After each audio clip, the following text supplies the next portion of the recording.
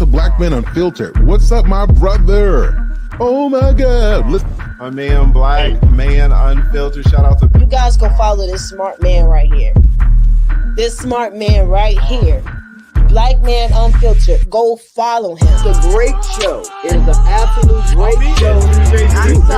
Yeah, you are missing out if you are not tuned in and subscribe to Black Man Unfiltered Network. I ain't ready yet. Everybody in this panel, everybody in this chat, before you leave here, make sure you hit the like button.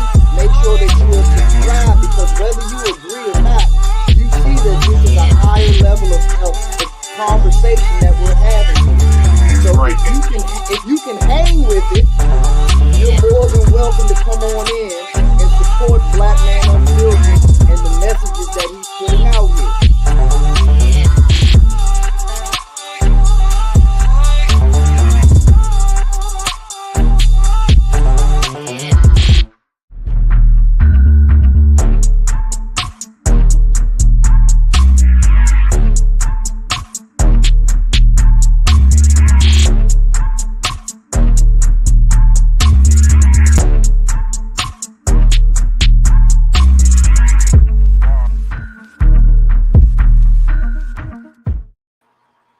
What's up, ladies and gentlemen? It is good to be here to see you today.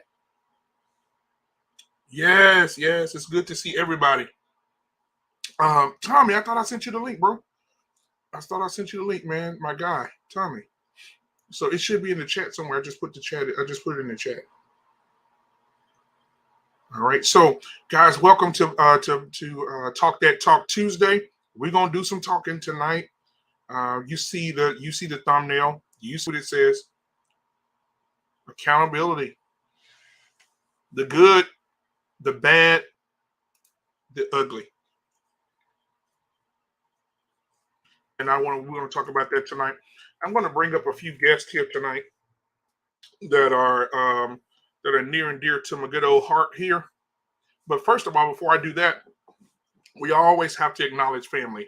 Aaron, know if you're able to come up, man. Aaron, if you're able to come up, man, please do.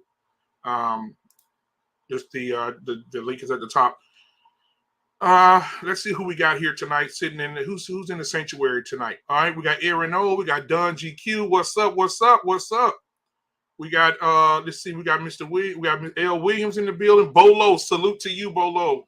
All right, we got Jenny in the building. Always the moderator of the most dominant female moderator ever. Von Bryant, almost. Man, come on, that's the guy right there. All right, the moderator as well.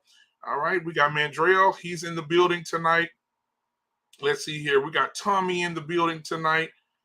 Let's see who else. Impressive Vibes. Real Talk with Mimsy Limbs. Yeah. I see my family coming on up in here. Let's see. All right. So far, that's what we have right now. Guys, if you're coming in right now, thank you for being here tonight. Welcome to the Sanctuary for Talk That Talk Tuesday. All right. Now, tonight, we're talking about accountability, the good, the bad, and the ugly. And we're going to we're going to have this conversation. It's going to get deep. It's going to get deep. All right. So let's go ahead and start bringing up the guys of the night, of the evening. First of all, we want to bring in this clean cut bro. He's one of the best on-screen moderators that you've ever seen in your life. He got his polo on today. He's sitting straight up, back straight up. He's smiling hard at the camera tonight. So, guys, I first want you to give a round of applause to our boy Aaron O is in the building tonight. Let's give it up. Hey, what's going on, bro? What's going on? Man, what's up with you, bro? How you doing, man? Man, I'm good, man. I was mad I couldn't come on this morning, man. When you live streaming in the morning, I'm usually at work. Yeah. Me too. I try to do it, like, try to take some time off and work a little bit during break time and handle it. But yeah, man. So let me see here. Let me get who else we got up in here tonight. Oh yeah, we got the white look, man. We got the tank top wearing, hat tilted to the side. Yeah. We got Mr. Takashi's in the building tonight. Y'all give it up for Jay. Give it up for Jay. Hey, what up, Takashi? What up? Yeah, what's up, man? How you doing, bro? You muted, bro. Sorry about that. Like I said, this damn button, man. I'm about to put a freaking lock on this motherfucker. But no, I'm sorry, man. What's up, man, Drew? And Aaron, my man Aaron, and my man Blackman Unfiltered. I actually have a lot of recently, just like three hours ago, with accountability with me, and I can speak upon this topic a little bit tonight before I go to sleep. So I'm here to show some support to my man Blackman. And, just like I said, just give you my perspective and also what I think. Absolutely, man. Thank you for being here tonight, bro.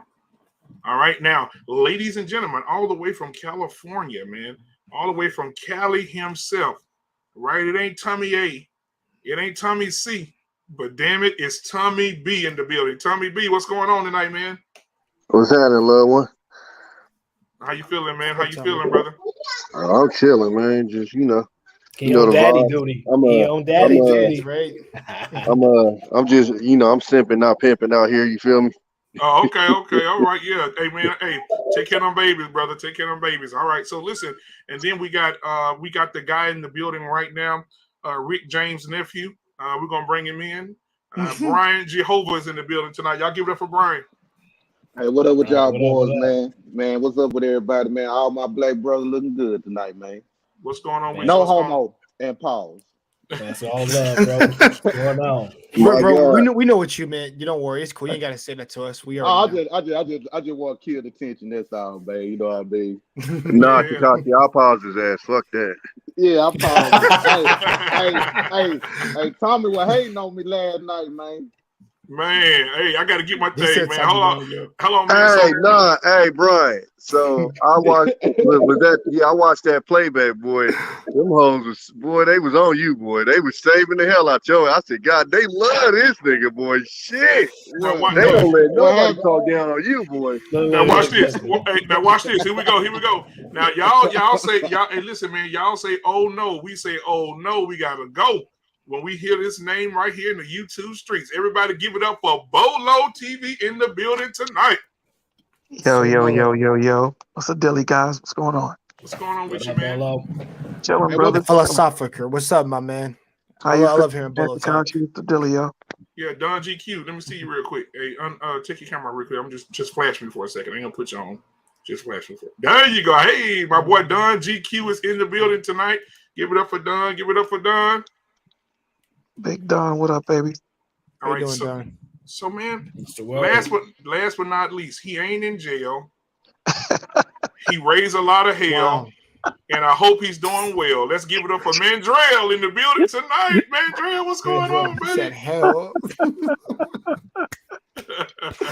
What's going on, everybody? How y'all doing this evening? He ain't in jail. He ain't in jail. Right, brother. No, never been. Never been.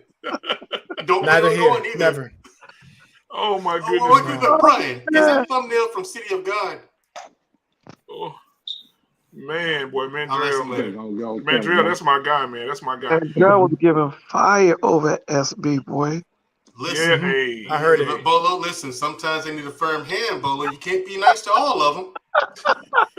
You can't. I mean, you know what I'm saying? You got, you know, if they don't want to learn, then you got to let them learn the hard way. Well, I agree with that. I give that, but that should go both ways, though. That should go. No, it's automatic with us. It's a nice kitchen in the background, Brian. No, accountability is automatic with us. No. Yeah, I just got done. Kitchen in the background. Oh, appreciate it, brother. Appreciate it. Right, hey, can I get a mic check? Mic check one. Mic check for Don GQ. Go ahead, mic check. You, brother. How you doing? Don the one GQ. Look at that. All right, how you guys doing, man? So we saving the spot for Genesis. We gotta have a lady on here. Genesis on her way, and security boss will be here in a minute. So I'm loving this. Oh, can I say something to Genesis? She ain't here yet. Oh, okay. I would love to say something. Hey, Brian. I thought she was here. I was about to ask you about your thumbnail. No, she don't know What's what your she's thumbnail from that movie City of God? Yeah, City of God. Hold on. I got the Brazilian movie? Yes, sir. My favorite I love movie all time. Hold on. I got one for you. Hold on. All right. If we talk about hey, man, hey, don't that movie. Hey man, It's don't come back. subtitled, but if you haven't seen that movie City of God, check that out. Yeah, check it out. It's a good film. Me and my Fantastic. brother saw it 2 weeks ago because we watched that at his place. How old is I it? watched it a couple of years. I watched it. It's been a while. I've had that movie on my hard drive sitting here for years now. But dang, I got a big movie collection. Music collection is ridiculous, retarded. I had to run upstairs to get this one. Look at it. I had to get the look at it. Yeah. Wow. Yeah. They're gonna be my background. Yeah, they're gonna be my background. They're gonna be my background, man. I heard that. Man. So while we waiting on Genesis, and to get here, and waiting on security boss to get here, the ladies. I had two ladies on the panel tonight.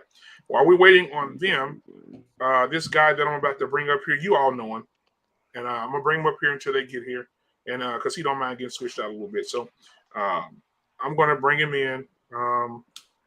I don't know what else I can say about this guy, man. He's like my big brother. He's an ex-stripper,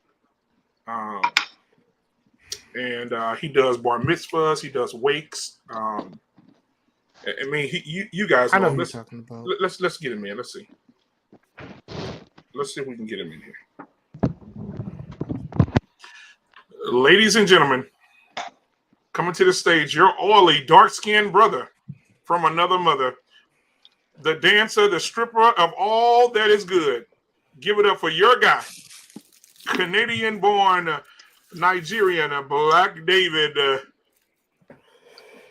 Do the theme song. Thank you very much, my black pimp. Thank you very much.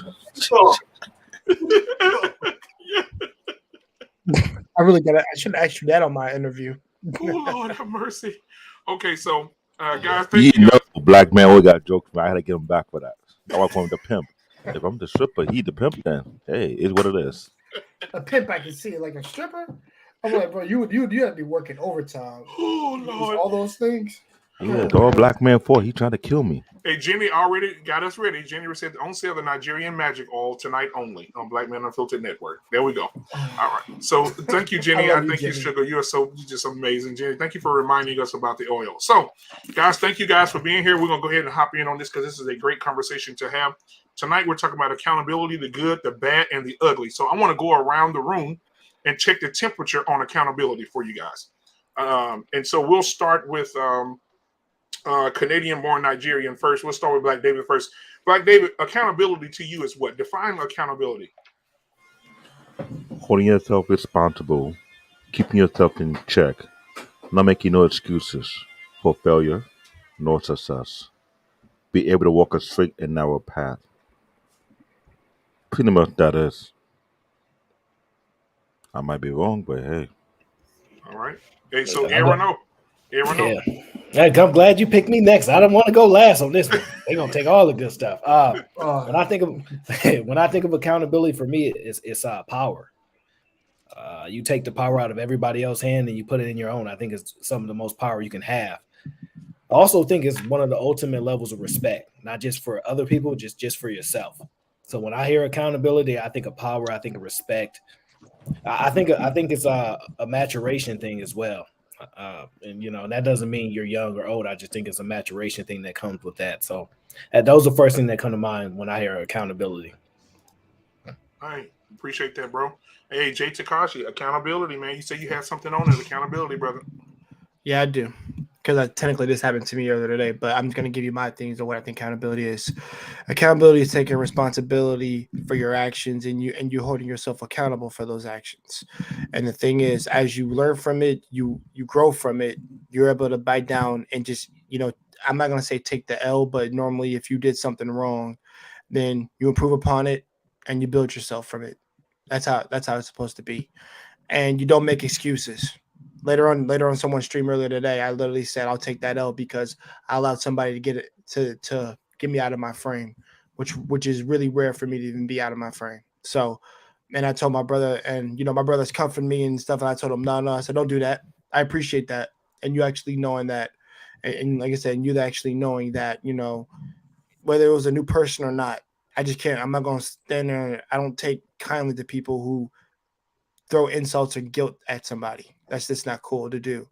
But the thing is, I don't hate you for it. Like I said, just be straightful and truthful with me, and I'll hold myself accountable if I said anything out of turn, which I didn't. But you did get me out of my frame, and I did kind of lead with my emotion for like a minute.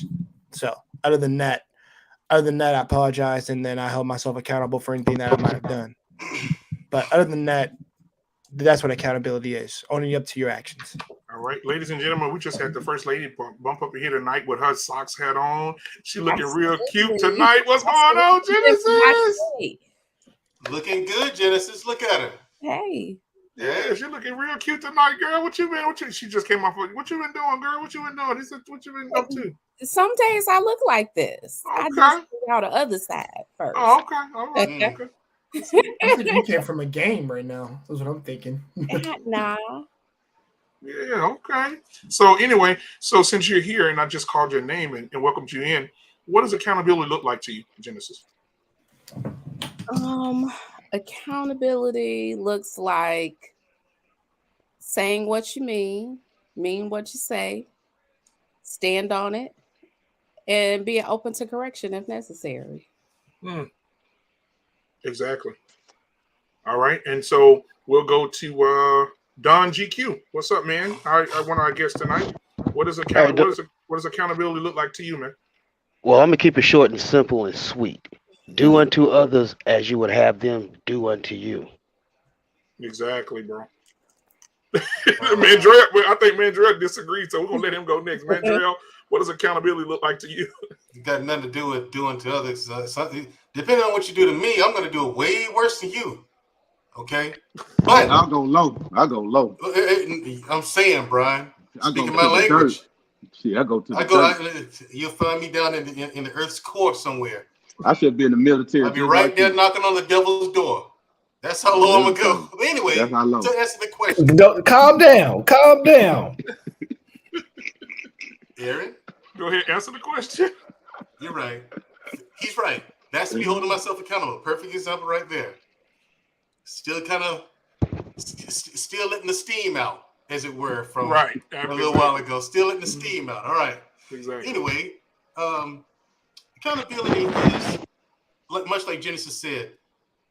Stand by what you say and do, your words and actions, and standing on them. Not only standing by them, but standing on them.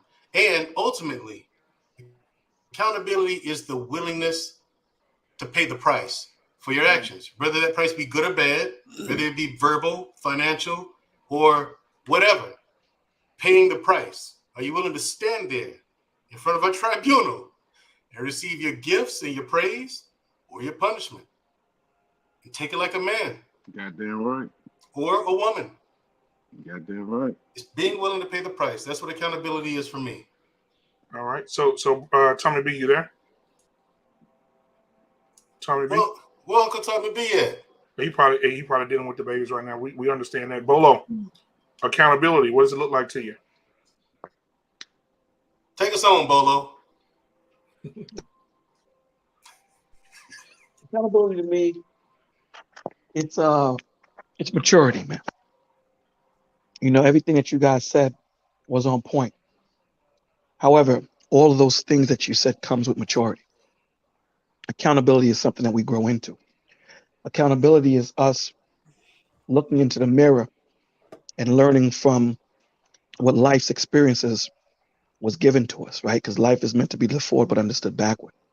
So accountability is when we decide to stop blaming everybody else and start looking in the mirror and take accountability for what we do. And that comes with maturity. So, you know, just on top of what you guys said, but it comes with maturity. Appreciate that. Brian? Man, accountability is being responsible for yourself. You know, and having good people around so you can listen. Because, you know, if you're going to be a person that's held accountable and you got people that mean you well in life, you know, you got to listen to them. You know, even for me, just make it long drawn, but even with me, I can go left a little bit sometimes, you know, especially when it comes to business. You know, I do say things and I have people that.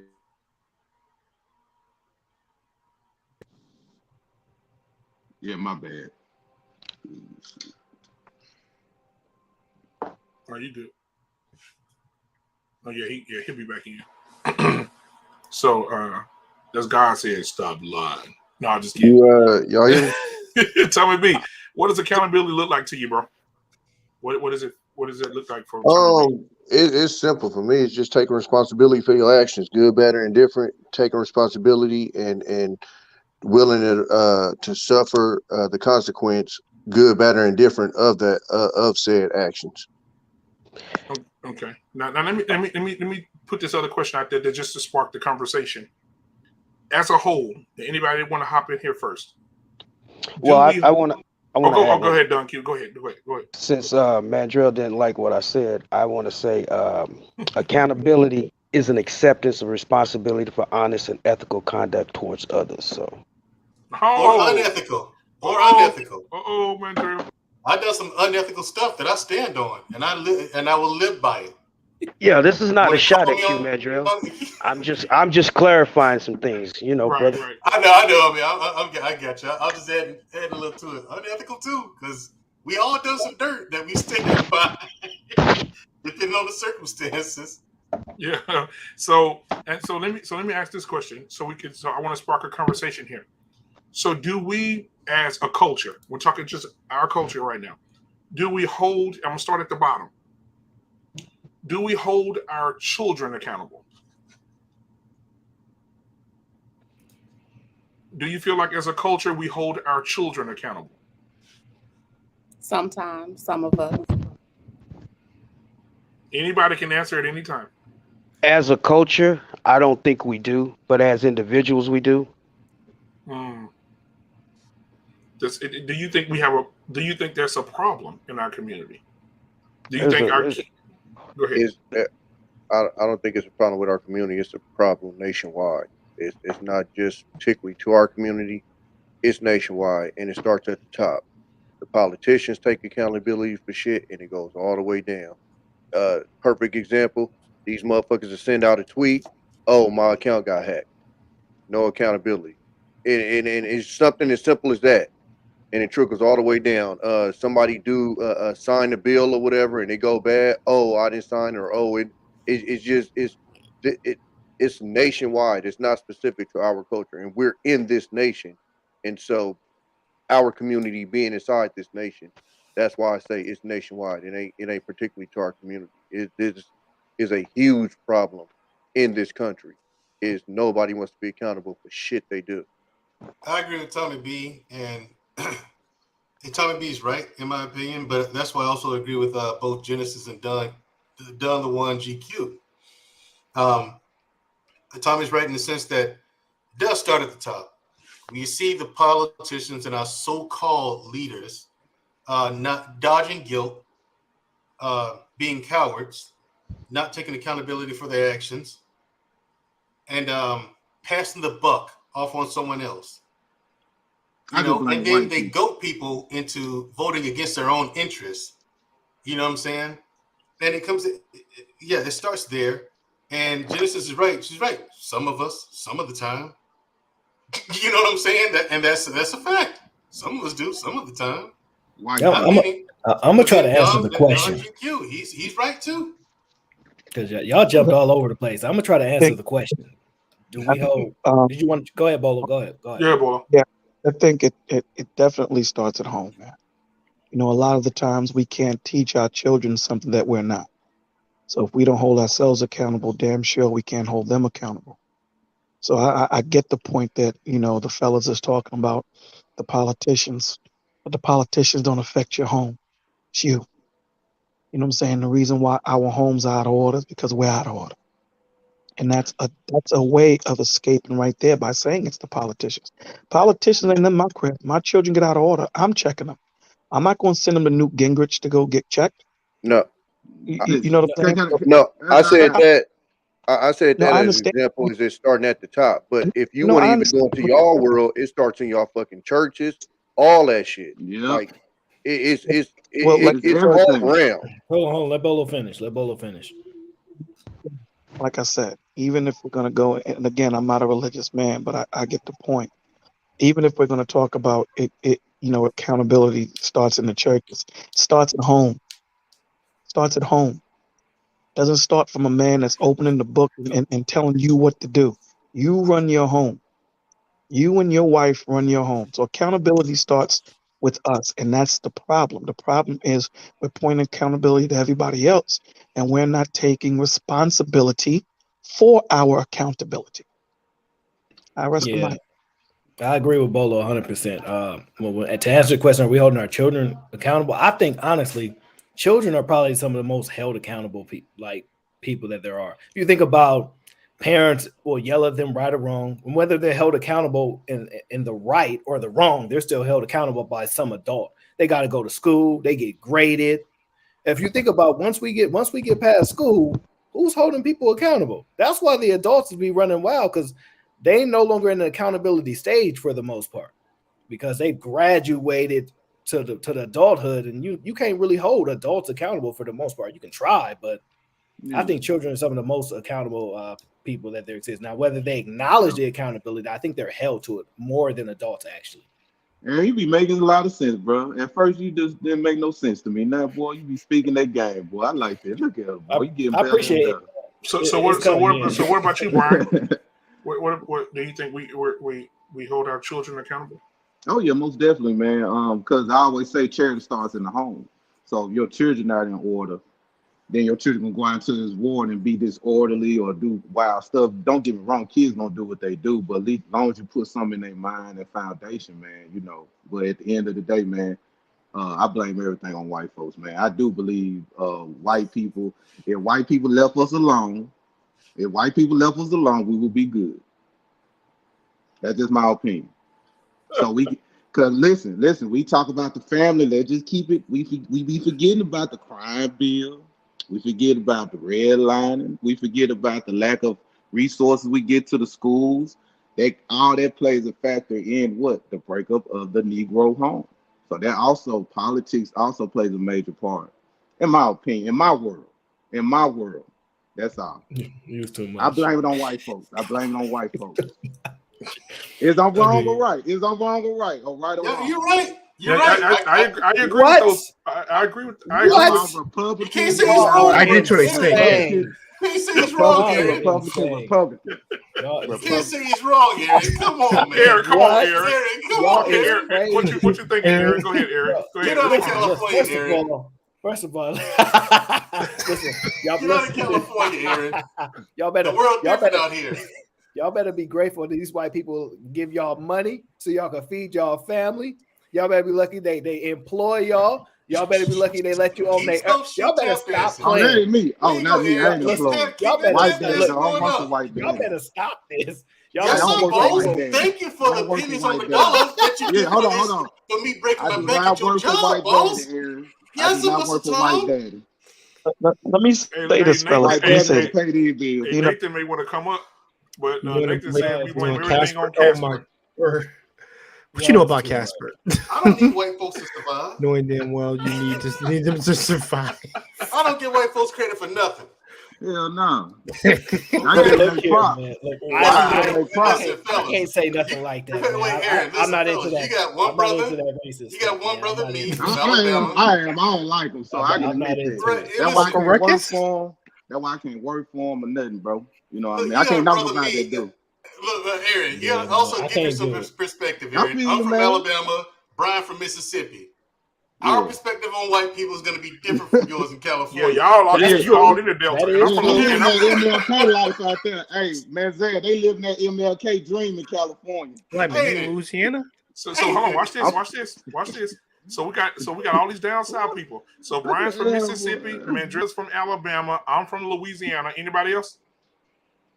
No, I'm not in the area. I'm Anybody in else in South the area? Carolina. Yeah, so yeah, we Not there. definitely Yeah. see that here. Aaron and Takashi, if you're from down here in the American Southeast, your perspective on white people, because of life experience with white people, Thanks. not what you've been taught by black people, just observing white people, your life experience is going to be, your perspective on white people is going to be different. Yeah. It's They different. something else, and I understand y'all like them white women in California, but they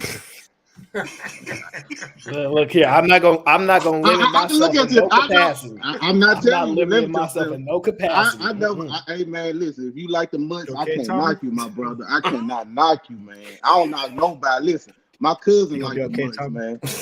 I like being in the air though.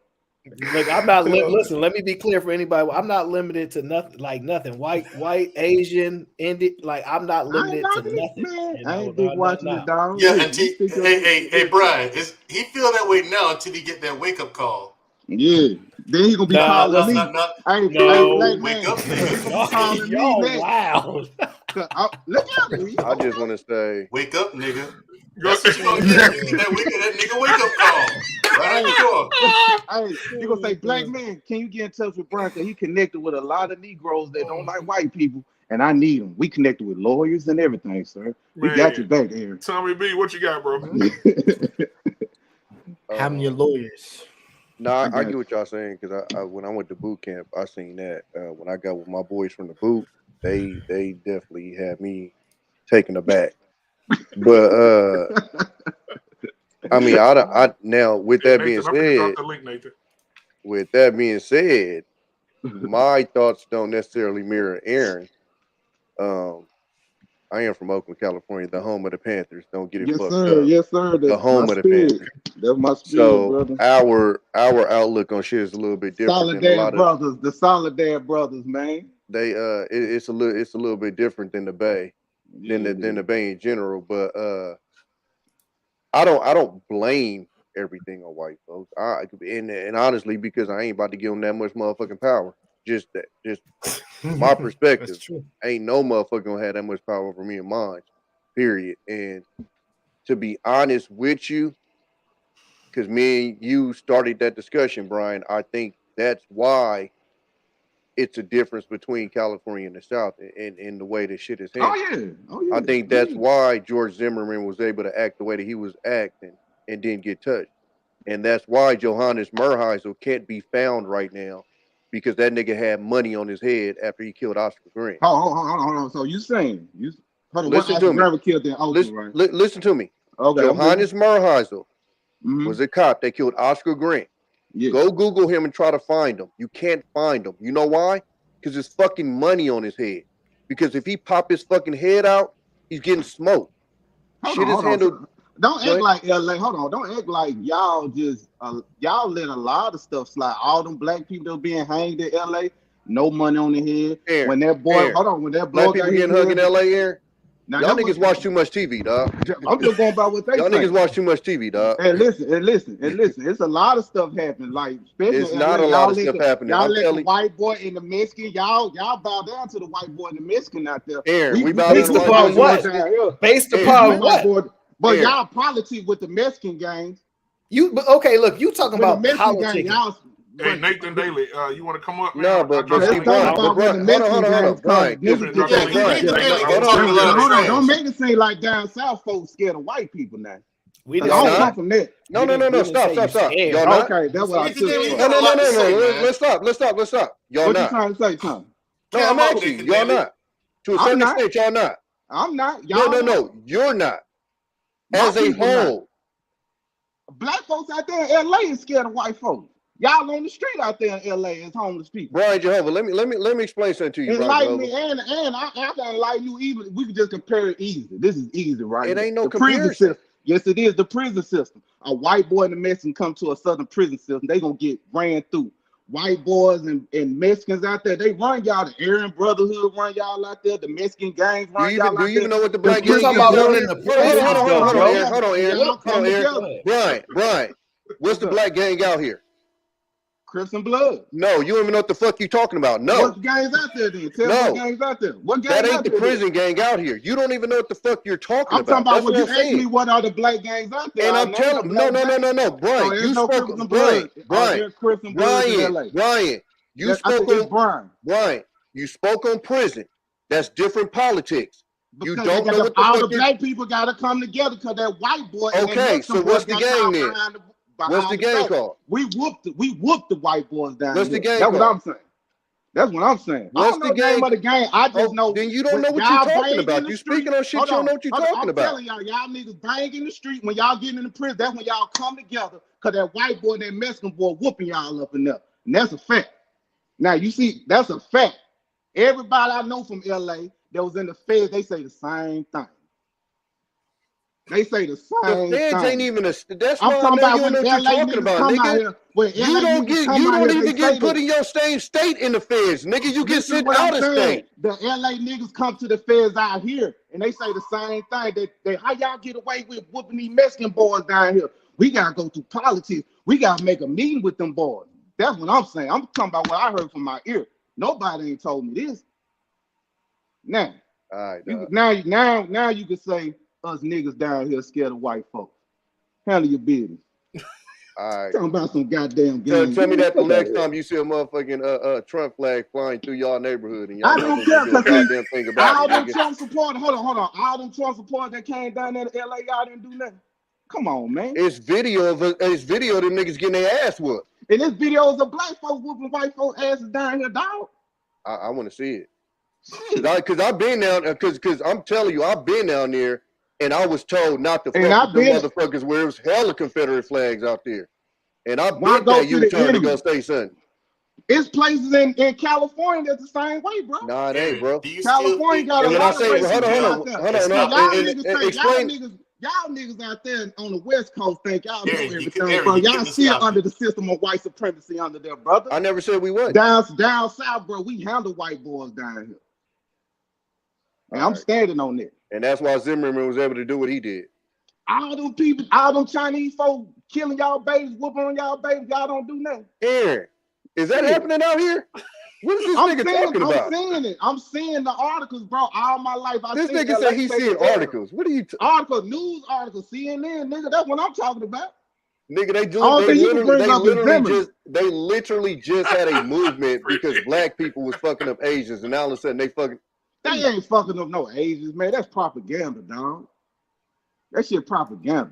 So back They to the saying the conversation. same thing in New York, saying black folks so- whooping on Asians. That shit ain't true, dog. That shit propaganda. YG made a whole song about it. So who's holding these guys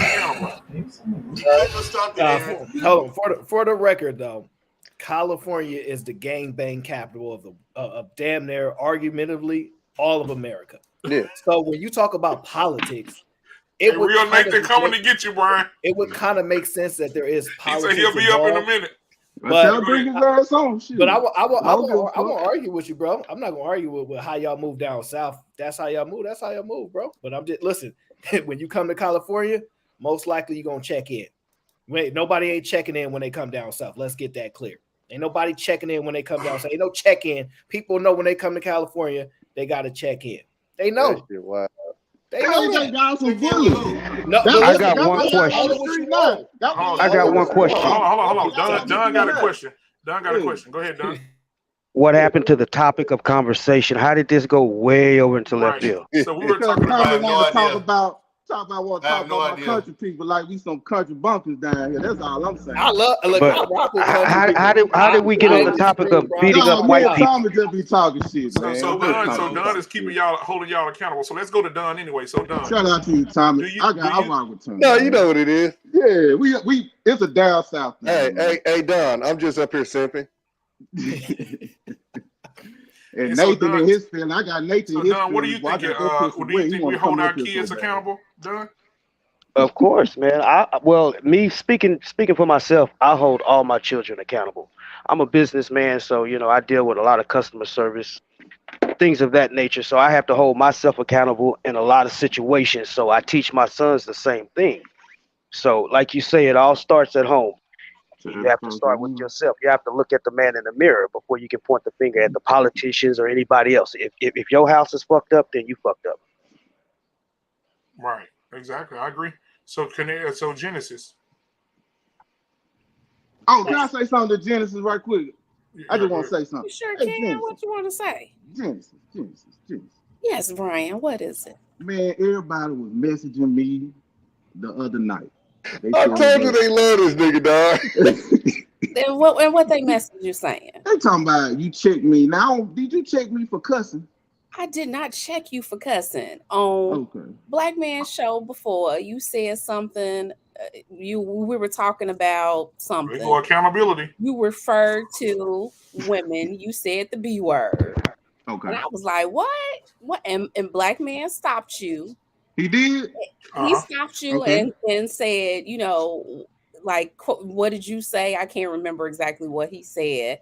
And you corrected yourself. And I did. Okay. You watched, your mouth after, but you ain't the only one that I heard use. You two so messy, dog. These niggas so messy. They do. So messy, dog. But now, how it turned into I checked you? Because they messy, Genesis. You was fighting that shit on the show, Genesis. You was like, I ain't even say that. It was I brought his name up. Yeah. He didn't bring his name that's what up. I said. You brought my name. I was talking. I brought the situation up. I never said who said what. Yeah. Because he wasn't the only one that has used the B word on the show. And then somebody else chimed in and was like, well, I know who y'all talking about. It's gotta be, such and such. I'm like, really? Then it turned into I did. All right, I'm letting y'all have it. Hey, bro, that's why I said they love you, dog. They was on Genesis. Helmet, dog. Oh my God. This nigga got a fan club. On my helmet, nothing. So okay. Well, let me say this. I just want to say this. I do curse. And if I do say the B word, I don't direct other people's shows. But and Black Man to tell you that sometimes I have to voice message him and say, hey, did I go too far? Did I say too much or whatever? Because sometimes I do that. But if I do say the B word or the H word or whatever word, please don't take offense to it. You know what I'm saying? Because I'm not directed at you. I just don't like to hear it. I just don't like to hear it. But I don't like to hear. I don't like to hear women referring to men as MF either. That's just me. I respect it, and I'll work on that too, so I won't curse in front of you. Because they make it seem like you. I appreciate it. That accountability. Look at that accountability. You know what I'm talking about? I think we all need to work on ourselves. I don't like him. Did you hear that accountability, Don? Yeah. There's a lot of things. There's a lot of things I need to work on. GQ. Daily. Was he just simping right there? Was he simping? I'm on this nigga helmet, nigga. I seen them comments, nigga. I'm fucking with you. What happened? Come on, y'all one. You ain't gonna answer that question. The show tapped in with Black Men, and then they was like, "This nigga up here simping." Simp, man. What's wrong with simping, man? Can y'all explain this? We talk about accountability. What's wrong with simping? I've already covered it. Like I can't even talk about it. Hey, you know what? That's what triggered me earlier from that dude on that one live stream because he said that, and I'm like, oh my God. That's gonna be the topic for Friday. What's wrong with simping? Yeah, what's wrong with simping? That's gonna be Oh the man, bar. I bring a whole essay, dog. That's Yeah, gonna be the listen. bar. If you Forget that. I'll can't give you. figure I'll out bring what's you a wrong with report. sipping, then you sip it. You feel Right. me? Exactly. Listen, I ain't gonna lie, I simp sometimes, man. I ain't gonna lie, I simp sometimes. If it's They'll in blow yes, my hey, mind. black They'll man, blow I'm my gonna go on the bolo rant on that one. I'm gonna have a whole essay written out for your ass, boy. Hey, listen, my G, listen. Hey, but man, you know what, man? I want to go to Mandrell because Mandrell, what do you perceive? Do you think that children are being held accountable, or do you think? Let me add this caveat. Or do you think that more in our culture, more of our parents are becoming friends with their kids instead of being directors of their children? Absolutely. Yeah. The parents are becoming friends with their children. That's why the children have no discipline. They have no home training. They have no fucking manners. Okay, and you can't say shit to them, nor the parent. Otherwise, Damn, my girl. they're ready to skin you alive. Listen, man, Damn, my girl. this is another one of the boys that I wanna burns my add something ass. to that. Hold on a second. Okay. And so when your little bastards come out here and want to rob me and I break this fucking neck, I don't want to hear shit. Okay? I have no sympathy for thieves. No holds barred, okay? Oh, you have to put a rod on his ass, especially if he's a boy. You can't let him just... Listen, people, it's okay to spoil your kids. You're supposed to spoil them. But you can't spoil them rotten. No spoil. You have to give them spoil everything. all. Hold on, sorry, let me finish. Let me clarify. What I mean by that, give them everything they need and most of what they want. You have to make them earn the rest because you have to learn the value of hard work and earning things. Yep. Okay? Give them some of what they want or most of what they want, but everything they need. Included in everything they need is including the value of hard work, the importance of sacrifice, what it is to sacrifice. Okay? To forego instant gratification of things. All of that is included in giving them everything they need. You're not doing that, you're a fucking failure. Like 99% of you out here are. I agree. Hey, there are ladies in the room. Hold on, calm down, man. There's ladies in the room. Mandrell just left. He just left. I want to add something to that. I want to add something to what Mandrell just said. Another thing, a lot of the parents are actually scared of their children because of the times we living in. You know, if you try to discipline your child, the police will be knocking at your door. You know, there's a lot of different reasons why the children aren't being black children. I don't agree with that. In the South or in the North? No. Okay.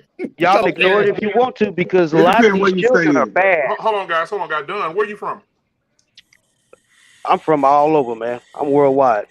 Well, I'm actually, I live in Texas right now, man. You in Dallas? Oh, you in Texas? I don't believe that. Yes. I know. Oh yeah, we BET kids out here, man. We book kids out here in Texas. Hold on. Yeah. But you can say what you want. A lot of Don, you said you're in Dallas? Yes, sir. Oh, I'm in Dallas as well, brother. What part of town you live in? Yeah, I'm in Dallas. I live in the suburbs in McKinney. Oh, you're in McKinney. Oh, okay, yeah, you out there beautiful. You out there with a mule won't piss. That's out there in the country. What I was gonna say was No. It's not the country. To Mandrell's point. No, it's nice out there, Don. That's what I'm saying. To Mandrell's point, we had a situation out here where we had some boys that tried to rob this ex-police officer, and he ended up smoking one of them. And the parents come out and go, "Well, he didn't have to shoot him." Shit. Like, yes, I did. What are we talking about here? I did. But you know what? See, because you spared the leather or the wood, man, he gonna meet this lead. Yeah. Hey, man, Drew. Spare the rod, spoil the child. So basically, hold on, I guys. wish So my y'all saying, bullets from other colored people though, but sometimes you're gonna have to lay your own down. Though. So basically, what you're saying is I hate you it, hold it. man. You want to hold them accountable with your handgun. See, no. I want to hold them accountable. No, hold on. I want to hold them accountable. I can't fight. Hold on. I ain't gonna lie Here's the to you. thing. Let I me can't clarify. fight. Now that I will use tools, but my preferred method is with my bare hands so I can enjoy it. Your option is what? My preferred, I will use tools if the situation calls for it, but my preferred method is with my bare hands so that I can enjoy it. Yo. Hey, Brian. What's up, You black man? imagine too many people old ladies not to be able to fight, dog. What you doing out here? What you say, Tom? Yeah, What bro. you say, Too Tom? many people old ladies not to be able to fight out here, The dog. belt. What you doing? You better So, get in the okay, gym, hold on, Brian. guys. That's So we what want to lady- welcome. We your want to lady welcome to husband the. go catch him in a dark alley. You Yeah, we know want to definitely get a security boss in here tonight. I didn't think I you talk my noticed way my out of Lady it. X. I was coming as Lady X No, today. I seen Yeah, I that. saw that With lady the X. I saw disguise that. on. Hey, So security let boss. me ask you. So I think a lot, and I believe this. I'm just give you mine real quick. I do think that a lot of parents are becoming their children's friends. I think they, they don't like to give their kid direction. They don't want to upset their kids. They don't want to hurt their kids' feelings. And you're seeing it more and more. And then back in the day, you didn't really see it in our community, but you're seeing it more and more. And I was somewhere one day, and this young girl was talking to her mama, and she was like, I was getting my kids some shoes. And she told her, I don't want them shoes. She said, well, it's all I can afford. She said, well, I don't want nothing in. Why you ain't making enough money to get like? And she was like, girl, I had to work last. They're talking like they're friends. They're talking like. Hold on. I have to say Ass. something. And I have to say something. I'll have a disclaimer that I do not have any children. So let me make sure I acknowledge that disclaimer. Okay. So I'm more than likely to be Paul overruled by Bennett in the building. all the parents. Paul, I'll see you Friday, man. I have to say, we have to wonder why we're seeing a change to people wanting to be friends with their children. Because I see we acknowledge that that's been happening a lot, but we don't identify why there's a We change know in why, behavior. Aaron. Why? I want to know. Because you separate. Here's the thing: because you separated black Yo, families, Black David, stop. okay. Because these black families have been separated, you got women raising girls and boys by themselves, and women don't want to see their kids hurt. You know what I'm saying? And So wait, hold on. So are you saying it's women that want to be friends with their kids and not the men? Because if you're making a distinction, I need to make sure I understand that. No, I'm saying it's majority. That's the majority of cases. I'm not saying definitely it's all women's fault. No, because you got men out here sparing the rod too, and that's not their job. They're not doing their job by doing that. You know what I'm saying? The man has to be the authority figure. It's important. That's important that the man be the disciplinarian. Sure, the woman, doles out discipline on occasion. Of course she does. My mom did to me. Even though my father hit way harder, I prefer a whipping from him than my mother. Damn sure. Yeah, my mother will whip me for an hour. My mother will beat me for an hour because I forgot to do a homework assignment. So you're making a point. Can I the kids are held accountable. Security boss got something to say, guys. No. Kids used to be held accountable. They're not anymore. So can I add something to this? And I want y'all to think about this. How about our kids are much smarter than we were, and they have more electronic devices. They have a lot more access. They just more brilliant and smarter than we are. And so you can't do the same discipline of old as you do now. And most of us don't mind giving an 8-year-old a cell phone. So that makes them more smarter, more access. So you try spanking an 8-year-old, and we've taught them all how to dial 911. So that's the first number they will dial is first. That's my point. Because they don't know. They don't know discipline. They know abuse, because discipline is not taught. So when they're spanked and they are in pain, that is abuse and not discipline. So they'll dial 911. I must protest. Hold on. They'll dial 911, or they'll go to school.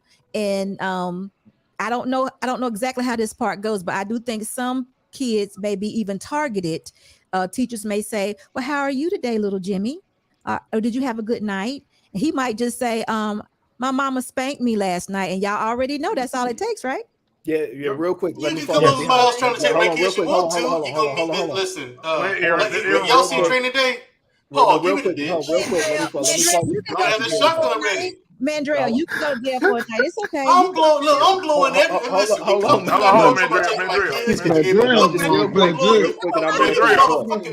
I need Mandrell, bro. I'm sorry, Aaron. I want to follow up real quick behind what Security Boss said. I think it was actually a profound statement, and you guys might have missed it in the moment. She said kids were getting abused instead of disciplined. And so what it makes sense to me that when you become a parent and you came from an abusive household, that you say because you weren't disciplined and told why the reasons why you were beaten and things like that, they just beat you and they didn't tell you why you were wrong. They didn't tell you how to correct it. They just whooped you for every damn thing. It makes sense that when you become an adult, you say, well, I was abused, so they don't see it as discipline the way some of the older people would see when they were raised. They were disciplined. I can agree with that. I think that's probably something So that real could quick, affect it. so real quick, guys. A discipline is not taught. It's not taught. So all you see or what they make it relative is abuse. If you see somebody hitting somebody, automatically they're abusing them. And that's just what kids are taught. And like I said, y'all know 8 years old, they know how to do these computers. They can end your life almost. Well, that's your failure as a parent. What's an 8-year-old doing with a cell phone? Right. Goddamn right. That too. Okay, so this is right. take. Hold on, That's why we gotta take control of my children. Accountability, right? Hold on, Mandrea, hold on. So we're gonna take a quick break. Let Mandrea breathe. Jesus Christ, Mandrea. That's the Alabama. So when are you gonna let me speak? Okay, hold on. You've been back there playing with your stick. So hold on just a second. No, this is not my stick. This is my partner. Black man, you don't need them two on the same side. You need to change that energy. Both of them look the look. So I want y'all to see this. Hey, listen, there was a lot security of boss dropping Jews. Y'all gotta listen. So watch this, guys. There was a lot of controversy. There was a lot of controversy behind this accountability that I'm about to show y'all, and I want to know what y'all think about it. So watch this.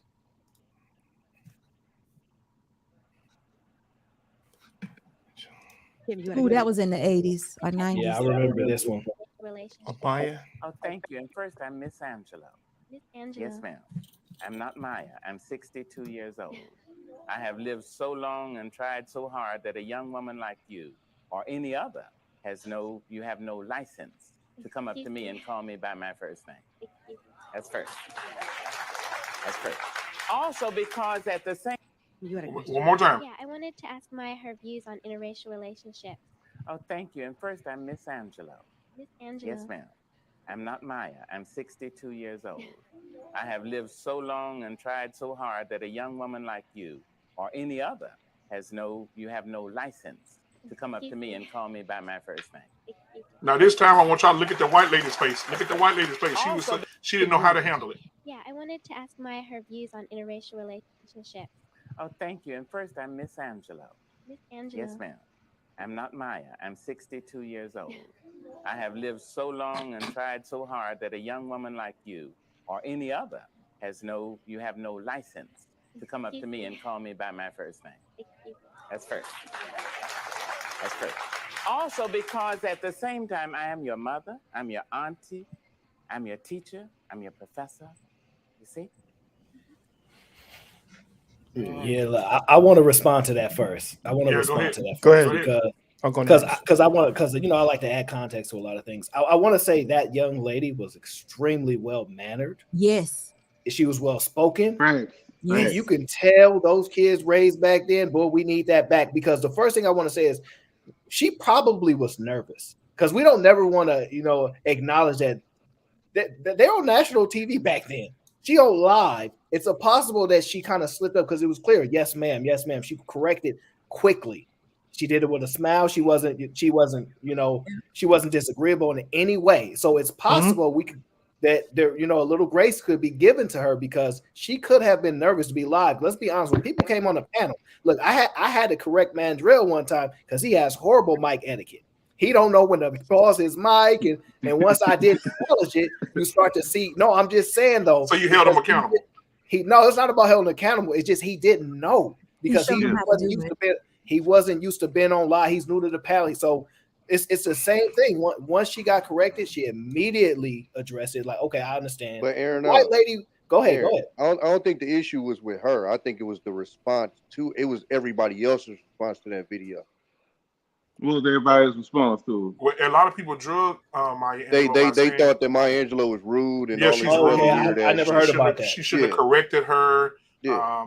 She shouldn't have said anything to the list. Oh, absolutely. Yeah, I never heard nothing like that. Okay. I never heard anything either. I did. I heard about that. That's something. Maya Angelou's dead and gone, but you can still find places where they talk about that today and use that very clip as an example. If I'm not mistaken, that next video was talking about it. I think the Whoopi was that what the Whoopi was talking about. Really? Okay, Yeah, this is a big deal, Brian. No, Hey, Aaron. Yeah, Aaron. Hey, Genesis, can I get that? I've gotten better with the etiquette, right? You have. I see you. Yeah. So fair use. So let me get that fair use out you, Jenny. Hey, before you start, can I ask one question? Like, what was the issue that people had? Like, people said that she should have been more respectful to the little girl. That was one. She shouldn't have corrected the girl because her name is Maya. So what's wrong with her calling you Maya? She clearly stated what was wrong with it, and she's in the right. Right, and so she's in the right. This video I'm finna show you right here. I'm gonna play a little bit of it and then let y'all see what the controversy was. So here it is right here. Hold on a second. Dang. 1990 of the poet and author Dr. Maya Angelou has resurfaced and is going viral, where she takes issue with the way a young woman in the audience addresses her. Take a look. I wanted to ask Maya her views on interracial relationships. Oh, thank you. And first, I'm Miss Angelo. Miss Angelo. Yes, ma'am. I'm not Maya. I'm 62 years old. I have lived so long and tried so hard that a young woman like you or any other you have no license to come up to me and call me by my first name. That's first. That's first. Also, because at the same time, I am your mother, I'm your auntie, I'm your teacher, I'm your professor. You see? So people are split. People are split about this. Some people responded it's a matter of respect. Others say she was being elitist and her way of thinking is outdated. Oh, well. That was in the 80s, though. If you're raised in a certain way, you know, when I was a kid, you had to call every adult Mr. or Miss or what. And adults did it with each other. Mrs. So-and-so, how are you? Blah, blah, blah. So we saw that enacted. Then somewhere along the line, it went away. And people got, you know, they want to be, you know, really down and so we've lost that thing. Some people feel it's okay. How do you feel? I think it's just a matter of respect. It's to her point, it's respecting your elders.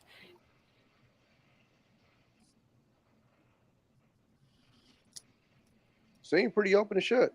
Now you see that. So what do you think now? I mean, Black David, I'll let you go first because you haven't said anything in a little bit. Go ahead. On that note, what they were talking about is something that I've been speaking about for several years, because living in New York City, you have young generation that have no respect for their elders anymore. I live in Brooklyn, New York. It's on the news almost every week when you see a group of young kids attacking their elders as if there's nothing going to happen to them. Last week, a young black dude punched an elderly Jewish guy right behind the head for no apparent reason. Another time, a group of young teenagers jumped and kicked an elderly person and put them down the staircase. This is an ongoing trend whereby the younger generation had no respect. I remember a few occasions that I had to put my foot down. This happened once on the bus, twice on the subway. One on the bus, this young African American female, she looked like she was 14, 15, will put her feet on the seat and say she paid for both seats. Then let an elderly guy sit on the bus.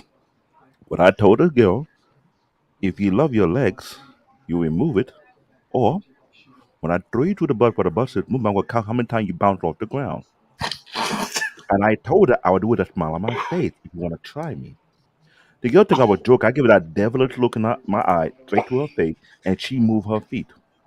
The guy sat down, and she tried to harass him. I said, if you do that one more time, I'll see how far you fly. I'm scared right there, she know I'm not the one to mess with. I did it in the subway, a few other occasions. And to me, I'm that kind of person. If I'm around that environment, if I see a group of youngsters want to disrespect an elder, only God can save them from me. If God don't save you from me, your ass is mine. That motherfucking Blicky can save you. I don't know what you're talking about. I know how they get down in Brooklyn. My fist is more than enough. It ain't more than enough than that Blicky they out there carrying. No, my thing. I understand about the Blicky part. My thing is this: I'm not gonna sit back and watch young generation so they can terrorize elderly people around my area or wherever I'm at, because too many people, they keep quiet and just look and don't do nothing. I'm not dealing with that. Do what I tell my kids. if I found out you step out of lines, you don't be afraid of the cop. You gotta be afraid of me because I'm coming to get you first. And when I deal with you, you know I don't play around. My kids know what's my motto in my household. My motto in my house with my kid is daddy mean business. My grandkid know the same thing too. It's grandpa mean business. I don't play games. You learn how to respect your elders. You ain't saying But nothing wrong, Black today's Dave. society, it seems like it's out of the door to the point whereby young generation feel they could talk to anybody wherever they feel like. And then would I have a problem with it? I'm in New York. I could care less about the blinky. All I'm saying this, if I'm out in that area, if you get out of hand, and lately some people start to step up these days now. No one waiting no more for that. They see you tell out an elder they can get away with tomorrow to come out of nowhere and punch you in the face. It happened on video in MTA last year. One guy got knocked out cold from. He didn't see it coming. He would tell out an elderly person, think he can box the guy, and one dude came out of nowhere and they giving a left hook out of nowhere. People had enough already. So I'm not worried about a blinky. What they should worry about if my face don't crack their jaw or their skull in many pieces. Black David. And No, you ain't I saying am- nothing wrong. I'm not Like, playing dude, games. You I'm can have not playing 5,000 games. feet. You ain't bulletproof. I know I'm not. I know I'm not bulletproof. I But know you I'm not saying you ain't bulletproof. worried about it, and you need to be because you got kids to come home to, bro. So if That- you really doing what you're doing, then you might want to change that train of thought because you're gonna come across the wrong one, and you're gonna be worried about that. You ain't gonna have no other option but to worry about.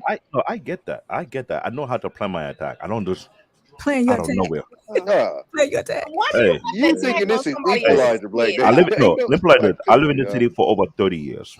That don't I, mean shit, no, Black I David. Why are you get what you're letting saying. I somebody get what you're else's saying. kid though? I got jumped before and I got out of it. All I'm saying that I know when to move, when not to move. I know to see my advantage and make use of it. If I'm at disadvantage, I'm not going to react. So But listen, when I see I'm at an advantage, I'm reacting. answer Genesis' question. She has littles. Answer her question. Ask that question again, Genesis. Why are you attacking somebody's kid?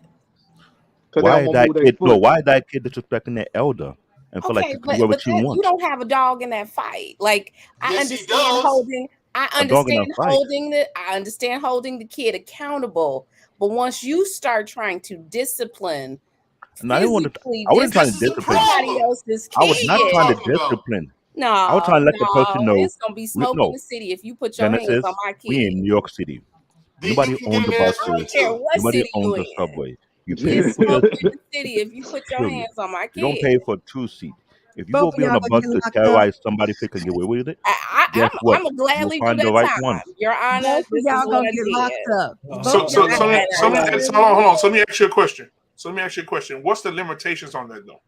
Call the police, Right? Because man. Call the thing is 911. this: if say for instance I'm at a store, and I'm at Walmart or I'm at some convenience store, and the kid and I walk up and your 16-year-old son or your 15-year-old son walk up to me, probably 5'11", 6 feet. These boys are big now, and he walk up to me. Hey, I was at this counter first, bro, and I said, "Nah, I'm ain't gonna stop playing now." And your Man, let 'em son make and your son and your son two-piece me. What do I do next? Lights out. Hold on for a minute. Hold on for a minute, Black man, before you answer that question. We have a newlywed in the chat. Just fresh married today. I'm gonna bring it. Hey, Chicago Rilla, come on up here. Chicago Rilla. Oh, really got married? Do you Chicago feel Rilla, that? come on up here, Chicago, so I can congratulate you, man. Really got married? Congratulations. Yeah, he got married, bro. Congratulations, Oh, bro. hella fellas. Let 'em Congratulations, come. bro. What's up?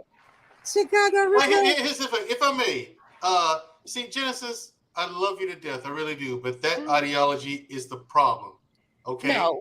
They always say it Hold takes. on. Hold on. They always say it takes a village to raise a child, right? And But I here don't we want a are crazy talking about person our or black somebody people. who acting crazy putting Wait, their let hands me on my finish. Let me kid. finish. Maybe you'll agree. Who knows? This is why we don't have the village anymore, because we can't trust everybody. Oh, well, I mean, of course we can't trust everybody. We can't trust you to raise your kid if he's out here showing his ass.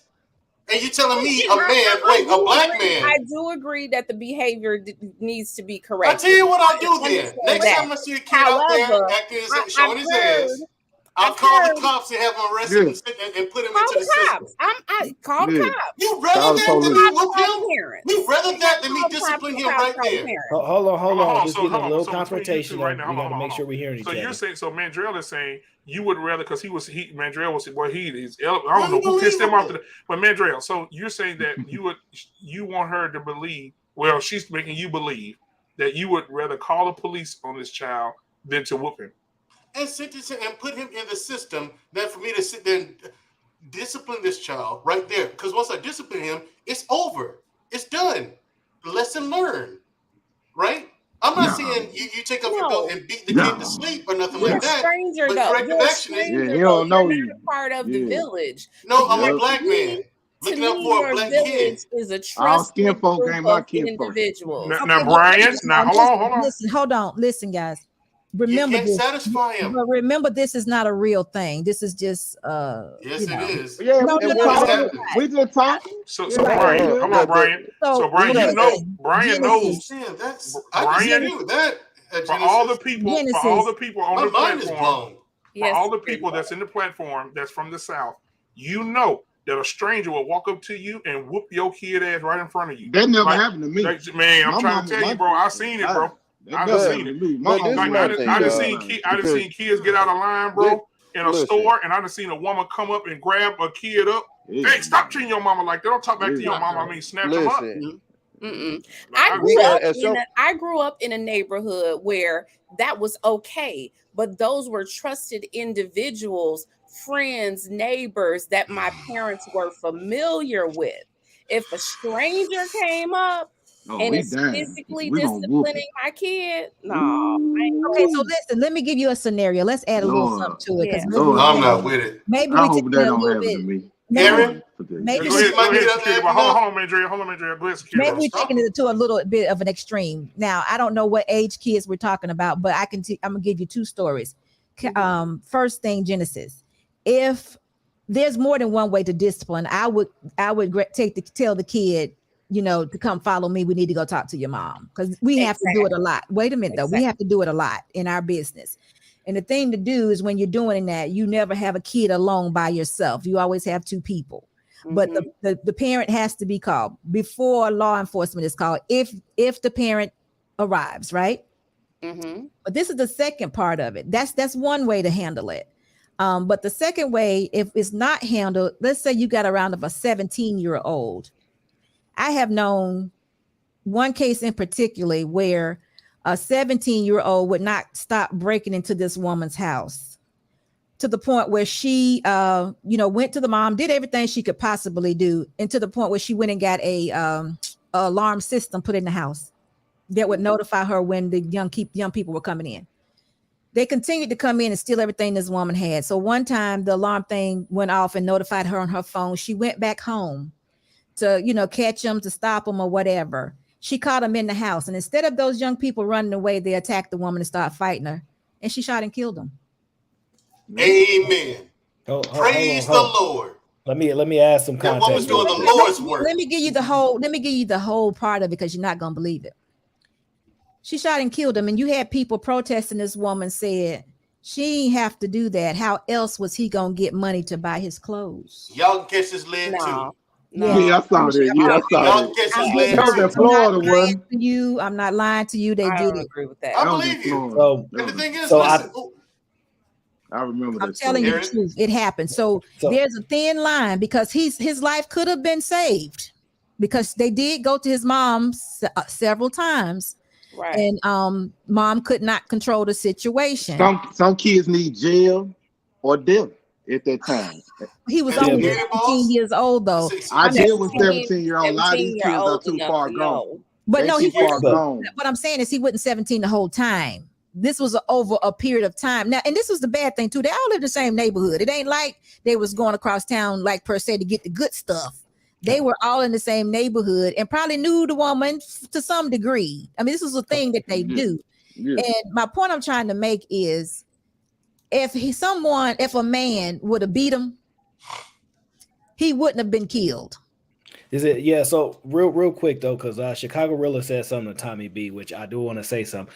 But a lot of people, they have to realize that a lot of people migrated from the South to the North.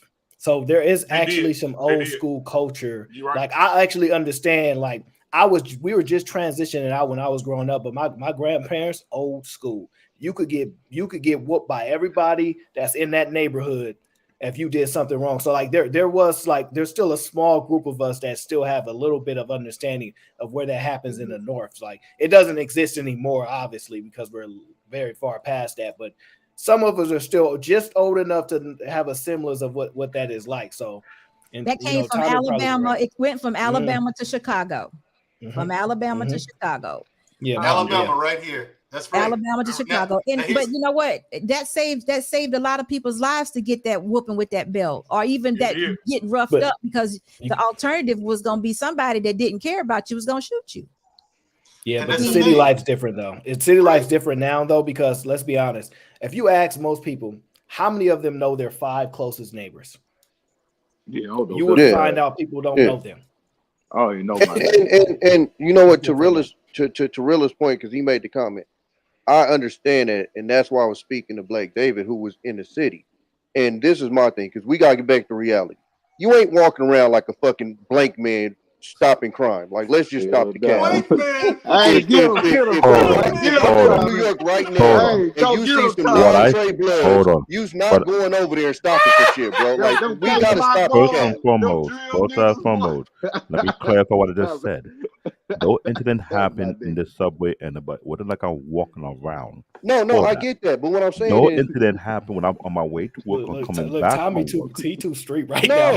So when stuff like that happened around me, we all know that element, bro. And what I'm saying is, you know, for the majority of the time, ain't nobody messing with these people, bro. Period. Most people, and we got videos upon videos upon videos of motherfuckers just sitting there watching this shit happen. So we not about to sit here and act like we a hero walking around the city. If you have one instance of that, I get that, but that's not a regular occurrence. It's not every single time you see that happening, you're gonna do that. Like, we not gonna fake like that's it, bro. You not about to sit here and act like if you see a dude that looks a certain way, you not about to sit here and think about this nigga possibly having a fucking gun in his waist. Like, let's keep it 100, bro. Especially if you ain't packing something. I don't give a fuck what he doing to whoever. And I will invite you to come to Oakland. I promise you won't make it back to New York with that attitude. And you won't make it out of New York with that attitude. I gotta hold That's just reality. Tom, you scaring me, bro. I gotta get out camera. Come on, man, stop. Tommy too raw. He too raw. Because he's trying to tell you about this. How old are these people you're speaking of? How old are they? These young kids. What I'm saying, security boss. What I'm saying, generally when we talk about people like that, that's these teenagers. And who is the most troublemakers in these situations is these teenagers. When you look in these videos of these dudes holding these 30-round clips, it's the teenagers. So again, we're not gonna act like we walking up somebody who possibly got a 30-round clip in their waist and go, you know, hey, you're gonna do this. Like, let's just keep it real, dog. Hey, Tommy, I got me a young dude. He was about 16 years old, committed 2 murders and killed I think the guy was 41 and the other dude was 48. They tried to approach the young boy on some, like over a bike or something. They thought they were gonna whoop the young boy like David thought he was gonna do. Laid him out. Dude, old boy knocked him down, man. I'm just saying, like, and we know what. Listen, especially at our age, we just trying to get through that front door. So again, we not acting like we about to be walking out here and be vigilantes. You know, it sounds good, but the reality is that shit ain't happening, bro. You do better than hey, calm down. It sucked to have to say that too. It sucked to have to say that. I'm just saying. Here's where I agree with Tommy, and this is why I walk out the house armed to the teeth all the time. I do too, man, bro, and I'm still not doing that shit. Right. At any given time, so anybody can get the drop on you. You know what I'm saying? These young cats, like Tommy said, these young cats, they're armed up. You know, they're not walking around with snub-nosed 38s. This ain't the 70s. They ain't got Saturday night specials. They got the shit I got. Listen, everything I don't know where he get it from. Everything Tommy says is alleged. All alleged. All alleged. No, it's not. Yes, it is. Everything alleged. But I'm just saying, like, we started off an entire conversation off of something that 99.99999% of the chance it just ain't gonna happen, bro. Like you said, sad to say, but we know what they're capable of.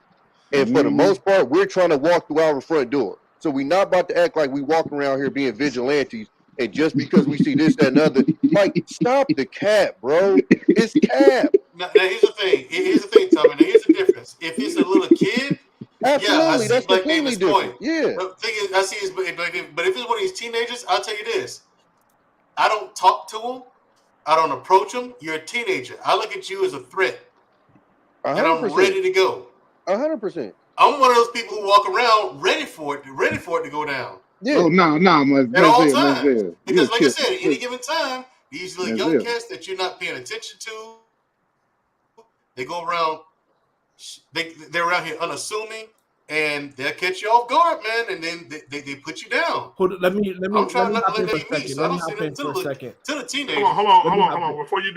Before you do, guys, ladies and gentlemen, all the way from Shanghai, China, let's give it up for my guy. What up? Please don't play the music. Please don't. Play the music. Ni hao. No, please don't. My boy, we ain't signing in the building. We ain't signing. What's going on, man? Nope. Man, what's going on? How's everybody doing? So I just want to first I want to say I absolutely agree. I'm not checking no teenagers, especially from North Philly. You out your mind. You out your mind if you think I'm doing that. Or any person should do that. But to Mandro's point, you said that whenever you see a teenager, you're ready, right? Do I got that right? All right. Yeah, because they, like I said, they got the they don't have snub nose 38s like they used to. They got the same shit I got. Okay, right. And they're ready too. So if we feel that way about our own people, then how can we blame the police to approach them in that same way? Oh, you can't. I don't. Yeah, you can. But it all depends on what side you're on, though. I work with them every day. Of course, I can't blame them because I believe what they do. But there are going to be some people that are on the other side think they work too hard. So you have to. It all depends on who you're talking to. Well, I can say this. The police in Philly, they take you around the corner and beat you. They put, well, back in my day, they don't have phone books anymore, but what they do, they would put phone books over your legs and hit you with the billy club. So that way, if you report it, there's no marks. So, and they rough you up and things like that, right? Yeah, soap and socks. Say again? Soap and socks, same thing. Yeah. Was that to keep from arresting you, or did they did that and then arrested you? Yeah, soap and socks keep when they beat you on no bruises. Well, they didn't arrest me because I didn't have priors, but they arrested my friend because he had priors, but we didn't have anything on us, right? So they just left me there. They didn't let me go. They left me there and put him in the back. They beat you, but he was in the game though. He was in the game. Did they beat you and left you there? Is that what you're saying? Yes. Did that change your life? Absolutely, yeah, no doubt. Of course. I mean, I'm 16. So that's why I'm asking that point, right? Because I think we as a Black community have a very distorted view of accountability. Yeah, of what accountability truly is, right? I think we have a very distorted view. I think we have a mob view of it. And so, and just kind of going on to what Mandrell was saying, like if we ready and we view our youngin like that, then how can we blame the police, right? Because I mean, pretty much they're having the same purview as you do, right? And like when I got beat, I mean, I was an honor roll student, top student in my class, graduated second in my class, right? No priors, debate club, swim team. But my neighbor, who I've been friends with since 8, he was in the game, but we were just hanging out, literally walking to the corner store. Cops put us in the back, took us to the field, right by the graveyard on what is that? Henry Avenue, Ridge and Henry. Beat us, put the phone books over our legs, beat us, checked our you have your high school ID, right? Check your high school ID. He had priors, he went in the back, I didn't, I was left there. Did you not seek to press charges? Yeah. We reported stuff like that, but again, I didn't have any bruises, so it's my word against theirs. And there's no evidence. Not only that, there's no evidence. They used to do that. They used to drop us off in quote unquote enemy neighborhood. And, that was a bad officer. That was a very bad officer. Oh, trust me, it's a lot of them. It's a lot more than what people want You to know say. what? There's a lot of bad people in the world, and it's probably Yeah. the equivalent. And you Yeah. have that. When you have somebody good, there's somebody bad. Yeah. I don't think that. But it's bad when somebody got control too, though, with a gun and you behind and enemy line. I don't want to like veer off, but the problem with that security boss is there's a lot of the quote unquote good ones that watch the bad ones and don't say shit and keep it moving. And that's where I have a problem when people come back and say, But guess what? We got we got this no snitching thing going on too. That's us. yeah, that's us yeah, but security boss, too, right? but security boss, that's amongst criminals. You're a cop. That's amongst criminals. No. It's not. Hold on. Let me say this because Tommy, I know Cops what are you criminals. mean. Hold on. It can I know what you mean by the no snitching rule, but what happens is the people in the neighborhood don't get to snitch though. The old lady that has to worry about coming home that's in the neighborhood, she don't get to snitch and she ain't a criminal. So the no snitching rule applies Hold on. Aaron, go ahead, bro. Because let me explain this. Okay, number one, that code is a criminal code. Yes. Now hold on. Now I get that. As far as the neighborhood, and I kind of get irritated with this with people because people think that people generally don't want to tell, which that is some. But let's get this understood. Somebody shoot up a neighborhood. I'm not standing around and go, oh, let me ID the shooter. People don't see shit. And then the police come out and go, nobody want to say nothing. No, motherfucker, because I was ducking. Excuse my French. But like, if you've ever been in that situation, you ain't standing around going, let me ID the like, no, you trying to get down. I get that part, but the complicated part is this, right? Let's be honest, right? Because this could go real deep. I don't know if we should do this, but let's just be honest. We should see when you grow up in a neighborhood, some of these people your brothers. Oh, no, neighbors, absolutely. So what I'm saying is, but when you ain't going down that path no more, and you got to separate yourself, it's hard because some of those things are still instilled in you.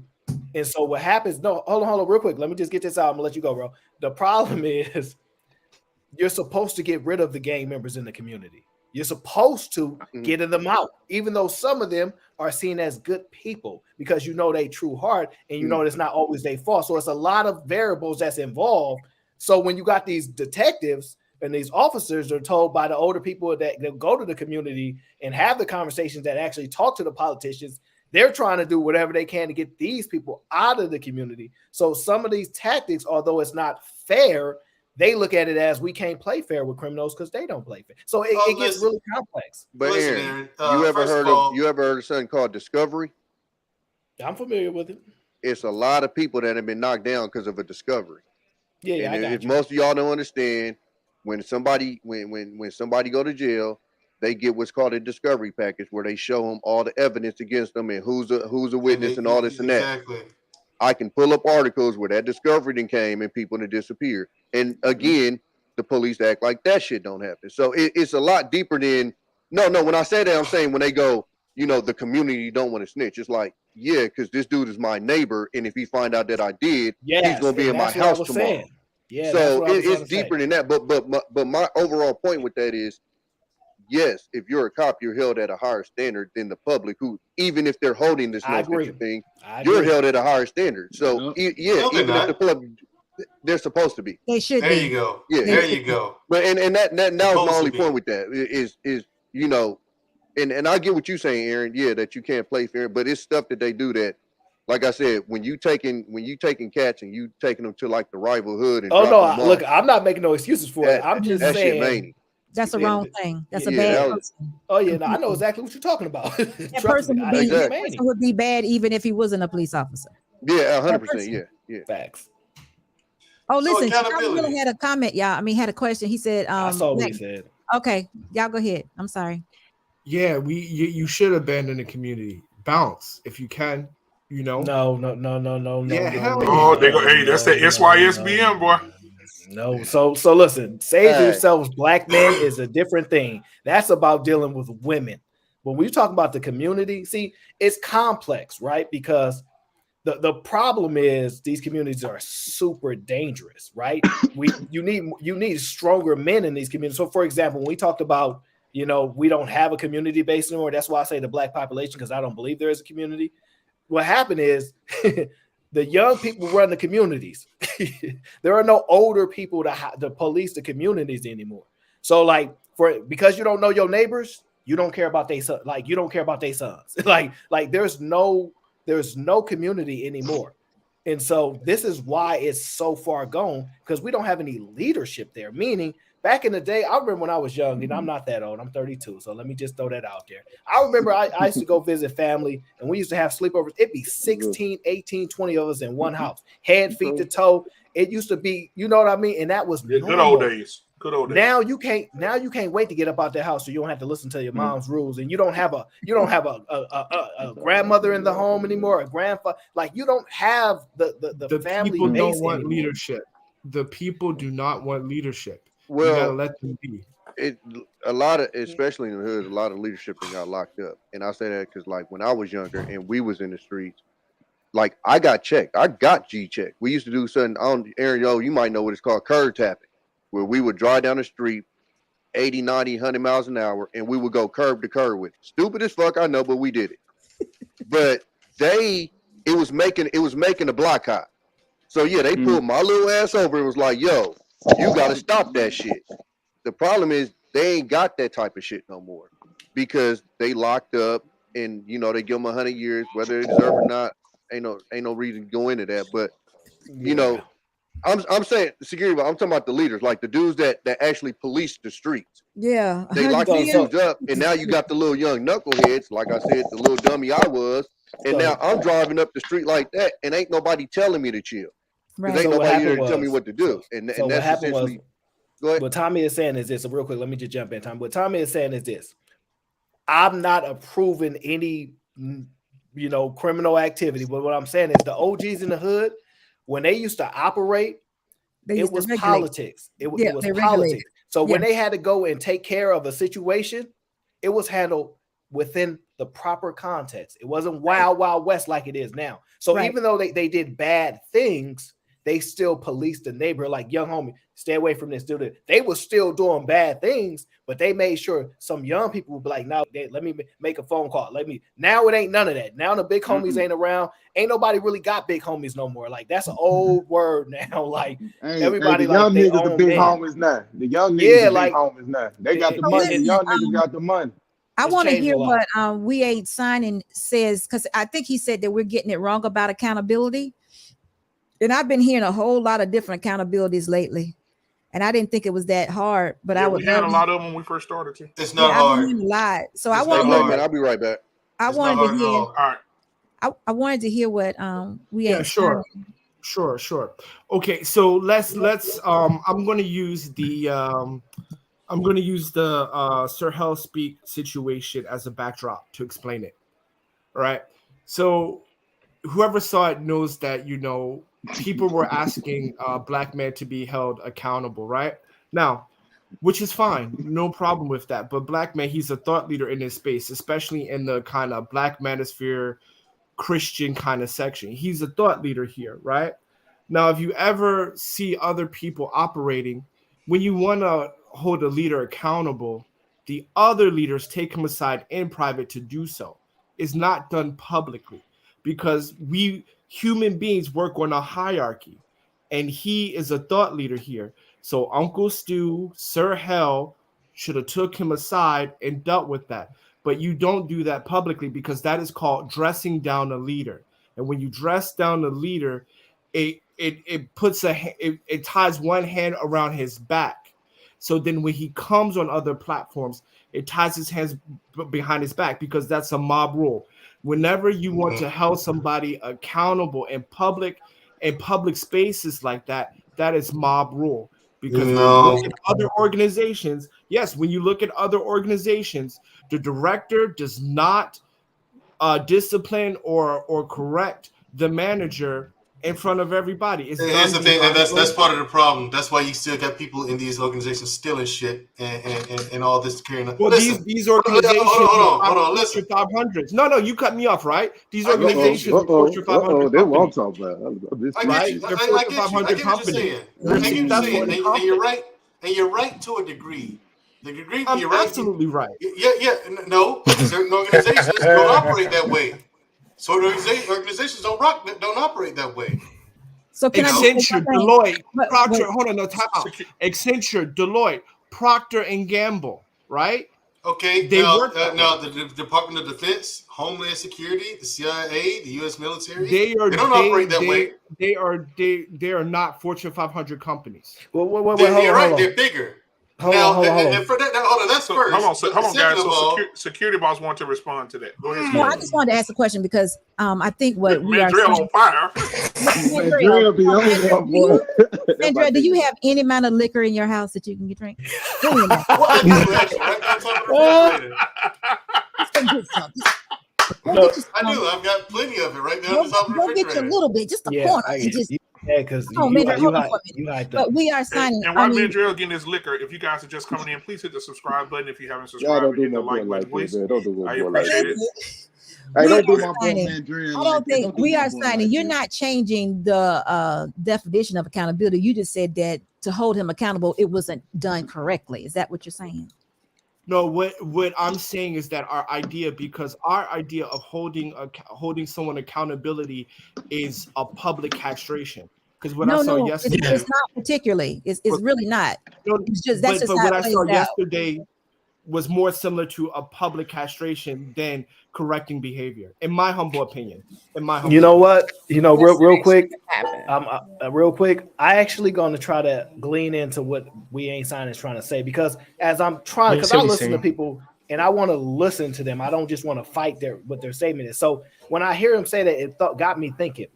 Whenever a leader, because he used the word leader, whenever a leader makes a mistake, and you point to the president, etc.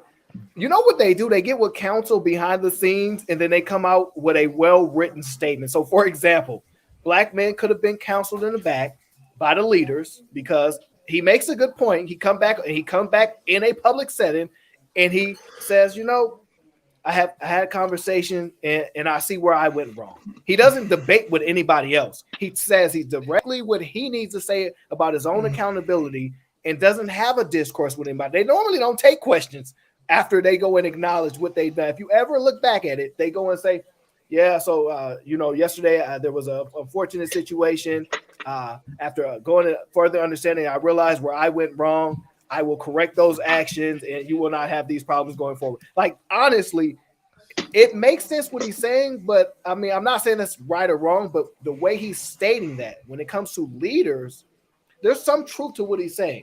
Yeah, but think about this though. 44, 45, and 46 are in the internet age, and they always, after their check, have to do an interview to let the world know what they've done. But it's after they've been counseled. It's right, after they've been counseled. I'm with you. So this is my question though. I need to follow this correctly because I want to make sure that I'm understanding what We Ain't Signing is saying. Okay, so was the accountability piece first done by me today, or was it done by the other content creator on yesterday? No, not this has nothing to do with you. I'm talking about yesterday on Sir Hell's platform when the other ladies, right, held. They said, wait a minute, slow down. Okay, so since that's the accuser per se, can we say that? I mean, I'm not saying it like that, but I'm just trying to make. No, that's fine. I'll say it. Yes, the accuser. Yes. Okay, so we can't hold the accuser to a standard, because no, we cannot. They can say whatever they want, right? Right, correct. But I can come to you and I can say to you that black man was in counsel and was held accountable and did that. Now, how would you rate that from looking at the accuser? Okay, great. So let's look at that. Okay. So I would rate that as, well, I'm not as the accuser, but I would rate that as being poor, because we have to understand something. We have thought leaders, and Black Man Unfiltered is a thought leader, right? He's a thought leader in this space, right? He holds panels, people come here, people look for his insight, et cetera, et cetera. He's one of the thought leaders, I would say, and there may be more, but I would say you have Uncle Stu, Sir Hell Speaks, and Black Man Unfiltered. So I'm not saying he should not apologize. I'm not saying they were wrong in their accusation. But once accusation has happened, as the leader in the community, the other leaders would say, okay, ladies, we hear your point. We hear we hear the point of contention. We're going to handle this offline, right? We're going to handle this. Hello? I think that was more to maybe Sir Hell speak. No, because I don't want to say that because he's a really good dude. He's bright. He's educated. But I would just said it should have been managed a little bit better. Let me say that. It should have been managed a little bit better. So you know what? We're going to take this offline because it's getting personal. It's getting off topic. The other thought leaders are going to talk to him. Then we proceed from there. Right? I got a question. Because how that looked like yesterday was just another example of cancel culture and mob rule. Okay, which should have been managed better? The fact that Black Men Unfiltered did absolutely nothing wrong, or the fact that those women turned out to be snowflakes who got pissed off at nothing? Well, the main question is, what is he apologizing for? Anything? Had he come out and apologized, he would have castrated himself. He didn't have anything that's to what apologize happened, right? for. That's what happened, though. That's what happened. I think I didn't see the broadcast. All of the he did apologize, right? He did apologize because. Well, then he was wrong. He never should have apologized. If he did something, I kind of agree with you. I agree with you on that. He should have said, "Hey, we handle this off scene," right? Oh, the thing because is, there's a hierarchy. Yeah, I get it, but see, now it's I guess it's lesson learned. You got nothing to apologize for. That's the other person's problem, not my problem. You're upset with me over me telling you the truth or me making a joke. No. I know. If you are a leader and you're a thought leader in here, there's something called deposit and withdraw, right? As a leader, you can't just be like, okay, if my group, my people that listen to me, my group feel this kind of way, well, I don't care. No, that's also bad leadership. No, well, it's bad leadership when you okay. Here's the thing. Here's leadership, brother. If I didn't do anything wrong, I understand your feelings are hurt. I didn't do anything to hurt your feelings, did I? Well, yeah. But managers have to manage. Well, you hurt my feelings. Well, if you're not going to tell me there's a manage problem, EQ. I can't apologize for anything. No, but You managers know what? We have said to we were manage. going to bring this shit up. Okay, let's move on. Accountability. Okay, I'm gonna need you to go get something to drink. I did. Can you please drink? Martin, VSOP. You need more than Security boss. That might have a reverse effect, security boss. That might have a reverse effect. Okay, let's get them good. Can you go get some coffee? Let's reverse it. Let's go get some coffee, man. No, girl, what I'm please. saying is, I'm just simply saying the guy had nothing to apologize for Okay, at man, all. You want him to man. apologize for nothing? You want to castrate the guy? That's your answer, to castrate him in front of everybody so you can apologize? No, I disagree with that wholeheartedly. That's insane that would even be a suggestion. Just because people got in their feelings about something that he didn't even know he did. Okay, Yeah, let's calm down. And for my money, he did nothing wrong. Let's calm down because hold on. Let's calm down because I more or less agree with you on the outcome of the situation. However, I just thought it should have been managed better and managed properly, right? You don't do that to a thought. You don't do that to a thought leader. If everybody was on equal playing field, say like a guest or whatever like that, okay, fine. You hold the guest accountable at that point. But he's not a guest. He's a thought leader in his space. That's all I'm saying. Managed differently. However you feel, was he right or wrong to apologize? Right. We'll leave that there. But I'm just saying we need to make sure that we manage situations better. That's all I'm saying. Okay, so the accountability didn't change. We just didn't handle it correctly. Well, because my okay, from my purview, what I saw, accountability from what the people wanted was public square. We want our pound of flesh, right? And Public that's not execution, accountability. Accountability is more of correcting the issue, correcting bad behavior, so in the future we don't have this again, right? Oh, that's Jesus, my wait till I understanding. start my channel. Hey, Wait till can start I my say channel. something? Can I say something on that though? This is what I've been wanting to say. Yeah, bro. Everybody we are content creators, including myself. Everybody gonna make mistakes. We gonna fuck up. Kaya, Black Man Unfiltered, Sir Hell, y'all are great. Y'all do what y'all do. I hate what happened with y'all the other day. I love the drama though. I ain't gonna lie to you. I enjoyed it. I was, but at the same time, I hate it though because all three of y'all are brilliant people. You know what I mean? and I do rock with y'all. I don't have to agree with everything y'all say. You know what I'm saying? Because my path is different from all of y'all. But at the same time, I think after a while, once this dust settle, man, y'all gonna be strong again, man. And y'all just starting off, man. So, you know, shit gonna get fucked up out here. Sometimes we need mess. We need drama. We need some drama because y'all too kumbaya around here anyway. So, yeah. I love y'all, though. No, it's just Yeah, that whole man, situation Drill. was wacky. Yeah, man, Drill thuggish and shit, man. You scared me, bro. I'm an intense guy. I'm an intense guy, and I'm working. I see security boss's face when she looks at me sometimes, and honestly, right. I'll say something, and security boss will make this face like, and I'm just like, wait, it's not what you think. I'm not about to attack anybody. I just have an intense presence. It's something I'm working on. I get it. I'll take that. I'll take accountability. I'll take accountability for that. Nah, that's you though, bro. But that's you though. I was That's you. I was at war for for like 4.5 straight years. I went back for 2 more years, so I was at war for 6.5 years. Then I worked for DOD. I'm used to shooting it straight. I'm just an intense presence. I get it. No harm meant. Right. I feel you. And so, okay, so going back to the accountability thing. Yes. You know, this, like I just did. Yeah. When it comes to when I brought up the kids, how do you feel about parents that influence their kids to don't hold their kids accountable to influence the kids that are not accountable? I think and what I mean. Can I say something? Go ahead. Go ahead. I want to harp on that because I did something with my children. Well, with my son. My son played football. So one of the things I tell him to do is verbally assault the kids, the opposing team. Am I wrong for that? Do I need to be held accountable as a parent? No, you're supposed to. It's sports. It's competition. Yeah, it's sports. Yeah. Okay. Now I tell them go like. It depends on the sport. No, it don't. I talk It does. I talk shit jujitsu all the time. No, bro, it depends on the sport, bro. Aaron, I be folding their ass I think so. Brian, what sports are you talking about? Like, I think football is a good one. Football. Basketball is another one. I don't think you can do that in baseball. Brian, you can't tell them to be verbally abusive because they'll kick them out later in life. But you volleyball, I think you can do that in volleyball. No, they won't. Pro football players talk about your mother, your wife, or your cousins.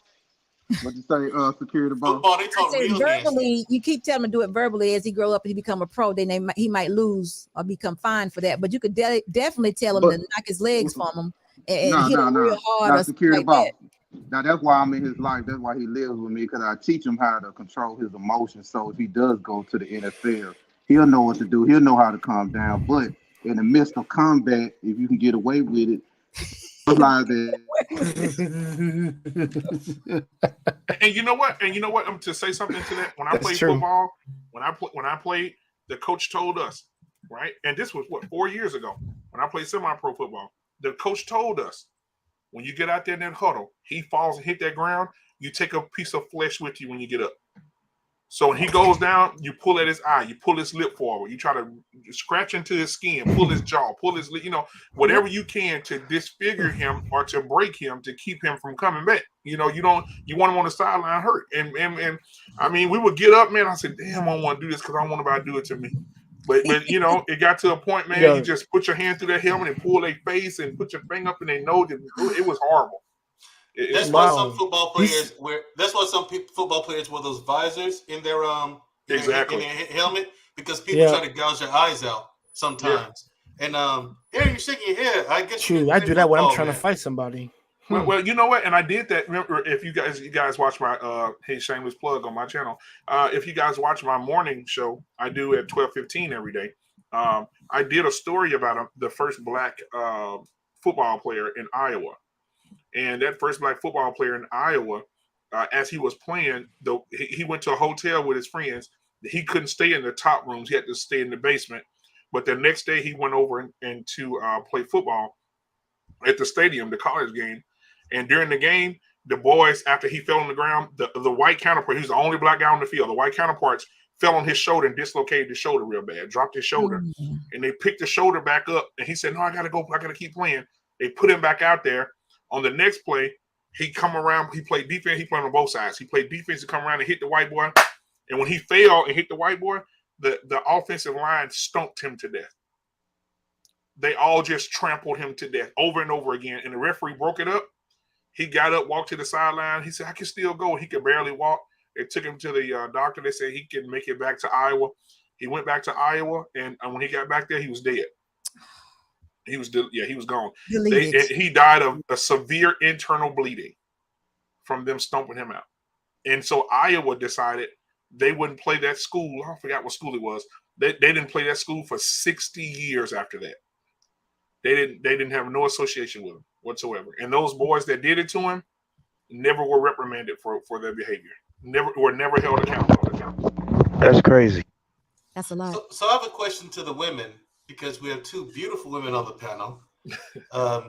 Wonderful eye candy. I'm not gonna lie to you, ladies. I'm not trying to butter you up or anything, just being honest. Okay. So my question is, the phrase accountability is like kryptonite for women. How do you feel about that phrase, and do you think it's true, or is there at least some validity to that? For me, it is not, because I think accountability is the only way you should live. I like to be responsible for whatever I do. It makes my life easier, because I don't want to be checked, called out, or calmed down about anything. I want to be responsible and for what I do. I want to do that. That takes all the pressure away. Can't nobody. It's just for me, it's the way to live. Whatever it is, yeah, I did it. If I did it, I did it. If I didn't mean to do it, yeah, I did it, but I didn't mean to do it. So it's just easy for me. But I've been trying to live like that for a long time now. And it helps you in situations, because you can grow from it. If I picked the wrong man 26 years ago, I got to say I picked him because I married him. I can't blame him for being the wrong man that I picked. I have to say I did it. You own it, and then you can move on. If not, I'm gonna be a victim, and woe is me. That man picked me, and he just did this and he did that. I can't live like that. Wow. That's just me, though. I agree with what she said. I think you have to get to a point where you're comfortable with who you are, because some people take an admission of guilt or being held accountable as something that diminishes them as a person. No, none of us are perfect. We all make mistakes. If you make mistake, own it. Can you give us an example how it diminished you as a person? Like, if you hold somebody accountable, sometimes people will, I don't want to say check, because we know that's a trick word, but I don't know other word to use right now. challenge them, right, then they look at it like it's a personal attack rather than correcting the behavior. Exactly. I can be, I'm okay if I'm corrected or challenged in a situation where I'm wrong. And that's not going to make me any less of a person because somebody corrected my bad behavior. What if you don't know you're wrong and they have to check you in order for you to figure out that you're wrong? What about, does that diminish you? I don't think so. Okay. I don't think so. Give me something to think about. I know, I'm trying to think right now. I'm like, when you say diminish and I just don't see what is so wrong with saying I did something if I did it, especially if I didn't mean to do it. It's nothing wrong with it. It's nothing wrong with it.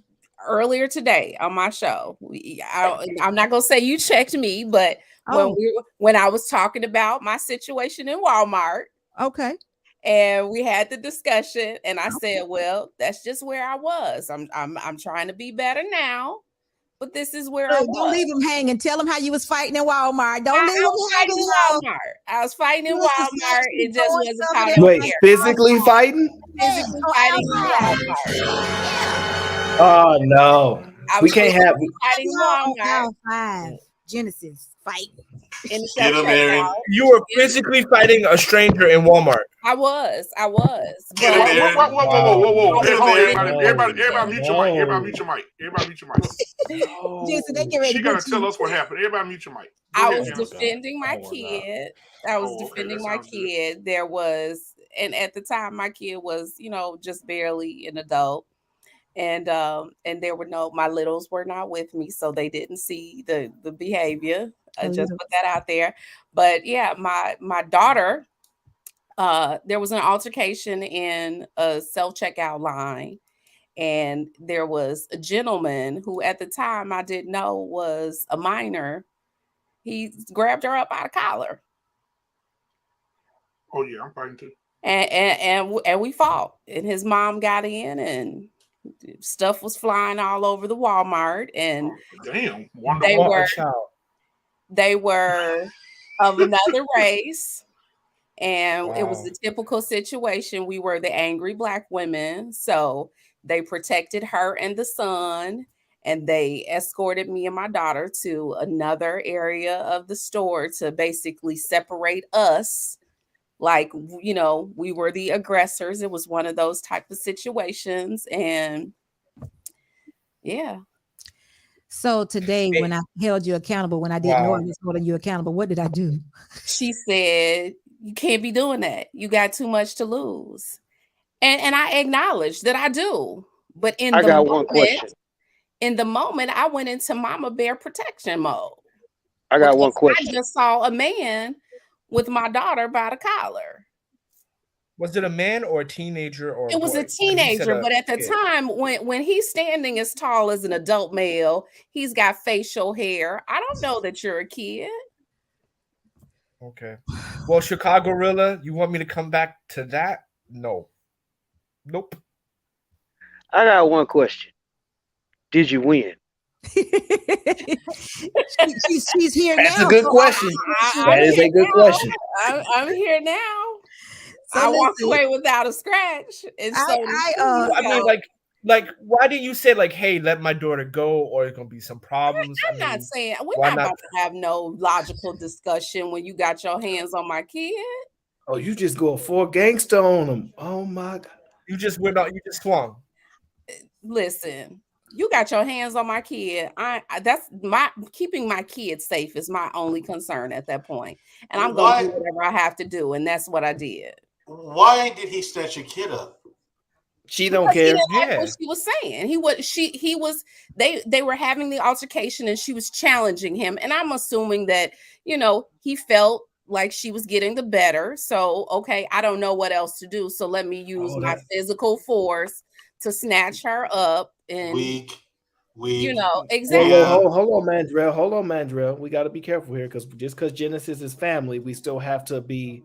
You know, no, I'm not saying she's weak. I'm not talking about her. I'm talking about the guy who snatched up her kid. No, but I'm saying, but the thing is, if she's yelling and screaming at a man, screaming at a man, I call it. No. They're both kids. Wait, hold on. They're both kids. Let me stop you. She wasn't yelling and screaming because she's very mild-mannered, I'll say. But when she gets pushed back, she can, you know, she has I'm not going to say a soft voice, but people make assumptions when they hear this, you know, soft feminine voice that they can say whatever. But once she got riled, then she wasn't the nice girl anymore.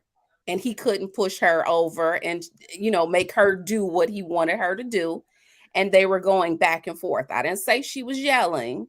But that's fair. Once he couldn't get her to comply with what he wanted her to do, then he used physical force and he grabbed her by the collar. Did the kid hit you back while you're hitting him? There was no opportunity to. Oh, I was gonna say So no, he didn't. It didn't sound like it was. So basically, you, a grown woman, is hitting a teenager, and this teenager is not hitting you back. And you continually hitting the teenager didn't have an opportunity to hit me back because he's hitting my daughter, and then his mom jumped in, and so we're all he hit your scuffling. He grabbed her daughter. She didn't say he striked her. She said he grabbed her. He said grabbed her up in the collar. He grabbed her. So he grabbed her. Then you hit him once, or you hit him like a lot of times, or no. We're not about to self-incriminate. We're not about to self-incriminate. Absolutely. This is what I told Genesis. She has too much to lose, and right there at that moment, there was an assault on her daughter. We got to be smart. We're not being smart when we do these things. He assaulted her daughter. She should have grabbed her daughter, took 10 steps back, called the police, and had that man arrested because it's on camera. But instead, I said, Genesis, you got too much, you lose, and people don't fight anymore. They shoot you. Well, hold on now, because everybody's seen the video of what happened with my daughter, and my daughter called me. Oh, y'all didn't see it? Oh, okay. I want to see that. I didn't see that video. I showed it one night on the platform. I think it was me and Sherelle and a whole bunch of other people. But anyway, one night my daughter called me screaming, "Daddy, Daddy, Daddy! This dude trying to get in my car." I said, "What?" And I don't even remember how I got there. Like, so I would have blacked out. I get there. This bold, I'm trying not to curse too hard. This bold dude was still sitting at the car, staring through the window at my daughter. So when I pull up, I can't show this. It's sitting on my desk. But when I pulled up, I pulled the 9 out, and he about to go. I got to get rid of him. He doesn't deserve to live. And so I'm gonna go ahead and get rid of him. And so he saw me. He taking off. He runs. My daughter works at the McDonald's. He takes off running. There's a gas station behind McDonald's. So he runs into the gas station. So I'm about to shoot. And then, like the security boss just said, you got to think, if I start shooting and one of these straight bullets to the innocent, I'm gone forever. So I said, okay, I can't get him. I said, I can't get him. He need to go. I was just out of it. And so I walk into 7-Eleven. I asked the cashier, where did he go? She said, he locked himself in the bathroom. I said, give me the key. And so she gives me the key. I go in, I beat the toilet out the floor with his ass. The bathroom. You were supposed to. No, absolutely. He didn't have to say what he did. He could just say he took care of the situation. I gotta say, yeah. They self-incriminating security boss. It's self-incrimination day. I took care of the situation. He was supposed to do that. I agree with him. I'm just saying he can't say what he did. He just took care of it. Oh, good. If it was me, the guy wouldn't be breathing. I'd have killed him. Man, I'd have killed him quick. Listen, I swear for God and 5 more white people. He would have been dead. Can you get a double? A double what? A drink. Oh, Lord have mercy. I'm saying, I killed that. Listen. Oh my God, Aaron, what's wrong with this dude? I think we all need to get a drink. Would you feel better if we all drink with you? We got to calm you down. I mean, it is 11:32. Oh my God, I'm on one tonight. For some reason, I don't know what it is. I'm fine. But anyway, the point me and y'all is too much. Y'all is too much. Genesis was trying to make is that I was just trying to tell her that your kids really need you there. So I don't want, because like she said, the optic wouldn't have been good. And she would have been the one that was behind bars and handcuffs and all that taken away. And her kids would have been there screaming out because she had the littles with her. The littles weren't with me. The littles weren't the oldest ones. Okay. So there was just the older. Okay, well, good. But I didn't want it to be a situation where her daughter now is by herself and has to think about what am I going to do? My mom has just gotten locked up. So if we can avoid a fight, grab your child, run away, call the police and let them deal with it versus her engaging. I know she lost her mind because I'm there with her, but I just said don't fight. Just make sure you're thinking about what you're doing because you got your kids with you or whatever, and get out the situation. That's what I can't lie. I'm not mad at Genesis. I'm not mad. No, we're not mad at it. No, I can't lie. I'm not mad because I told her I shared my own story, but my own story, I saw my life go in front of my eyes, and I saw me in the back of a police car too, and it wasn't good. Yeah, but Genesis, she was supposed to swing into action on that one. Your kids are in danger now. You don't have time. I don't like. But it was a lapse. That moment. It was a lapse of good judgment. What else were you supposed to do, Genesis? Just grab your daughter. But I still have to look at it for what it's worth. I still have to look at it for what it's worth. It was take the win. Maybe it's take the win in this situation. Yeah, Mandrill, you thinking as a man at all times. You're looking at your life as a man. So yes, we're gonna operate differently than women do. But in that moment, she's a mother and a protector. I get it, but at the same time, if you have, if your brother's there, so let's just say Genesis' brother is there. Okay, there is a male guidance there, right? He gonna be the crash dummy. We don't crash dummy our women ever. Like that's not their role. So you know what I'm saying? Like that's how. Like that's why I understand the moment. It's just that boy, we because as men we think about it like this. We know these scenarios are going to happen potentially. We actually go into these scenarios thinking, all right, if this happens. Next step, what do I do? So we already we have preconceived violent. I don't know if I can say that word, but situational that we actually expect to happen in life. So we prepare for these moments. I think for women, this is not a normalized thing for them. So it's an initial response. I get it, you know. So but Genesis doesn't have a covering like that, and I do, because my husband prepared me for everything. At the time, I had a covering. Well, yeah. This was before he passed away, and actually, he was home with the little kids. We had just went on the Walmart run. I'm not sure what Emmanuel's talking about. He says you're not doing anything. I'm not sure what he's talking about. You're gonna have to clear that up. I'm not sure. I just did the idea that a woman being. I was just telling her that we gotta be able to think. Like you always saying that y'all are always saying that women are so emotional, and the logical part of it is see yourself on the other side being handcuffed and taken away.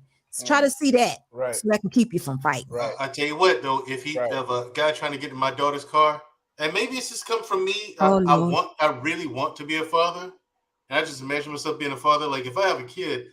Likelihood I'm only going to have one. That's just what the likelihood is. I mean, I'm 43 now, so but I'm going to protect that one with my life. And the thing is, listen, so you try to get in my daughter's car, you gone. And yet I'm called a vigilante. Right, you're not talking me out of that. There's no talking me down. There's no amount of alcohol. That nigga like gone. You ready to beat on girl? But, hold on, Black David. But that's different though, Black David. When you're going out saving other people and then you're saving your I know. I did the same thing with my own household. My stepdaughter was graduating from middle school. We're coming home. I had my son. My wife was working with her daughter. Some teenager boy was trying to holler at my stepdaughter, which is my daughter, and she was like, 13 for like she's home going, girl. I turned around, I had a look in my eye. My wife knows the kind of person I am. When I have that look, only mean one thing: eliminate. She told me to keep walking, going, hold it, baby. Let me deal with this issue. That was one incident. Another incident, we're going to a baby. I think with a name incident. What? I had my daughter, I had my son with me. We were on the cab. The taxi driver was trying to play a game with me. My wife, he mentioned one price, willing to pay. By the time he get there, he wanted to change the price. African cab driver. I had that same look again. That look came out of me. My wife makes sure that I don't kill the guy because she know the kind of person I am. You trying to distract my family or harm my family, I don't care who you are. My main option is to eliminate you, to destroy you. I don't care you stab me, I don't care you shoot me. Boy, all I know is I'm going place. to destroy you Where's in the best possible way. And I agree with Black David, because here's the thing. I'm of the mind that I don't care what you do to me as long as I get you. You won't be around to try that again. If I get you, trust me, I will enjoy every single moment. Dave is right. Dave is right. I don't play games.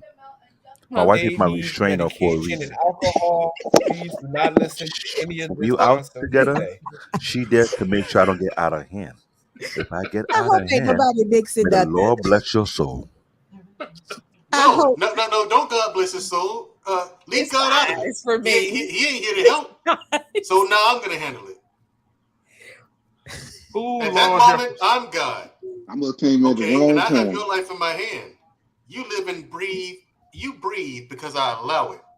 God damn. You mess with me and mine, I'm telling you, like security boss. If you, like, friend, if either one of you Girl, or you my different mother, from me. I don't let nobody breathe. You're not allowed to breathe. Right. You're allowed to see me So and y'all pay just for be your sins. deleting people Well, left y'all and just right. y'all some Deleters? Can we get y'all the names? Deleters? Yeah, the leaders. Eliminator. I believe Mandrill now. Mandrill got some stuff. Yeah, I believe Mandrill too. Yeah. I think Canadian dude, he probably, he'll do All I something. gotta say is my hand is now registered. Period. Mandrill, we're gonna give you some new rules. You cannot Thank go God out I after carry dark. hollow points, bro. Ooh, I carry hollow points. Ooh, thank God I carry hollow points, bro. That darkness just does something. Just don't do it. Things happen. I can see. I can see Canadian. I can see Black Day. I mean, I can see Mandrill. Please stop him. I don't know what the fuck you think you're stopping. I was trying the damn speed limit. You got me fucked up. I'm not going anywhere with you guys. You're not putting any cuffs on me. I kill everyone. I'm giving you the ticket.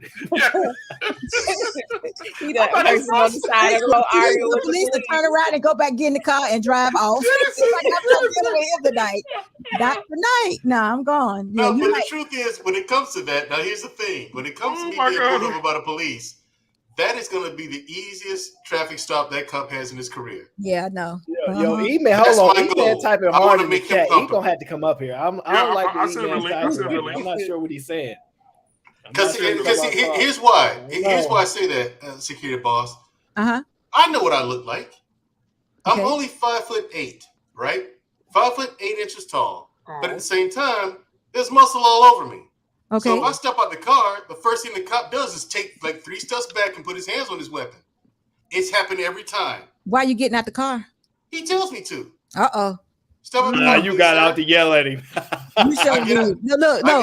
Yeah. He pulled me up and said to talk that talk, but then he looks at me, and then every time they tell me to get back in. Aaron, you know what's up. He's saying, sir, you seem a little agitated. From the beginning. No, I'm agitated. I'm agitated because you fucking stopped me. Sir, why you so upset right now, sir? That's what's going on. First question, sir, why you so upset right now? I ain't so upset. Okay, can you get out the car? That's what automatic. Yep. No, it's just I'm not upset. I'm not upset at all, officer. No. Are you nervous? Yeah, why be police nervous? antagonize like He that? get out the chat. Why You police trolling do right that, now. though? He better stop. Brian, if you pulled over Mandrell and he act the way he been acting tonight, would you think he was antagonizing? Oh him? no, I ain't talking about that. I ain't talking about Oh, that. okay. You You mean normal? just gave me flashbacks on how you were speaking. Yeah, it Cause happened. I was calm and the police was talking to me like that, but they just be trying to get a rise out of me. Absolutely. And that's some sucker shit. I wish And I'm I wish 6 foot, I could reciprocate 260, back what they could do. 280 pounds, move like a lightweight. So imagine how I look. Wait a minute. 280 pounds is not a lightweight now. What? 260, 280, mostly muscle mass. I'm gonna need you to say that one more time. Like I said, my hand is not registered. Plain simple. Yeah, He says he moves like a lightweight. Oh, you move like a light. I was getting ready to Yeah. say 260 between 260 and 280 ain't lightweight. So okay. Man, they're gonna take your. They're gonna take you and put the next thing you gonna hear, Black Day, when you get the door, they talking. You don't talk to me. Listen, You that understand means me? I got to be. The last thing you gonna hear, Black David, is watch your head, sir. I get to meet Black David with Lisa Force. I He never outweighed got me by a arrested. lot. I never got arrested. Black man, he gonna move I- in close and show him that one eye first. All I know, I plan my action.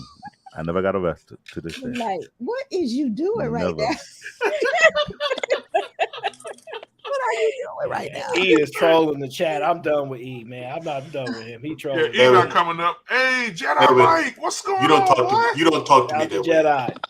I'm He like, said- you do not you're talk wrong, to come me. on up, Jedi.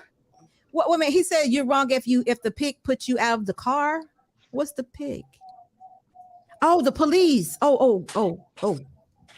You wrong, Mandrill, because the police pulled you out the car.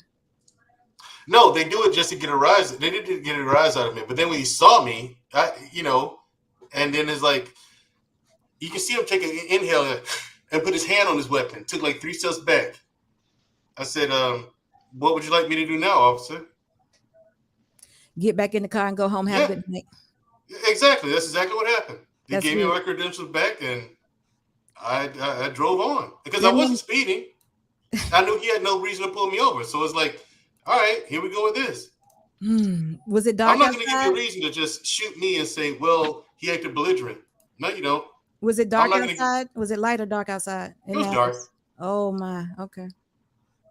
Then he saw me in that big ass Silverado. And then he figured, wait, black people don't drive that. He must have stolen it. No. Oh But no. you know what the funny thing is? When the police stopped me, he said, "Sir, license and registration." Here you go. He said, "Could you get out the car for a second, sir? I want to talk to you." I said, "Damn, here we go." So I get out the car, and now I'm 6'2". I get out the car, and I look up at him like this. He said, "Hey, can we get some backup out here off of 20 and line, please?" They got 20. Here come the police car. So shit, I hate that, bro, because I know they're gonna call. I mean, especially if they cowards. If it's a little officer, he ain't that big. He calls back up immediately. Can we get we out here on 920? I'm going west. Can you get some backup out here, please? That's what they do to me every time. Did you see E-Man talking about if he was a police, he would have made Mandrill do the whole He wilding too much back there, man. He is I don't even know how to do that. Hey, you know what? I can't imagine E-Man You just being follow the police. directions. You just follow directions. Well, I can imagine E-Man being the police, especially stopping black folks. Get your black broke ass out the car. Do you got enough money to take care of your children? Let me see your W-2. What neighborhood you live in? So let me find out you got more than one kid. You ain't making enough money yet. That's exactly right. When did he do it? Oh, And I'm getting paid for taking your black ass to jail. You remember? Hey, y'all, hold on. You know what he reminded me of? He reminded me of Bernie Mac when he played the police officer. That was so wrong. That was so wrong. That was so wrong. Oh man! But it was kind of like he gonna look at your ID. Right, but it was so wrong. I hate you, black bastards. Right. You stink. Look, he'll be like, "Let me see your employee ID." McDonald's, huh? You still working at McDonald's? How old is you? 42. You ain't got no kids, do you? You ain't got no kids, do you? Why how much you make?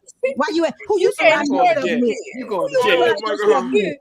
You ain't I got ain't gonna lie no though. kids. The worst police officers, them black police officers, though. Yes, them sir. ones I had to You not gonna do that to the black. Oh, come on. I'm not gonna let you do it. No, Yes, that is you are. not true. Gotta keep it real. Brian, that's Gotta not keep it true. real. Brian, that is not true. It is absolutely true, security boss. Listen, Not I've got my experiences. It hasn't. Listen, if a white cop pulls you over, it's 50-50. You might get the ticket, you might not. If it's a black cop, you get that ticket, and if you got warrants, you go into jail. And ain't gonna talk shit. Listen, I have never gotten a ticket in my life. I have never gotten a ticket in my life. Never.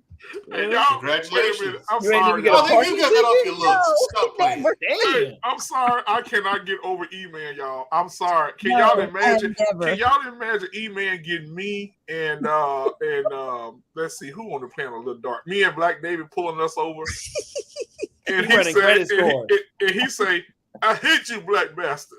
You stink. I hate your black skin. I hate your black pants. I hate my black gums. pepper. They black. I hate black keys on the piano. I Listen, hate my gums." Black man, I know y'all down here stealing something. I know y'all down here stealing something. What is it? Right. I hate Whoopi Goldberg's lips. I hate the back of Forrest Whitaker's neck. And worst of all, I hate that black ass Wesley Snipes. Who you know down here? This is too close to my house. Who you know down here? What you doing in this neighborhood? What you doing in this neighborhood? Let me see your W-2 stuff. I can see E-Man not even being the police and just acting like one. Yeah. Oh. Look, no, he's gonna go further. He's gonna say, I know everybody in this neighborhood, and you don't live here. Don't live here. What you We doing? just moved in. Oh, y'all broke as hell. Y'all still. And y'all describing the perfect black police officer right there. We got one right now. We got one right now here in the chat. That's the ones I run into right there. That's E-Man, Brian. Y'all describing Oh Lord, he gonna even put your damn hands in the air, you broke black bastard. That's terrible. I hope he's in your pocket. Ain't no money, bro. Your broke ass ain't got no money, so your hands ought to fit in your pockets. We gotta hold. He's gonna give it to you. He gonna give it to you. And then he's gonna say, y'all wouldn't let me since you wouldn't let me finish what I was saying. Go ahead and get in the bag. Yeah. He'll cut you off and everything. You know he do it. That's what we doing. Put your car. Look. He gonna shoot one of your tires. He gonna be like, I know you can't afford no spare tire. Walk your butt home. Oh, stop it. That's bad. He said, he giving the ticket calling out. the police. He said he calling the police right now. He giving the ticket out. He giving the ticket out. Here, this ticket gonna be around $300, and we don't take no food stamps either. You broke bastard. No, he said, I know you ain't gonna pay. You're gonna lose your license. I know you ain't gonna pay. I don't want to see no Section 8 stuff. Nothing. Listen, your ass gonna end up in the system. That's why I already know. Yeah.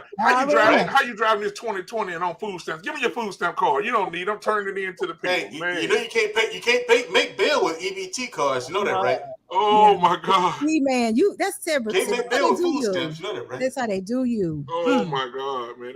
Listen, he do us the same way. I see him in the cop suit and everything. Listen, you gotta tell E-Man, you gotta be accountable for these things too, because you know we right. You know we right. So you gotta be accountable. Oh, but wait a minute. we'll be doing it wrong if we hear. Okay, let me say that differently. Y'all got men. Y'all got to hold account.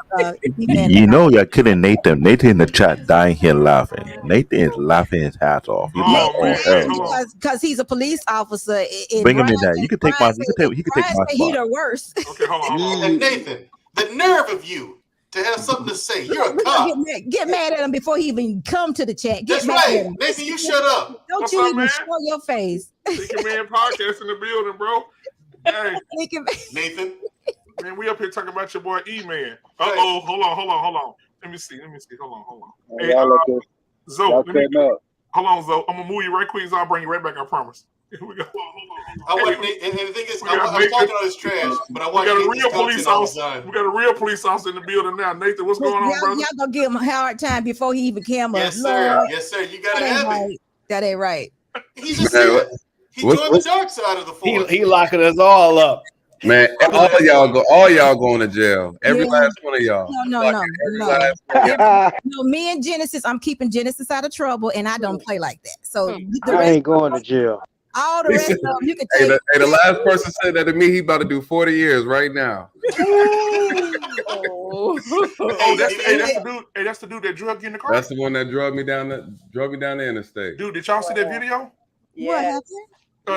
Nathan was the officer in Georgia that when he pulled over the guy, he held onto the car and the guy drug him down the highway and threw his body up like across the damn highway. This is your crazy ass kid. Listen, man, you ain't TJ Hooker. What are you doing? You're supposed to get out the way of that car, brother. Listen, I'm a daredevil. I have it all my life. He didn't plan it. He didn't plan it that day, though. He didn't plan it. Yeah. Listen, Nathan think he on Lethal Weapon or something. I was watching too much of that Bad Boys growing up. That's what happened. I guess so, man. I don't know. I don't know Michael Irons. Dude, did you just say the dude on Lethal Weapon, bro? Yeah. Listen, and y'all say women don't know when to let go. Right. Oh. You're right, Nathan. Bro. Hey. I don't know what happened on that day. But listen, no, seriously, I'm glad you're here because that sounds dangerous. I'm glad you're here. Yeah, that was crazy, man. That was crazy. Video, I was like, oh my God. Like the way he hit that van. Woo. Yeah, man. Yeah. Nate, here's my thing, Nate. Was it that serious? No, it's never that serious, right? It's never that serious. I'm just asking, brother. Listen, we need you around now. We do. You're a cop, but that's bad. That was bad. So what happened? I got stuck. I couldn't pull away quick enough, and basically, next I'm car surfing, right? So yeah, I couldn't pull myself out quick enough, and then shoot, it was just safer for me to just hold on. That's how bad it was. So it happened so quick. It happened so quick. And talking about split second. Split second. By the time I realized I need to pull myself out, it was too late. By the time you realize it, listen, I'm gonna let you drive down the street. Billy beloved. I'm gonna get you later on. And Yes, sir. Wouldn't y'all hate for Mandria to show up at the hospital when you was real sick, but you made it through? Oh man, I'm putting the IV. I'll put the IV in my own arm. I won't let Mandrill do it. No, he'll be like, why the hell you here? Can you imagine if they come to Mandrill and ask Mandrill, say, hey, you know what? We don't think they're gonna make it. We think we should pull the plug maybe tomorrow. Oh, pull it today. Pull it right now. Do it now. Don't make him suffer. Hey, his dumb ass the one stayed in there, got shot. Pull it down. He'll show you the attorney. He'd be like, look here, look, I got power of attorney right now. Pull the plug. I ain't waiting on this. I ain't got time to come back tomorrow. Mandrill standing over the bed. Yeah. I told you I was gonna get your ass there. You're just dumb as hell. Pull the plug now. I mean, dude, man. Where's your compassion, Mandrill? I got you for you. I'm taking referrals, but I don't see no compassion right now. You're gonna make a woman scared of you, especially after dark. I'll answer this. Okay. Here's the thing. You remember I told you I'm not religious anymore? Okay. My journey towards that began with compassion. Okay. I'll tell you a story. I mean, I hate to take it dark this way, but just to give you an understanding, when I was in Afghanistan, I saw things and experienced things that I thought just because they abolished in America, I didn't know that kind of thing was going on in the world, like child slavery for pleasure of men. Mm-hmm. Yeah, I put an end to that. taken 1 and 2. Gotcha. Yeah. And see, I put it. I mean, but it was on a massive scale, large scale.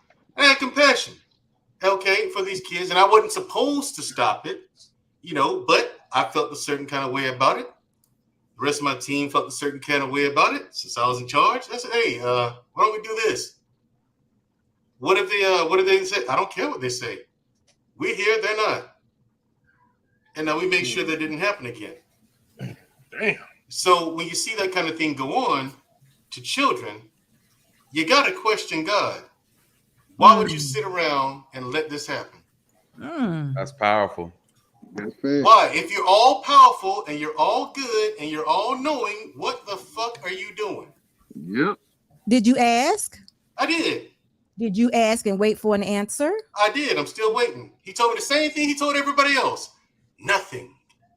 God doesn't answer prayers, and God doesn't make the world the way it is. We do. Hey, black man, I gotta run, man. I appreciate you having me. Yeah, on, no bro. problem, brother. Hey, Gotta much run. love, man. Yeah, I only wear the button up for security, boss. Y'all ain't gonna see me in the button. No, Aaron, you come on, man. I like the dapper look, man. Hey, bro, don't get I like the dapper look, bro. Don't get Brian started. If you didn't have a woman, I'll be putting you on my referral list, but you already got one. So. And look, and don't get Brian started. Brian said you gonna beat the mutts. We know who you No, man. Hey, listen. Hey, look, I'm gonna be paying attention in the background. Tell Eat Man to cam up. I want to hear what he got to say, man. All right. Hey, Aaron, before you bounce, man, you got to jump on my channel, man, so we can have some talks about this. This okay. stuff, man. Black man got my email. Hey, can you forward him my email? Yeah, I got you. Yeah, and why don't you see? Listen, he won't invite me. Well, he don't want the smoke. Nah, I don't want smoke for cops, especially black ones. Nathan, if you invite Mandrill, make sure it's at like 6 a.m. in the morning. Okay. Like when you get early rise. Before he get that drink in his system. I was on Sir Hill's channel this morning, and he was good this morning. You was good this morning, Mandrill. All right, Aaron, peace out, bro. So I think Adrian Nash has something to say. Adrian, what you got to say? Black Man Unfiltered. Yes, ma'am. Speak your mind.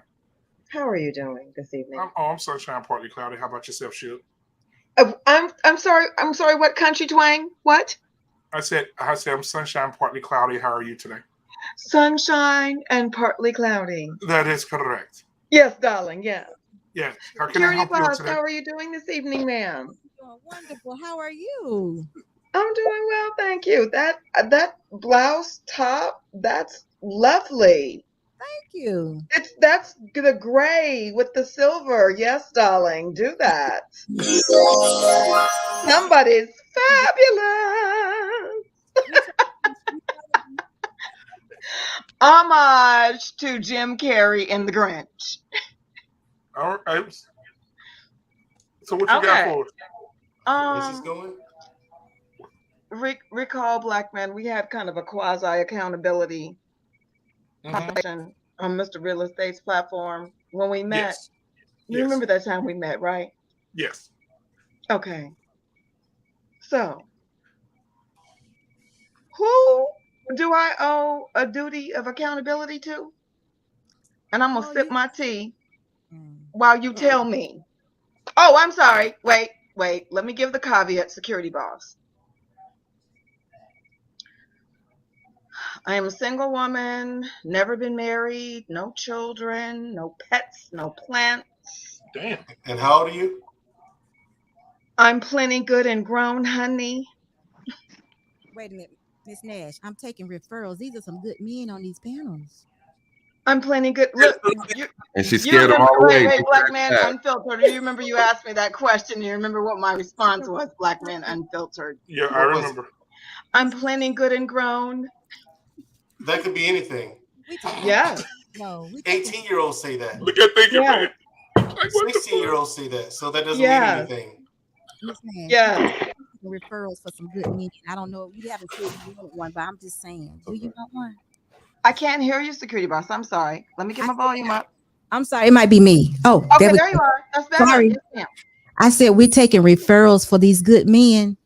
Are you interested in anything like that? I know you said you don't have any plants or dogs or anything, but no plants, no husband, Are you in the market? Because I'm taking referrals. You know what, on the panel up here, single ones. I actually have my eye on a very nice man. Oh, I like that. Oh, okay. He's very nice. That. Oh, so when do we meet? Whoa. Oh, Maddie, he done come through. Black man, unfiltered. Yes, ma'am. Remember when we met? I told you about several men out here in these YouTube streets that I find appealing. Mm-hmm. I need to write. Remember, I was like naming names and pointing fingers.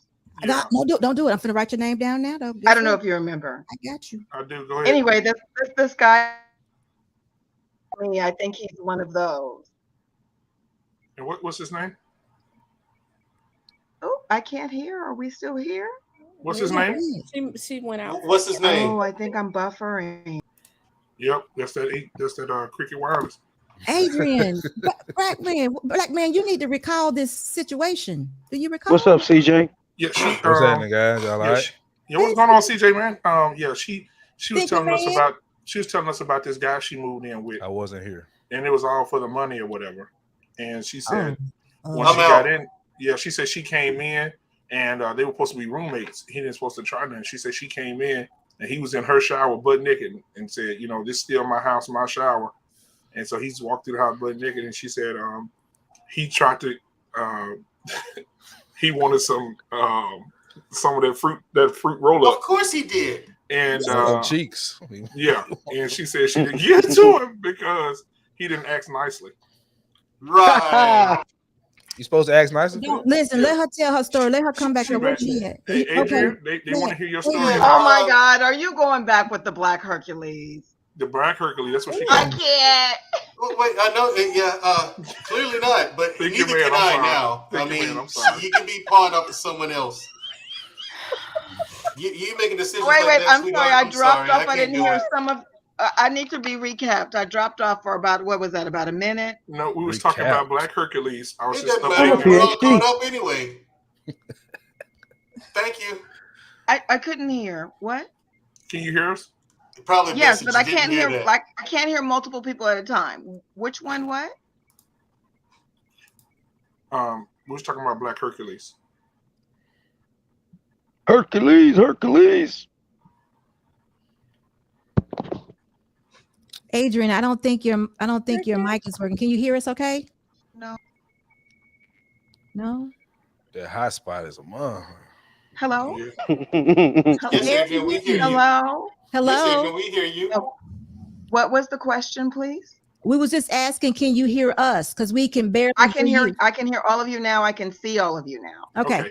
We can't see you, so why don't you cam up? Oh no, it's some hair shenanigans right now. That's It's some hair. Adrian, But you can can see me. That's you do me a not favor? fair. Adrian? Yes. Can you cam up for 10 and a half seconds, please? No. Absolutely not. Now look, black man, when we met. Yeah, when we met, we I asked you to cam cammed up. up. You cammed up. Listen, I wrestled my hair all together, but I'm not doing that right now. We letting Mufasa do what she do right now. Oh, okay. They go. They go to. Locking all y'all ass up. Oh, y'all God. going to jail. Y'all going to jail. Trouble in the building. Especially Black Man Unfiltered. I'm locking you up just because you black.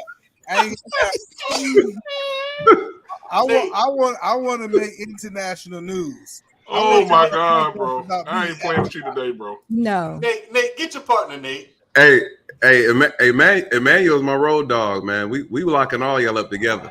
Oh yeah, like I'm backing Nate up. Nate already knows. So basically, me and Canadian David get stopped by y'all. We in trouble. Yeah, y'all going to jail. Y'all And going Y'all them black officers.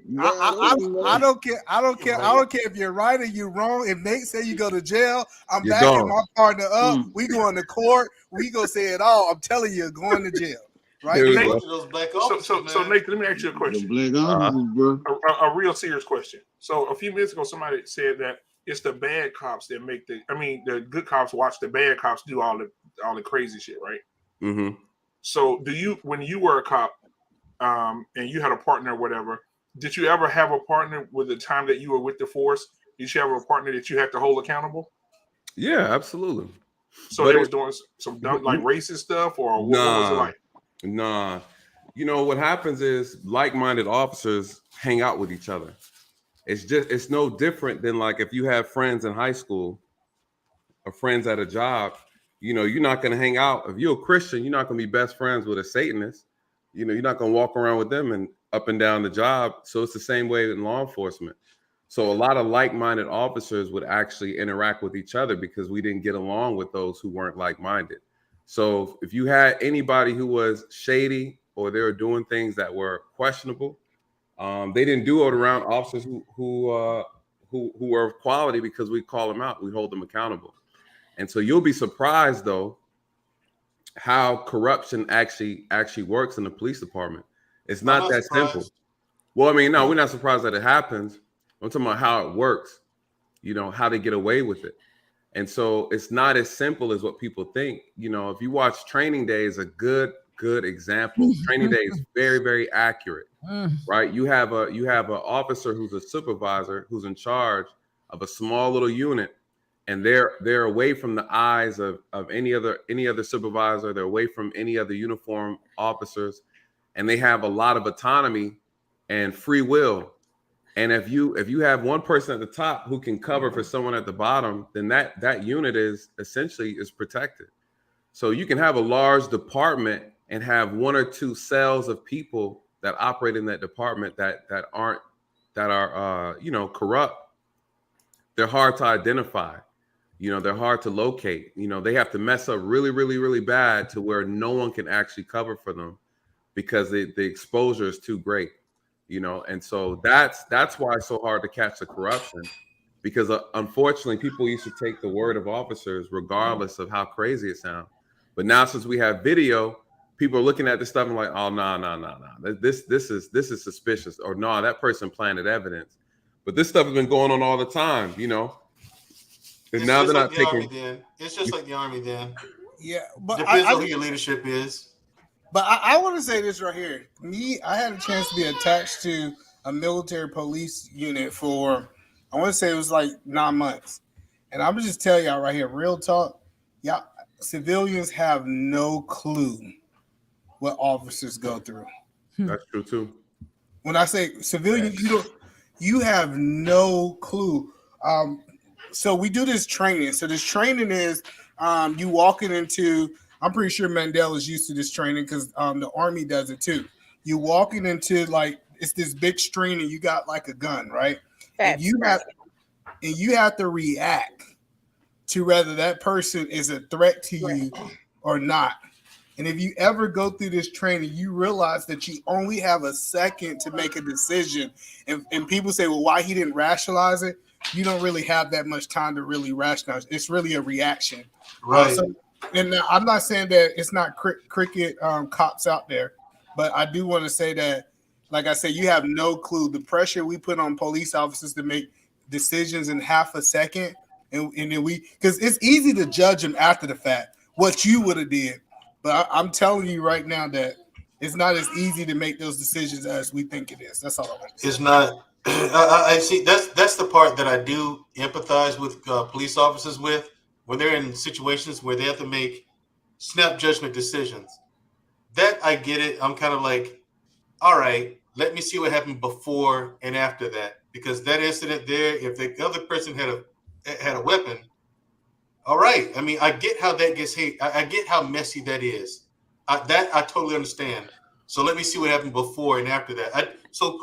So Nate, you cops do get some leeway with me, and security boss, I do have compassion, loads of it, and okay. It kind of made me. It hardened me up seeing the world the way it was, the way it is, you know. But yeah, you got to get to know me. I mean, I say some wild stuff maybe sometimes, but because this is what we hear. Yeah, Thinking Man got a question. Go ahead. So, logically speaking, how are you guys seeing bias play itself out as far as your mental and how you view people as threats by their color or whatever other characteristics? Do you see that playing itself out when you have to react to a situation that the way that you think, certain biases play themselves out in how you react and respond to certain individuals. Are you seeing that as well in that split-second decision making? Well, I think it comes down to this right here. All right, so say for example, damn, wait a minute, is he the police officer? No. I'm just playing. Go ahead. I'm just fucking with you. So I really, when I was attached to this unit, we do something called gate guard too. So gate guard is you man and who comes in and out of the military post, right? And when you're doing this, the one thing that I learned is that when it's a hostile environment, I don't care if they black, they white, I don't care if what color they are. Once it's a hostile thing, you already on alert because you're trying to go home. And so I remember we had this Caucasian male come to the gate. They had soldiers in their trunk. So they put soldiers in their trunk. And what we supposed to do is we supposed to inspect the trunk to make sure nobody was getting smuggled into the base, right? And so imagine you being a police officer, you open the trunk and there's two people that jump out the trunk and start running. Like in your split second decision making in that situation, like what is the right decision? Because what if they had an AK-47 back there, or what if they had a gun? So I'm just saying, I'm gonna turn it over to Nate because Nate, the real police officer. I just had a chance to see the other side. I ain't no police officer, so I let Nate kind of hop in on that. I appreciate the alley-oop. All right, so that was actually a good question. I want to take it back though to what Mandrell was saying. You know, the split-second decision is a thing. I think the problem that people are having is that the better trained you are as an officer, the better decisions you make in those split seconds, right? And I think what's happening is people are aware, like Mandrell is saying, like, hey, look, we're okay. And what Emmanuel is saying is, hey, we're okay with you making split second decisions. But in those split seconds, you were bad at it, right? Mm-hmm. The split second decision was a bad one, meaning that you didn't analyze the situation properly. You know, you didn't use any trigger discipline, right? You reacted out of fear. You didn't respond, right? You made a knee-jerk reaction versus respond after analyzing the totality of the situation. So unfortunately, as officers, the citizens have a very, very high expectation of us. Unfortunately, the training that we receive doesn't match the expectation that the citizens have of us, right? That's the disconnect. So the people are walking around here saying, oh my God, these officers, they're assuming we're better trained than we are. The problem is not all police departments have the same type of training, right? And so I was afforded to work at a very, very good department, and they invested good money into our training. Not only that, my personal views on life, my moral compass, my values, and why I'm doing the job also plays a major role in that as well. This leads into what the thinking man is talking about. When we start talking about biases, and those things play a role, because even me, I patrolled in the Black community the majority of my career. You're talking 13 years in law enforcement. So what am I dealing with? I'm dealing with the worst parts of our community every single day. And what ends up happening, if you're not careful as an officer, and this is me as a Black officer, you start to naturally alienate yourself from your own community, right? Because you're hated on, you're spitted on, you're disrespected. You know, you're called a sellout, you're called a coon, you're called an Uncle Tom, right? So you're now going into these communities where, one, people are calling you for help, and then they're also hating you at the same time. So you don't feel connected. You feel hated. And so knowing that you're there to do a service, you know, I'm saving drug dealers after they got robbed, right? And then they turn around and they want to call me a sellout under the same breath, right? I'm standing over bodies of gang members. You know, I'm standing over bodies of kids, you know, and so these are the same kids that, you know, when they see you, they throw rocks at your car, right? And the next day you're standing over their body because they got into a shootout with someone. So then you start looking like, okay, well, what are we doing this for, right? And so you're there, you want to serve your community, then you talk to other people who look like you in the community and try to encourage them to do the job, because they're saying, hey, you know, the police ain't shit. You know, y'all are always harassing us. So now I always say you should do it. You know, step up. If you got the integrity, you got the moral compass, you should step up and do it. And what they tell me is, nah, you know, because we out here killing cops, right? We out here, we don't like the cops. You know, I don't want to be in a situation where I end up being a victim of trying to maintain and also secure our own neighborhoods, people who look like us. So it's a weird thing. And if you're not careful, thank you, man, you're absolutely right. You become a victim, right? You become the thing that you're trying so hard not to become, right? And I love this quote from the Dark Knight. He says that, you know, you either die being a hero or you live long enough to see yourself become a villain. Yeah. And when I was me and my brother were in the theater watching that, and it almost brought tears to my eyes because I understood exactly what he meant when he said that. You can have the heart of a servant all day. You want to give your last. And at the end of the day, the way I almost died was by the hands of someone who looked like me, you know, and I was just trying to give the Negro a ticket, you know. And so again, how are we going to encourage our people to actually invest their time and their energy into serving our own people when we are our biggest threat to ourselves, right? And if we're not careful, just like you said, thinking, man, our own biases will turn us away from the job and ultimately end up bringing more white people into the profession, which they already are predominantly in the profession all throughout the criminal justice system. And at the end of the day, we're going to still have these same outcomes that we've been having because we're not stepping up. So it's an interesting little conundrum, right, that we're in, you know, because, you know, I've heard some people say, well, we don't need the police. We don't need the police. Okay, well, who's going to volunteer to address the foolishness in our communities?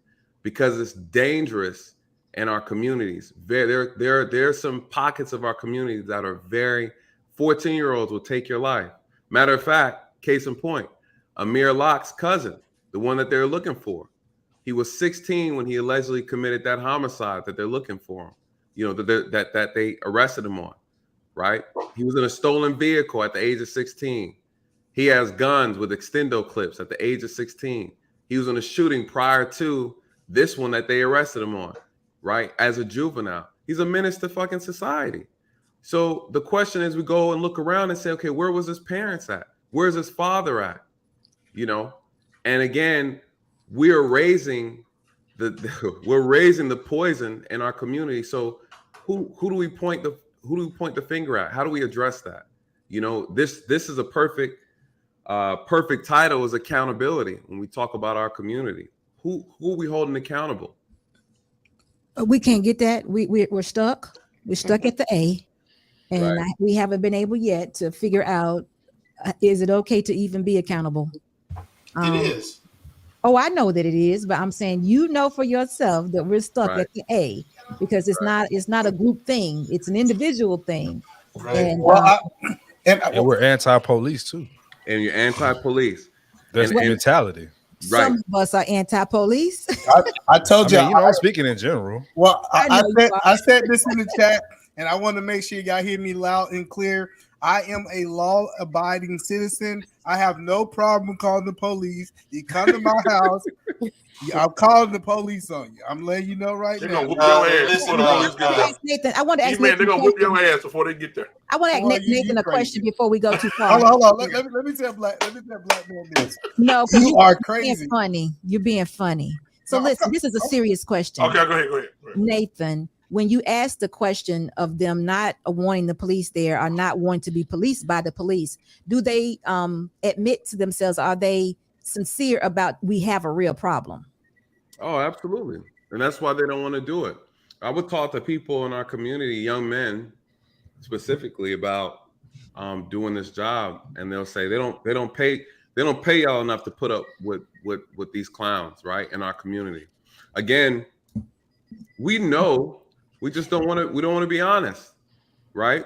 We know. I think it's just a lack of it's honestly, I think we're honest and we know better. We just refuse to, as a collective, we refuse to do the right thing. Yeah, because doing the right thing would see. I agree with you. Doing the right thing would be more African Americans applying to be a member of the police force and state troopers, things of that nature, right? And police in our own neighborhoods, because we know these people.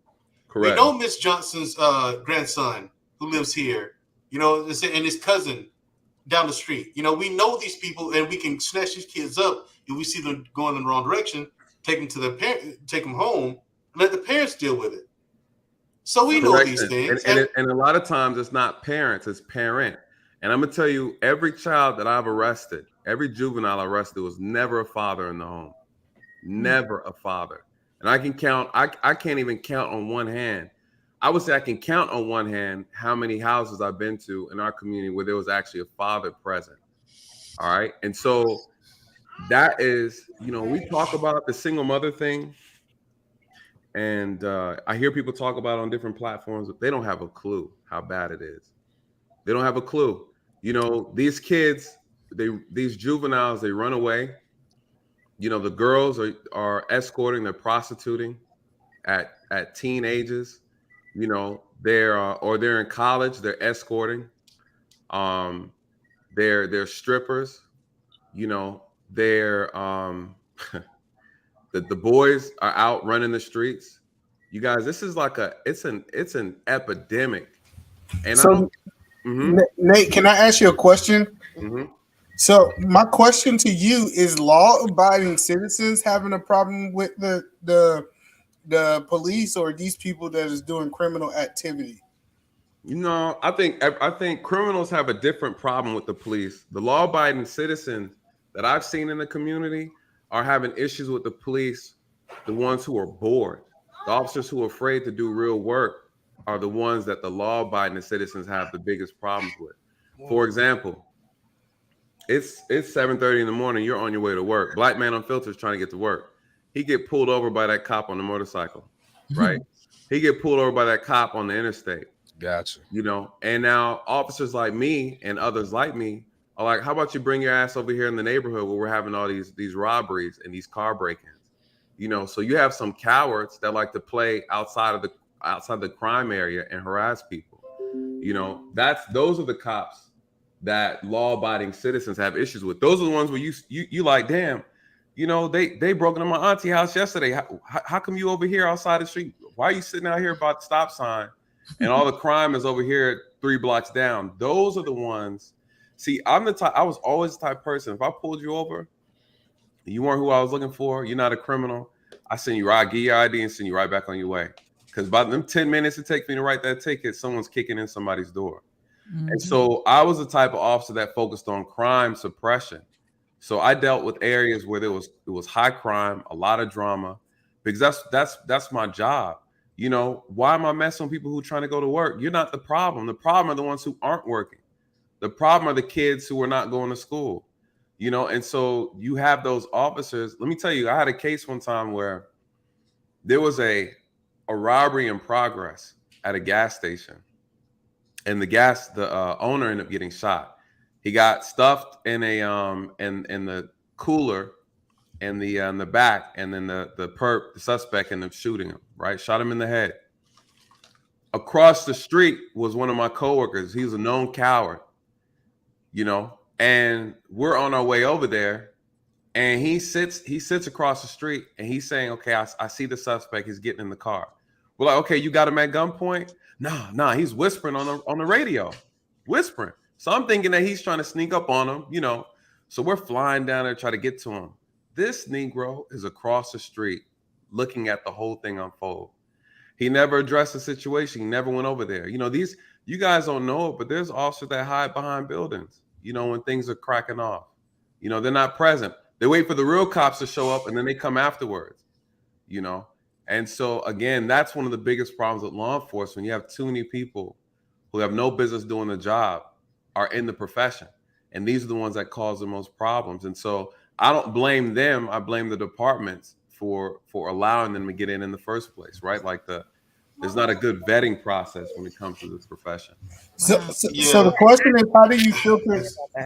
How do you filter those out? Because I know, like, Mandel can kind of attest to this. The first day in combatants level 2, they're gonna punch you in the face to see if you have that character. Is it a way to make them vet those people out? Absolutely, there's a way to vet them out. Let me tell you, in the academy, my academy had about 50. We had like 55 cadets, And I knew right away, and I was too young to be a cop. And I don't know how I talked myself into doing it, but I'm just being honest. Even I'm an excellent officer, and I don't feel like I was good enough to be an officer. There were other officers that I admired and looked up to, while I was in this profession. I never felt like I was as good as a lot of officers. And so, me being in the academy, I had good moral judgment though. So I'm looking at least about 10 who had no business being in there. And those same 10 are the ones that have been arrested eventually. They got fired or they're currently in prison right now, right? You can look at them and tell. And so this lackadaisical hiring process, the problem is the way they hire for officers doesn't match the standards of society that society has for us. That's the big problem, and so meaning there's so much power in this job. You'd have thought they're hiring security guards. Like that's the quality of applicants, security guards, not people who can be judge, jury, and executioner, right? That's a big deal. You see it the same way in the military. You're gonna bring people in the military who are borderline criminals. You're gonna teach them how to kill. You're gonna teach them how to make bombs, and you get what I'm saying? Like, so again, it's like, what's the standard? So if you want to filter them out, I'm gonna tell you, when I applied for the FBI, and the application process is about 2 years long, right? Just to get hired to go to the academy, not to get the job. It's a 2-year application process, background checks. They sent me a paperwork where they're like, hey, we need you to put your neighbors' names and phone numbers on here. Interview your neighbors from the last Security clearance addresses. That was a security clearance check. Right.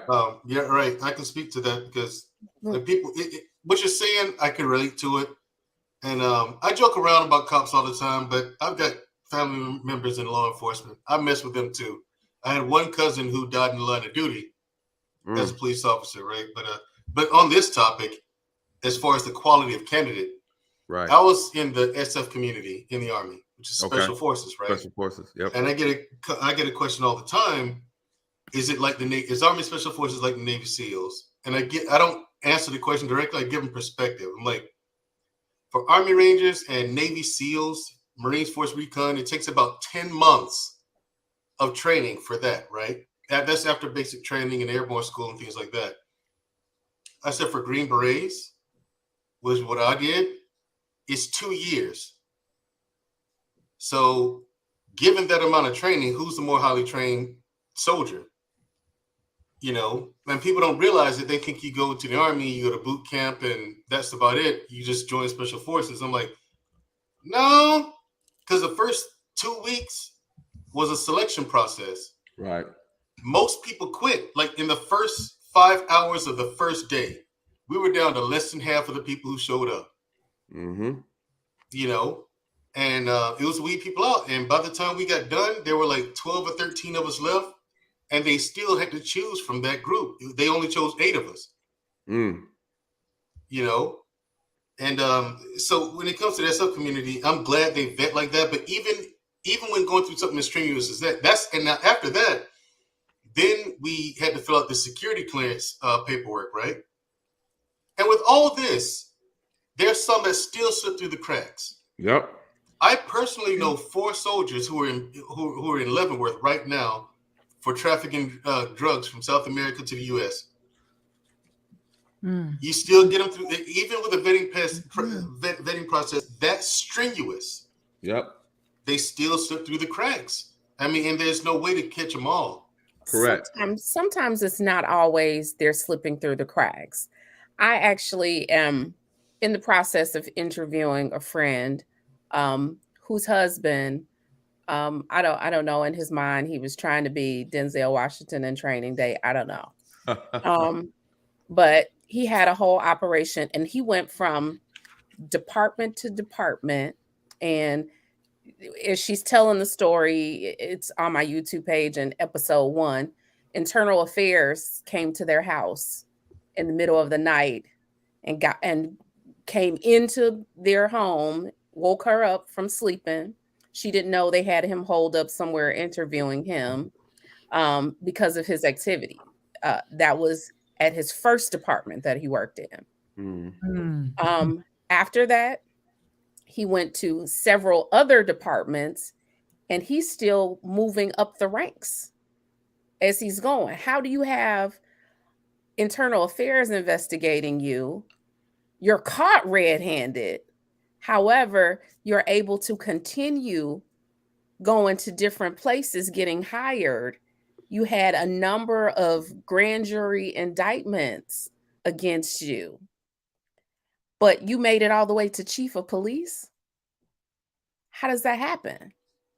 Yeah, And I then, mean, you go in these communities, and it's those officers that make it bad for the good ones, because now the community is afraid to trust the people that are there to serve and protect. Correct.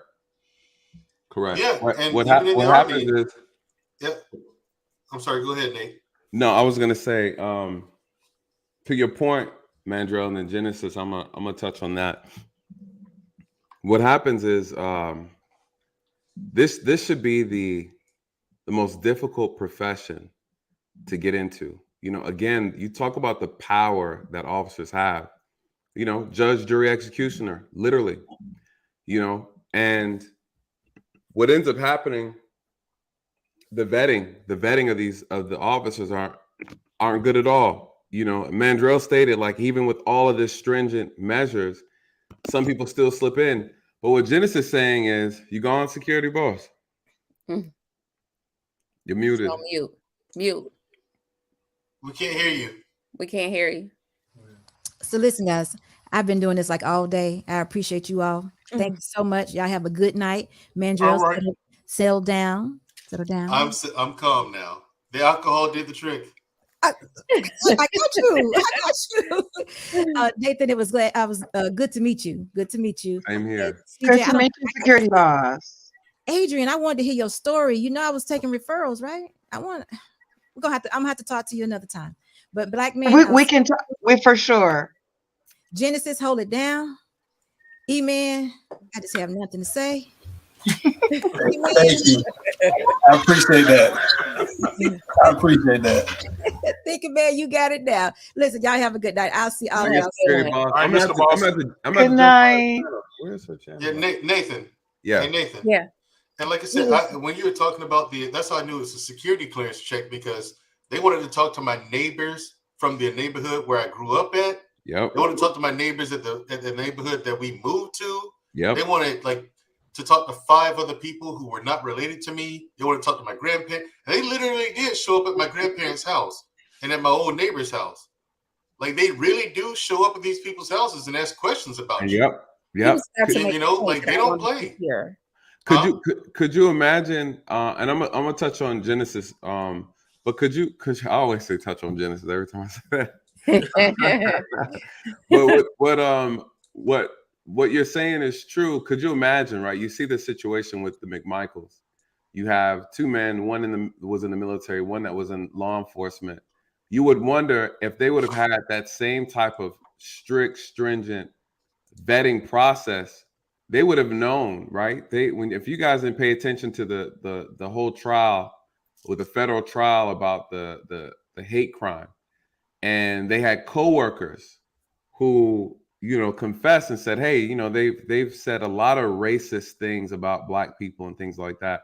You know, if they would have did their due diligence, hopefully we hope that they would have been able to weed them out, and they would have never been in those professions that they were in, those professions of power and influence. And so, but Nate, can we say that it's some people that have good character, kind of like in your story earlier, and just maybe their environment changed them?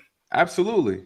I know, and this is the thing with I'm a link to Genesis, is that I know officers who started off with good intentions. You know, they had all the good intentions in the world, but they had poor, I would say, they were easily influenced, right? They became a victim of circumstance. They allowed themselves to be coerced, right? They allowed themselves they were weak-minded. They were easily influenced by crime or by opportunity. You know, I've had coworkers who are in prison now because they took some bribes or they took some money from a drug dealer in order to not take them to jail. I have coworkers who stole from drug dealers. Hey, they just. Hmm? No, go ahead. Nothing. Oh, I know officers who have stolen from drug dealers. Hey, they just invaded Ukraine and they're stopping people from getting their monies out the bank. I'm gonna head to the bank. Okay. Keep going, Nate. Yeah, so so basically, you have officers who get tempted, and so this is a test of one's character. You know what I mean? And it's one of those things that you have to be very mindful of in any position of power. You see this with doctors, you see this with nurses, lawyers, and so officers are no different. We're exposed to so much. And if you're not careful, I had a case one time, and this goes to what Genesis was talking about. I had a case one time where it was a house alarm, and went to the house.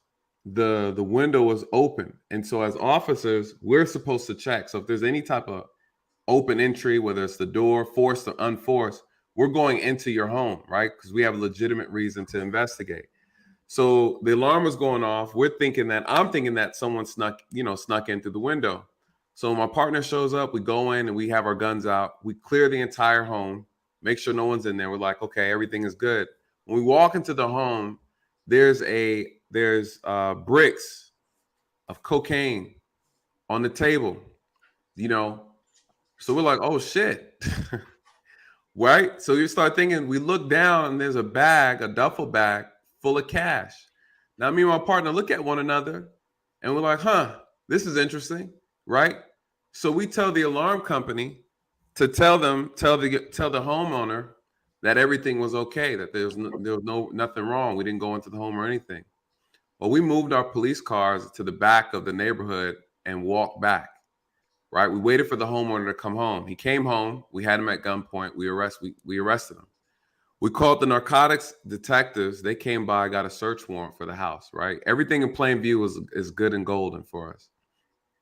Well, come to find out, he was a big time narcotics dealer, and he was just read up on his product, right? So when we turned all the drugs and the money in. Well, the narcotics investigator hit us up a week later and was like, hey, guess what happened with that case? I was like, yeah, what happened? He said, the guy who he was selling to, the guy who was exchanging the deal with were DEA agents, right?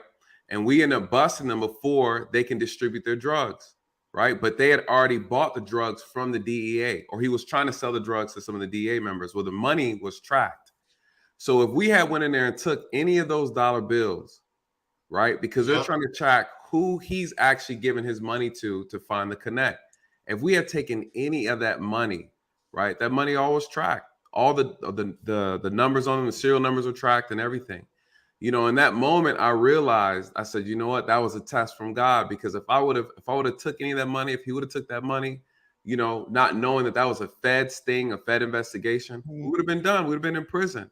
And it's always a reminder to me. I always remember that case. I never forget it, because we looked at the money and we laughed, but neither one of us took it, right?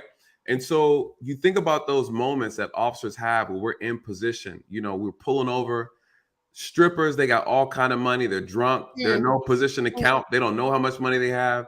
And you're like, well, she ain't gonna miss $500, right? It's a duffel bag full of money. These things test your character. I've had coworkers who went to prison for stealing lottery tickets from a gas station robbery. Damn. And so, again, these cameras catch you. You never know who's watching, and it's not worth it. So, Genesis, to your point, there's the power of leverage. You have people we talk about privilege and folks think it's skin color. No, it could be money. It could be status. It could be influence. It could be blackmail. You just never know. Privilege extends past a person's skin color. If you have the right type of leverage, you can circumvent around consequences and around the law. You know, if you're a celebrity, I've seen celebrities do it. I've seen celebrities' kids, you know, do it, get past a lot of crazy situations. You know, you get that. I got somebody in handcuffs, and I get that phone call from the police chief. Hey, you need to let him go. You know, and what do you do, right? Well, when is enough enough? Like in the scenario I'm talking about, like there were all kinds of charges from excessive force to other things where towns were paying out tons of money in settlements. Yep. But there's still no accountability. Like The only way to have accountability, who's responsible for the public servants, the people. True. And if the people aren't invested in what's going on, then nothing gets done. The people are in control. The people have forgotten that.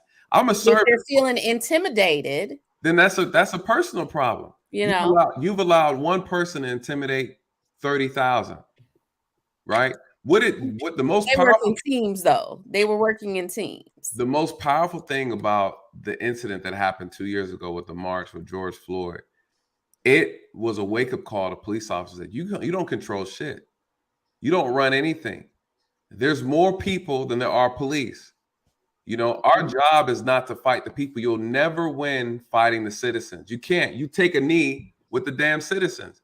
You don't block them from going to and from. If they want to destroy the city, that's what they want to do. You call the military, let the military handle that. The police should have never been used to try to fight the citizens. You know, and that's where it gets dangerous. Hold on, man. You saying that the police just let them destroy the city? I mean, because we just had a whole conversation about somebody just sitting back and not doing anything. Amen. The reason why, here's the thing. The reason why, and Nate just said it. There are far more citizens than there are police officers. Right. You got 10 police officers fighting 1,100 people. Right. The whole incident is about police brutality already. People are ready to attack police officers already. You're going to send police officers out there? No, you send the National Guard. That was intentional. Let me ask E-Man a question. If you got 15 officers in your area and they're protesting, and you got people that's lined up in the street from side of the street to side of the street, and it's like 1,000, maybe 500 to 1,000 people, and it's 15 of y'all, you gonna stand there and defend that target? Yeah, I think police or that auto zone. You gonna defend it? I think police got more control than what y'all think. No, they don't. I get it. I get what you're saying. You saying let the people do what they want to do. You can't stop it. Yeah, how are you going to stop that many people from burning those buildings? That's Look what happened in Minnesota. E-Man, you have to be lawful about this. In Minnesota, they went in the police station. In Minnesota, they went in the police station and burned it up from the inside out. Because they burned the whole police station down. Right, because here's the problem. The only way you can stop citizens is you'd have to shoot them. Yep. Right. And we know what would happen then. Yeah. Oh, yeah. So that you can't, that's civil war. And what happens is the whole purpose of that event that went on 2 years ago was to create more divide between the police and the community. That was all purposely, it was designed that way, and the police fell for it, right? And all it did was create more animosity. It set the stage for civil war. It set the stage for division. And it was purposely done because once you have a citizenry that no longer trusts government, you have chaos, and allows the government and it forces the government to bring in the National Guard, to bring in the military. Now you have martial law, right? Because now the governor, the mayor can now justify using a stronger force to address the citizen, right? To suppress the citizens. And so, you know, it's all purposely done. And ultimately, honestly, the citizens need to be backing the police because actually the police are the last line of defense from an out of control tyrannical government, right? Because again, who's defending the people? It's the police. So what do you want to do when you want to kind of start changing society? You get the citizens to go against law enforcement. Now, what do you have in this country now? You have officers quitting their jobs, right? Because they don't want to deal with the people. Now then where's the first line of defense? Where's the first line of defense? So again, this is all because I'm going to tell you what they're trying to do because I see it. It's so obvious. The crime is starting to go through the roof. they're going to issue a new crime bill. Everybody's now going to be tough. We need to be tough on crime. Now, mind you, who's it going to impact? It's going to impact the Black community because we're the ones that are out of control with this crime. They're going to bring the hammer down on our community. It's going to be justified because the people who are complaining about it are the ones that look like us and look like them. We are going in these people's communities and we're tearing their shit up. We're killing each other at a high volume. We're, just the other day, they six Black men walked into a store and stole almost like $70K worth of stuff. All these flash and grab, type of robberies and things like that are going on. You look at the city of Atlanta's off the chain. Chicago is off the chain. Yep, and I'm in Memphis, so I'm seeing it. They just had an incident where a truck was bagged into. They bagged the truck into a clothing store and stole $80,000 worth of clothes and stuff. Exactly, man. It's just out of nowhere. Exactly. You saw what they did in California, where they're hijacking the damn trains, the FedEx trains, coming through California. You guys, what they are I was doing? talking about hitting the freight to it. We were that's a known thing. But this is the problem. See, the only way the United States can be destroyed, in my opinion, is within. I don't think nobody from outside can destroy us. But that's what we're describing. That's what he's describing, man. I get what you're saying. So the biggest thing that I'm trying to say is this right here, is that so here in Washington, right? So in Washington, the police just said we had a situation. We had a situation where a guy was breaking into a building, and he was just doing whatever he want. And the police said they're not coming. They said call us when somebody gets shot, or call us when this happened. And I don't think people really understand what that's going to do, because if police stop responding, then we're in a worse situation than it is. So I don't know. I think that we can't just say that we're going to justify bad behavior just because of the numbers are outnumbered, and that's kind of what I was saying. And this is something what I said. Hold on. There was something I said a few months back when I said the Black community is being divided. There are certain group of people don't want to associate with the negative part of the Black community. They rather create a new Black community. The way you have what they call the brain drain. Their intellect are moving away from these communities because they feel like if they stay with these people, when these things about to happen, they will fall in the mix. I've seen it for a mile away for years, and it's not new to me. It is common sense. If you don't understand history is repeating itself in a way that if you don't do your homework, you get caught up in the mix. This is why I say within the Black community, some people are not united. Certain group of people are keeping themselves distant from the rest for that same purpose. What Nathan is talking about, I've seen it a mile away. It's happening. Problem is, certain people are making a move to remove themselves from that environment, from that area, so that when that thing comes down, then I'll be a part of that group of people. You may not like it, but you gotta face reality. Either you like it or you don't. It is what it is. I got something to say, but I know Thinking Man got to go. Go ahead, Thinking Man. No, just just listening to you guys talk. Everybody's making logical points, and I don't see this thing resolving itself ever. It will never resolve itself. It's like trying to create a peaceful world. We're just a microcosm of a macro issue in human nature. It's not gonna be resolved, because like what Genesis was hitting on, you have to think like what would allow a person that is, basically being a criminal behind the curtain, what would allow him to ascend into the ranks? There is something internal within that system that's allowing it. And from my experience in different corporations and all this different stuff, there's a yin and yang to everything. There are good and bad people, no matter where you are. Like Mandrell was saying, even through the most stringent of processes, if they still are able to get through. But then he was like, well, that environment may possibly turn certain individuals. And Nathan said, man, that is possible. People go into it and they're weak-minded and they turn. You see what I'm saying? So it's so many different moving pieces. Just listening to you guys, talk about this, man. To be honest with you, this is one of those things where I don't think there will ever really be a solution, because I was thinking even earlier when Nathan was talking about, black men or people from that community becoming police officers. There are black men who know the history of policing as far as slave catching and stuff like that. This thing is so pervasive that it's a negative connotation associated with policing that some of the young individuals that don't read are not aware of. But when the way that information is passed down is F the police or calling them pigs or whatever like that. That thought process came from something else at its origin.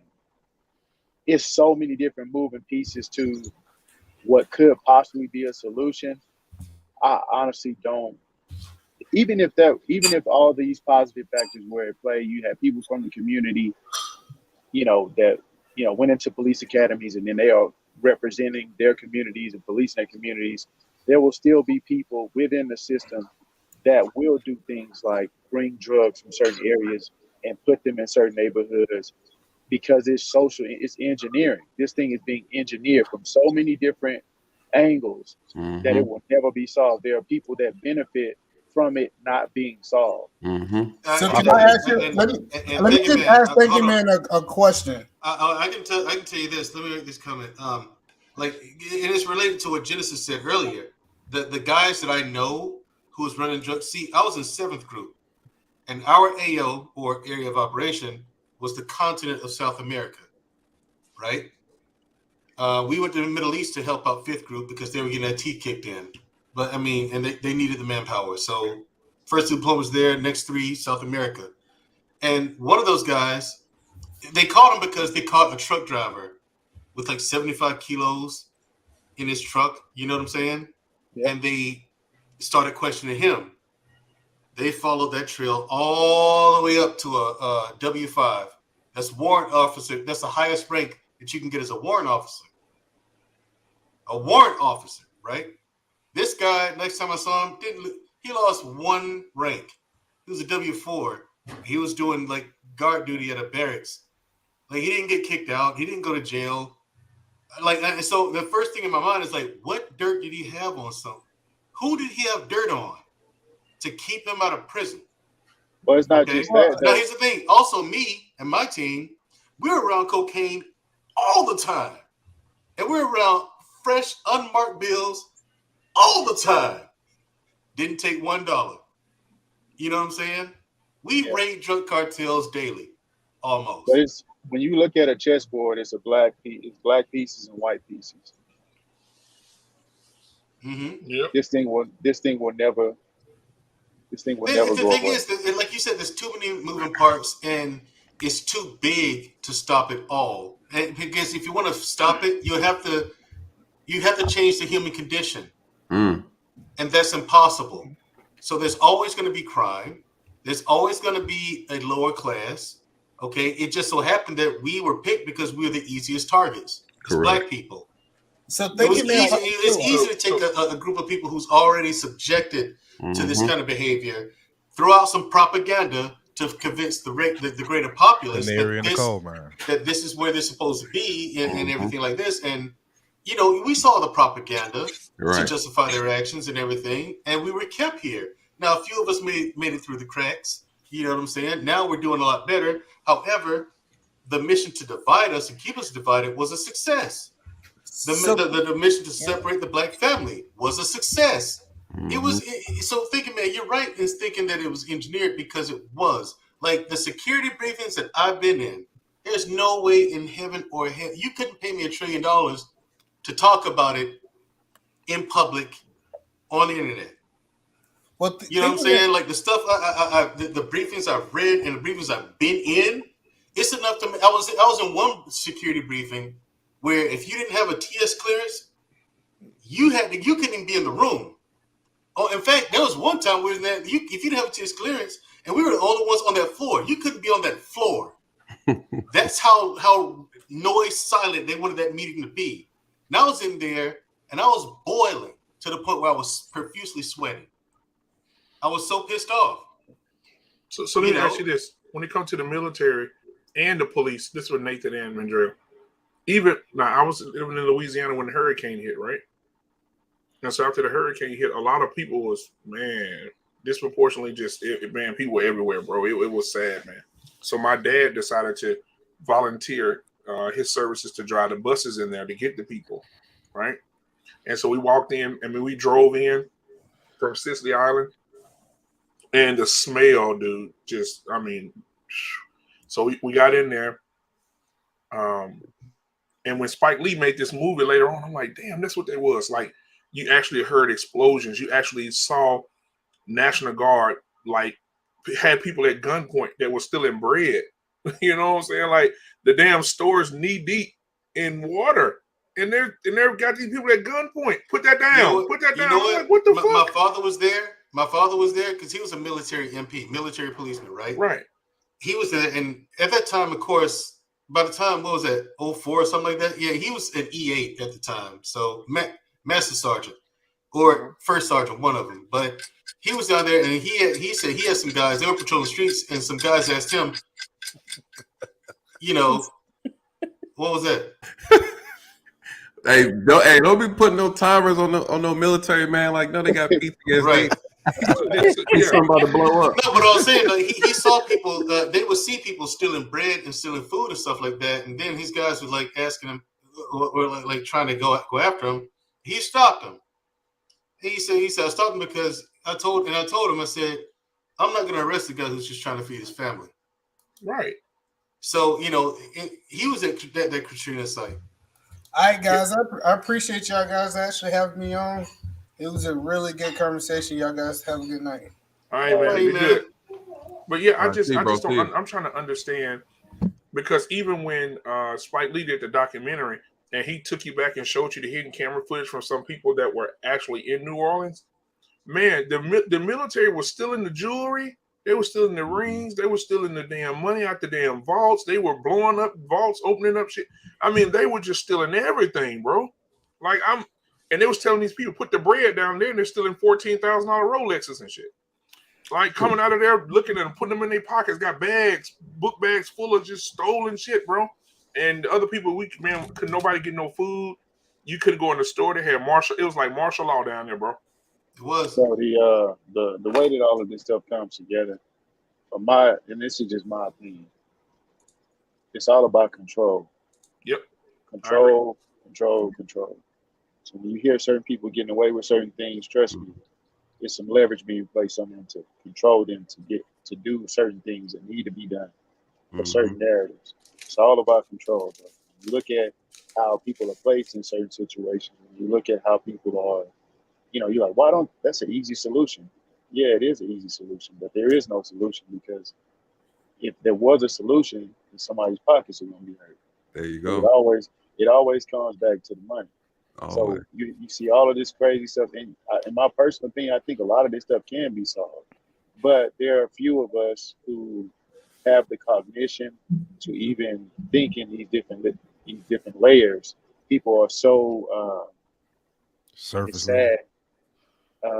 People are, they don't have time to read or to think or to wonder. I ask some people, when's the last time you were at a standstill and you just looked up at the sky and just thought and wondered and imagined?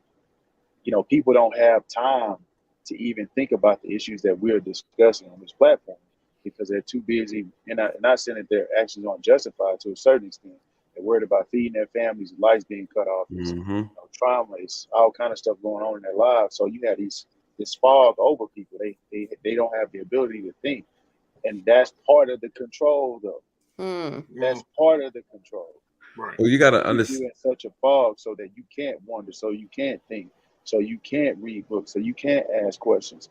You don't have time to show up to a PTA meeting. That's just on the school level. Right. So are you going to show up to, town hall meetings and ask questions? Do you know the name of your chief of police? Do you know, like what his politics are, what his thought processes are? How are you voting? Are you voting locally? Or are you just voting in presidential elections? All of these different things, the goal is control. And that's what I'm saying. I don't think that, even social media is a form of control. You know what I mean? Like it's this thing to draw attention away from the real problem. The thing a lot of people don't realize is that, to your point, there's a way to solve all of these issues. And what you were saying earlier is, no, you'll never get rid of all the problems. But I think and everybody knows that you have a conversation about world hunger and homelessness. Like you'll never get rid of it, but there's no reason why it's this bad, right? You could significantly reduce a lot of the issues that we have in this country, but people don't want to do it. And I always say it's one of those things where if it makes sense, then it doesn't make dollars, right? And that's really, at the end of the day, how you connect the dots. So how do you solve it? You know, when I'm sitting down, because I've put together a plan for police reform that I plan on putting out there, discussing, and you know, for agents, different departments and agencies to adapt and change the way they've been doing things. You know, because we really have to reimagine policing in this country, and it's not difficult. But the problem is, the biggest problem is, in my opinion, to your point, thinking man, is that if you fix the problem, people are going to be out of money. So then the reality is this situation that's going on in our country, it's like a big Rubik's Cube, right? Yeah.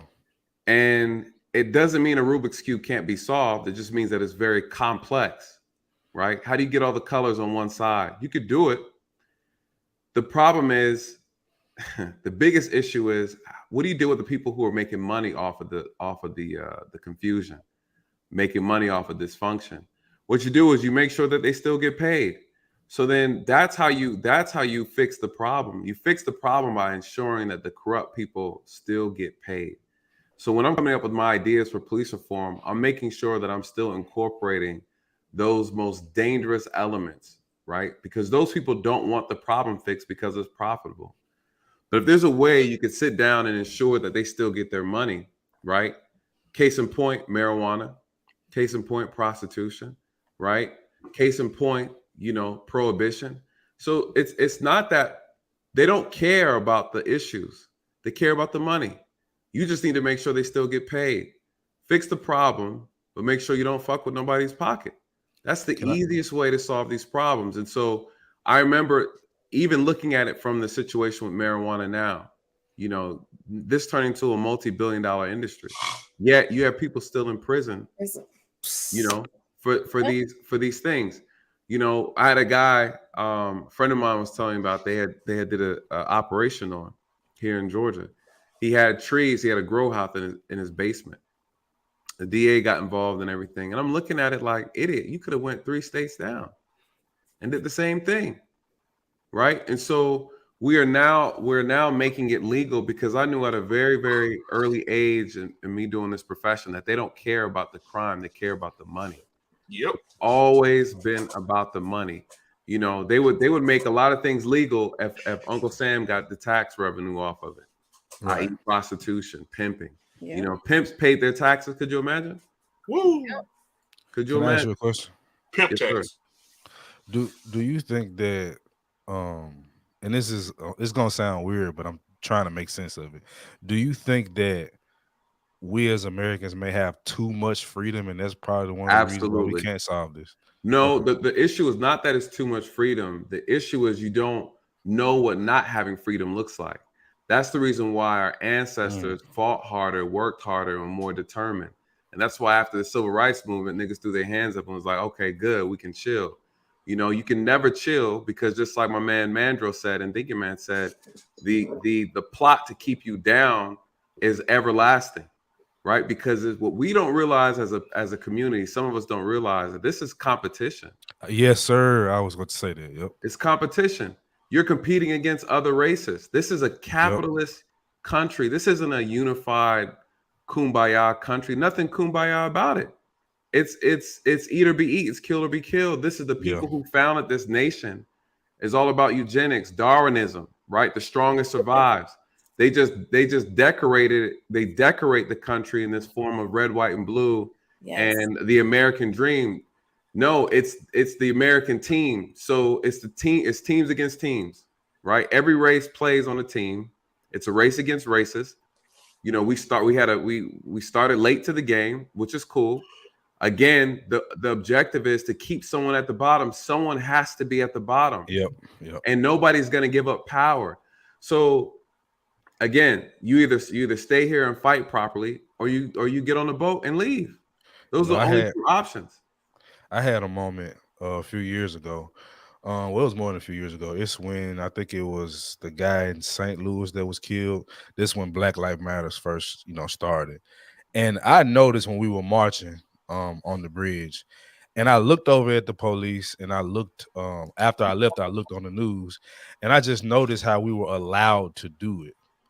And it made me feel like we're not really making a difference like we think we are. Like, they're allowing us to do it. And then I do more research and understand who George Soros is and understand how these people profit off of us protesting and being enraged. And it's like, we're missing the point. Like, they're selling us victim narrative.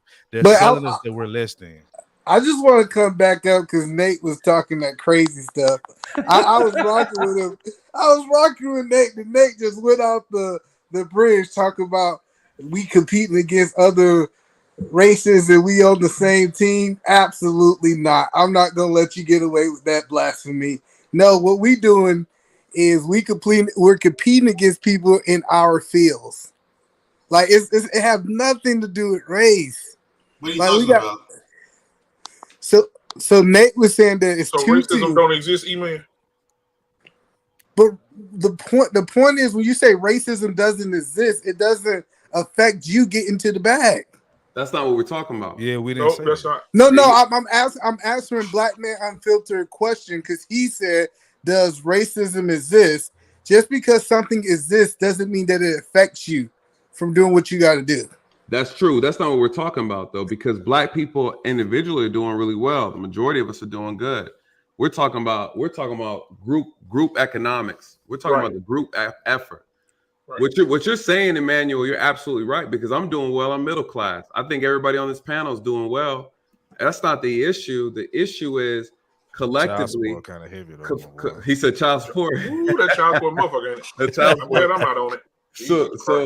So the issue is there's two powers. There's individual power, and then there's group power. We don't have group power, meaning because we do. We don't have no power, E-Man. Come on. That's not true. Hold on. What super PACs we got? Let me tell you why we got power. The reason we got power is because I can get Thinking Man podcast. I can get Anton Daniels. I can get a group of people who's getting to the bag, and I can accomplish a goal. My power is my network. No, it's not. Not in any sense that matters, E-Man. In any sense that, in any way that matters, we have no power. In fact, that's not true. Hold on. In fact, in the arenas where it really matters, we're not even thought about. We're not even present. Right. We're not even thought about. They don't think about us at all. In any arena that matters. They don't. You're wrong. And this is not a victim narrative. I don't know how it works in y'all world. Maybe it's because it's y'all world, but I control everything in my world. And we keep saying Black people don't got. What he's saying is you control everything at our level with yourself. There are things that are higher than what you're even talking about. Right. But why do we focus Black people on stuff that doesn't really affect us? Because it does. It does impact you, bro. It's not a victim. It's not a victim narrative. We're talking about the current condition. We're not saying, see, the victim narratives, we're saying what we cannot do. We are capable of doing more than what we are doing now. We have the resources, we have the money, we have the finances, we have the ability, we have the knowledge, we have the people. What you're saying, E-Man, you're absolutely right. We can network, but what ends up happening is we have a lot of brothers and sisters who are very successful. They're in the upper middle class to high class, whatever class they're in. Right, they're very successful. We break away individually and we stay in our own little bubbles as we become successful. The NBA is a perfect example. They are. You got plenty of millionaires that they separate and do their own thing versus coming together on certain ideas. That happens in every race. We can't afford it. We can't afford it. See. The point that I'm trying to make is this right here is that we look at Bill Gates. Bill Gates is not hanging around people that's not in his class.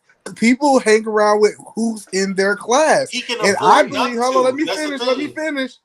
I believe this right here is that we need to create networks that's not based on color, but it's on ethics and integrity, because the most influential people in my network is not black. And so that's the biggest point is, and if I can control my whole narrative and I'm not being impacted by the thing at the micro level, then in reality, I need to focus on the stuff that I can control instead of worrying about the rest of the world.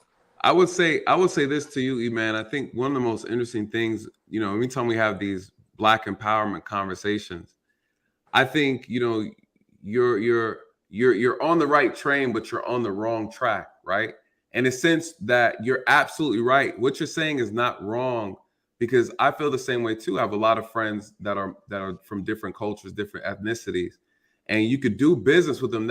We're talking on a macro level, right? We're talking on a macro level, not micro, right? And again, the reality is every group has a very strong bond, a very strong foundation. So yes, they'll do business with you. We're not saying that they're wrong. We're not saying that they're racist. We're not saying there's an issue with that. We're saying when it's all said and done, people will go to the respective sides.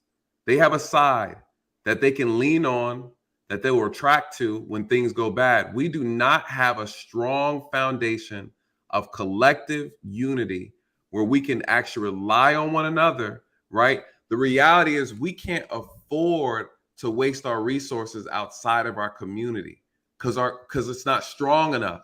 When people tell us, it's the same conversation we have when people who date outside the race, right? People say, oh, everybody does it. True, but our community can't afford to do it because we're so fractured, right? So every community can lend about 2% of their population out to date whoever they want to date outside their race. The Black community cannot afford to do it because we can't afford to have all of our top earners out marrying white women and white men and things of that nature. And I'm not even against it. I think it's beautiful. But real That's Nate, not the point I say about the brain hold on, I drain. want to respond to that. Real Nate, and that's the problem I have with the argument. The problem I have with the argument is you have a whole bunch of people trying to tell people how they supposed to move because of the color of their skin. Hey, because you're Black, you don't supposed to date outside your race. Because you're Black, you don't supposed to spend money outside only in your community. And if we as people can't realize that that's a problem, that we're trying to dictate how people move because of the color of their skin, I think that's the problem. No, I think what you're saying, bro, but you gotta I think you're talking about legacy, bro. The problem is you're not wrong, E-Man. What we're saying is this is what I'm saying, and this is what a lot of people are saying. And I feel like I can explain it well. The idea is that we need to repair the damage first before we come out here and play with other people, right? Because again, the issue is we're talking about a fractured community, a fractured group of people who need to rebuild, who need to heal before they come out here and start doing everything that we think, trying to do what other groups are trying to do.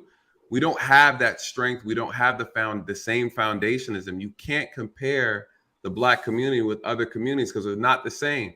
They're absolutely not the same.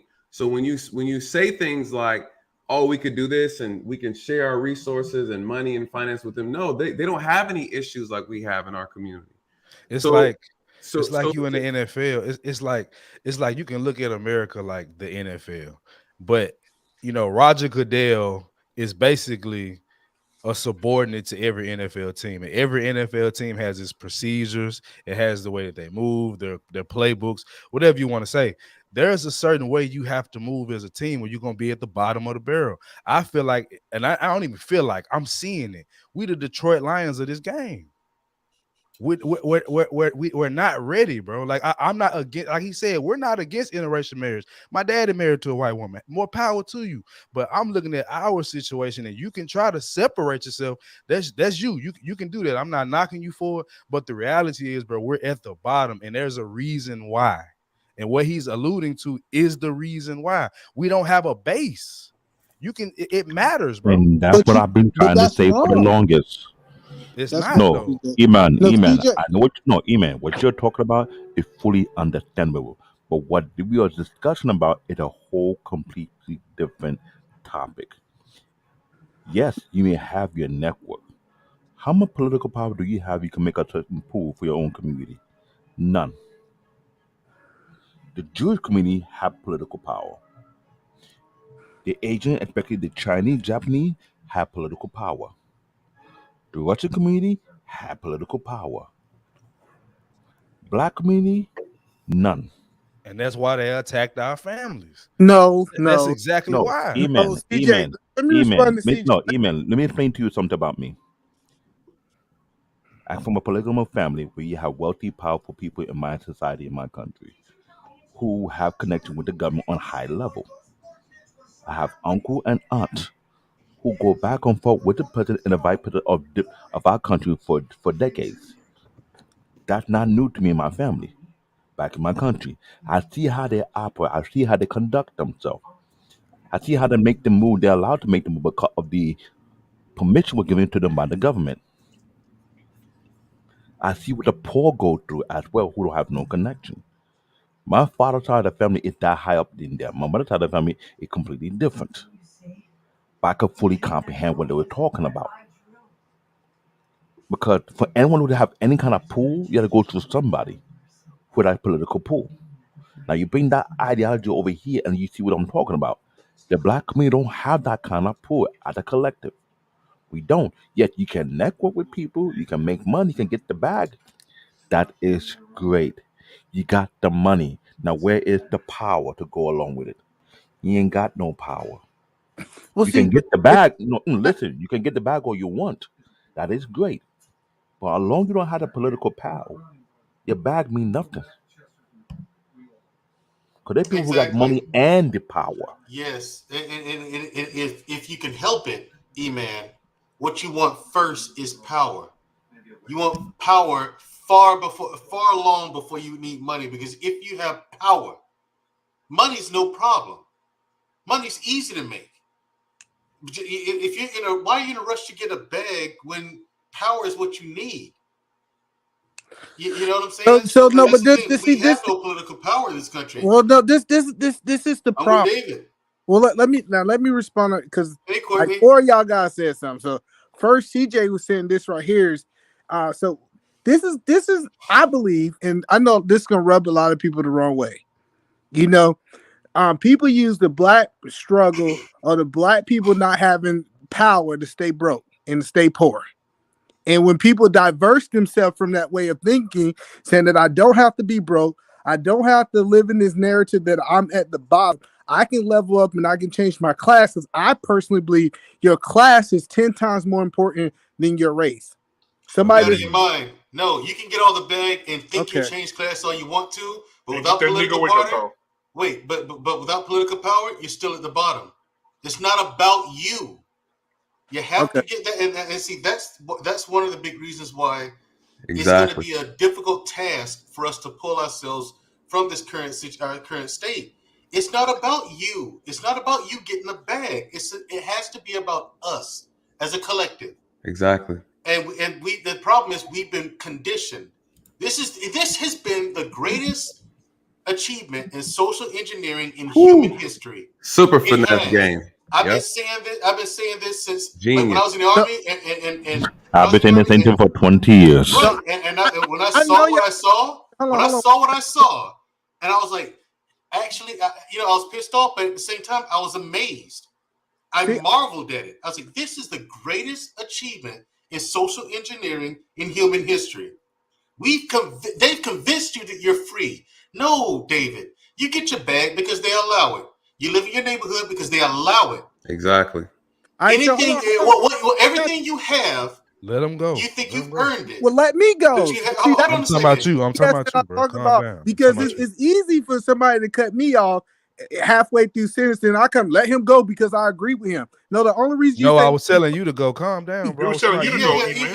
E-Man, he was telling me to let you go. Go ahead, E-Man.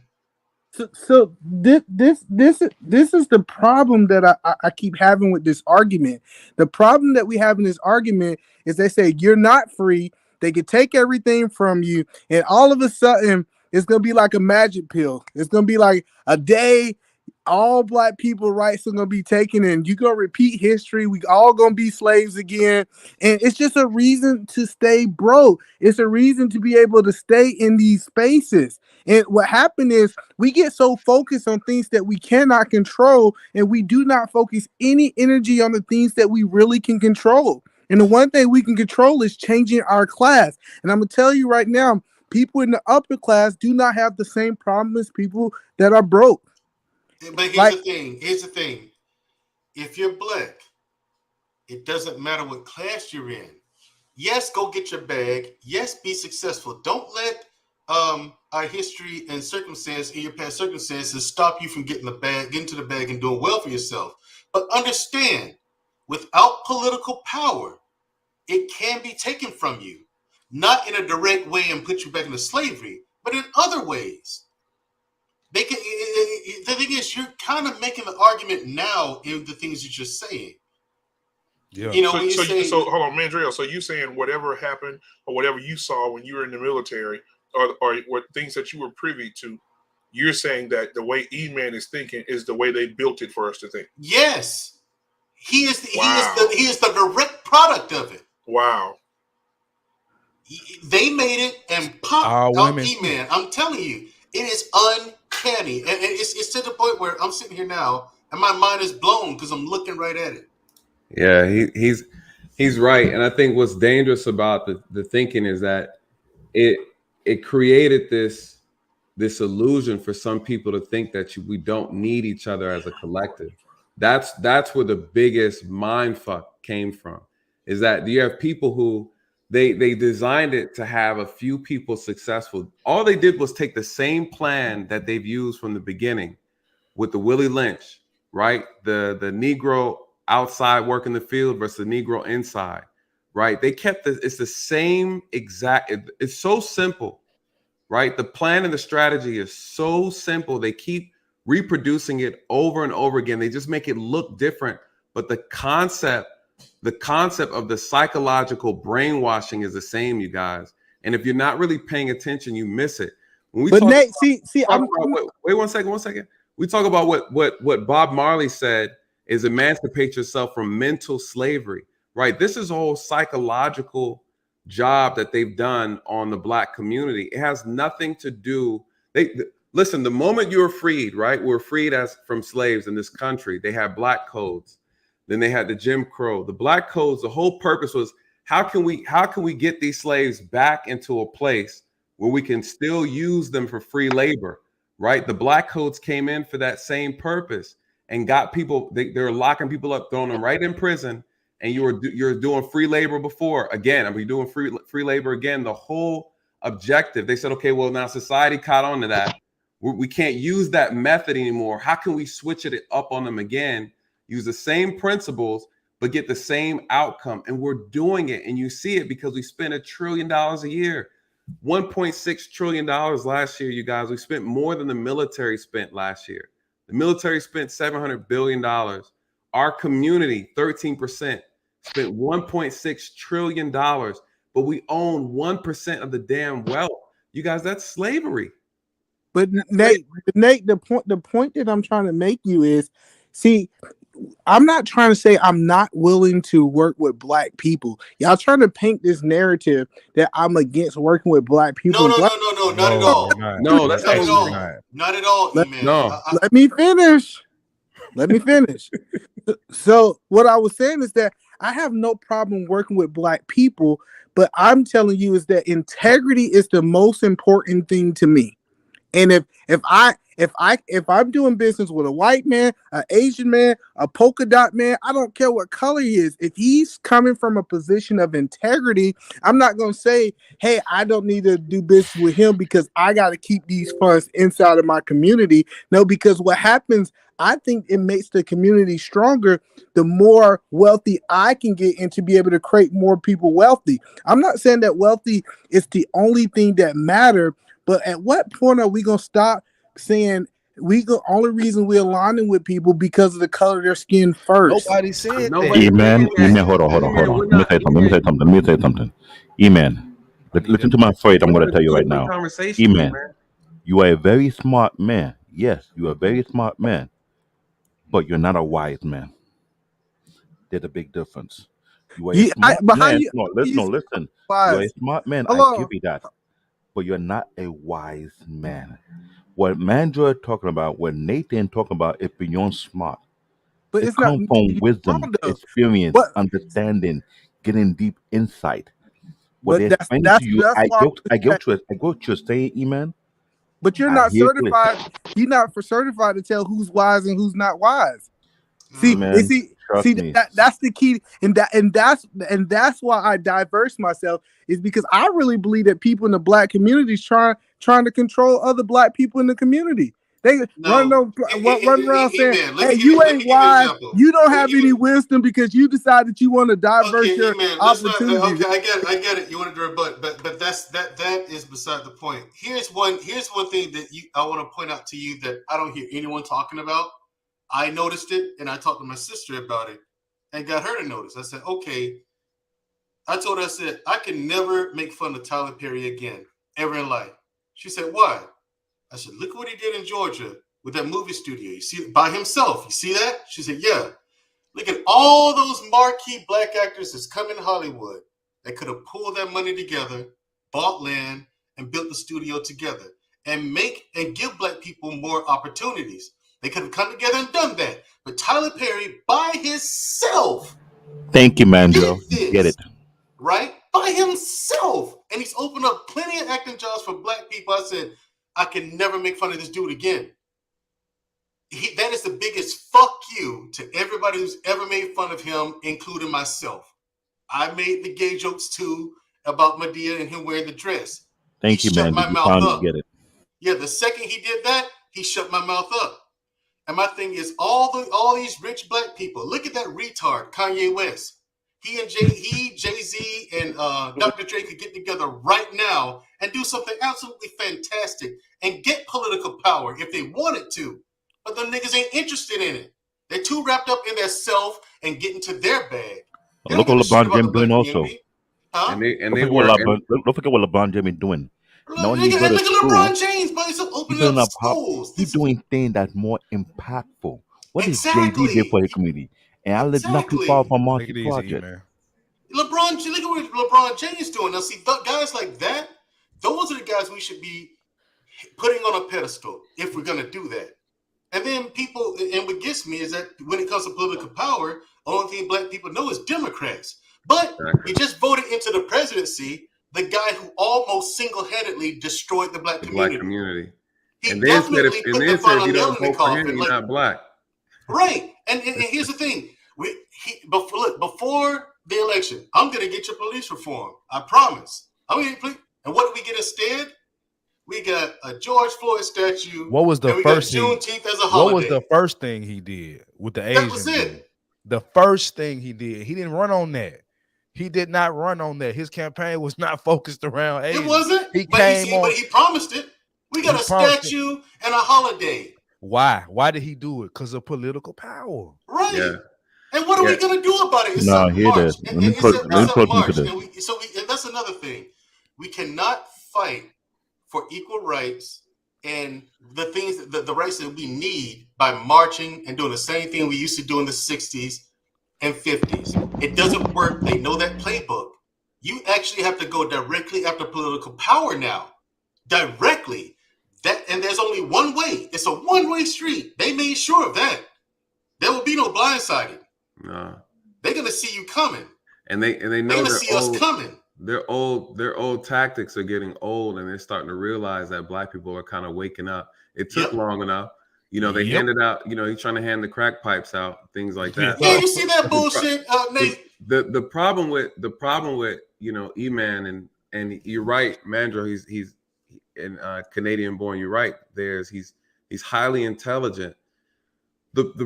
What he's saying is not wrong on what he's talking about, but we're not talking about the same things, right? Exactly. He's talking about something really specific and something different. We are having a different conversation than what he's talking about. So there's no disrespect to E-Man, but we're focused on a higher conscious of a conversation in regards to what the issue is and how the issue needs to be And solved. Nathan, I'm glad you said. Let me give you a perfect example. Look at Ghana, for example. In 2011, 2012, do you know more than 6,000 Americans have left the country and moved to Ghana and nobody know about it? Because we're Yep. properly documented. That's number one. Number two, not only they assimilated, they will help them build the country from ground up. Yep. Number They're three, buying land. Yep. not only buying land, they're building business, they're building all kind of things that will make it even better. Number four, I'm from Nigeria. The Ghana International Airport look almost identical to the American airport. And my country airport still look like crap to this very day. Number five, they told France in their face, so you have been stealing our money for many decades, for many centuries, and put it in your bank, but give back to us loan, that's gonna stop. They did that in front of the face of the new president of the France at that time. So guess what? They get their money back. Number six, they stopped them from collecting cocoa. You know, for many decades, they collect cocoa from Ghana and take it outside to the refinery. They say never again. If you want cocoa, you get it from our refinery starting forward. The job go to our people. Yep. That That's not a guy bag. and That's the not a president of Ghana, bag. if you That's notice something about power. the president of Ghana, if you noted, he was a former warlord. If you did your homework. William Martin interview when he came to the U.S.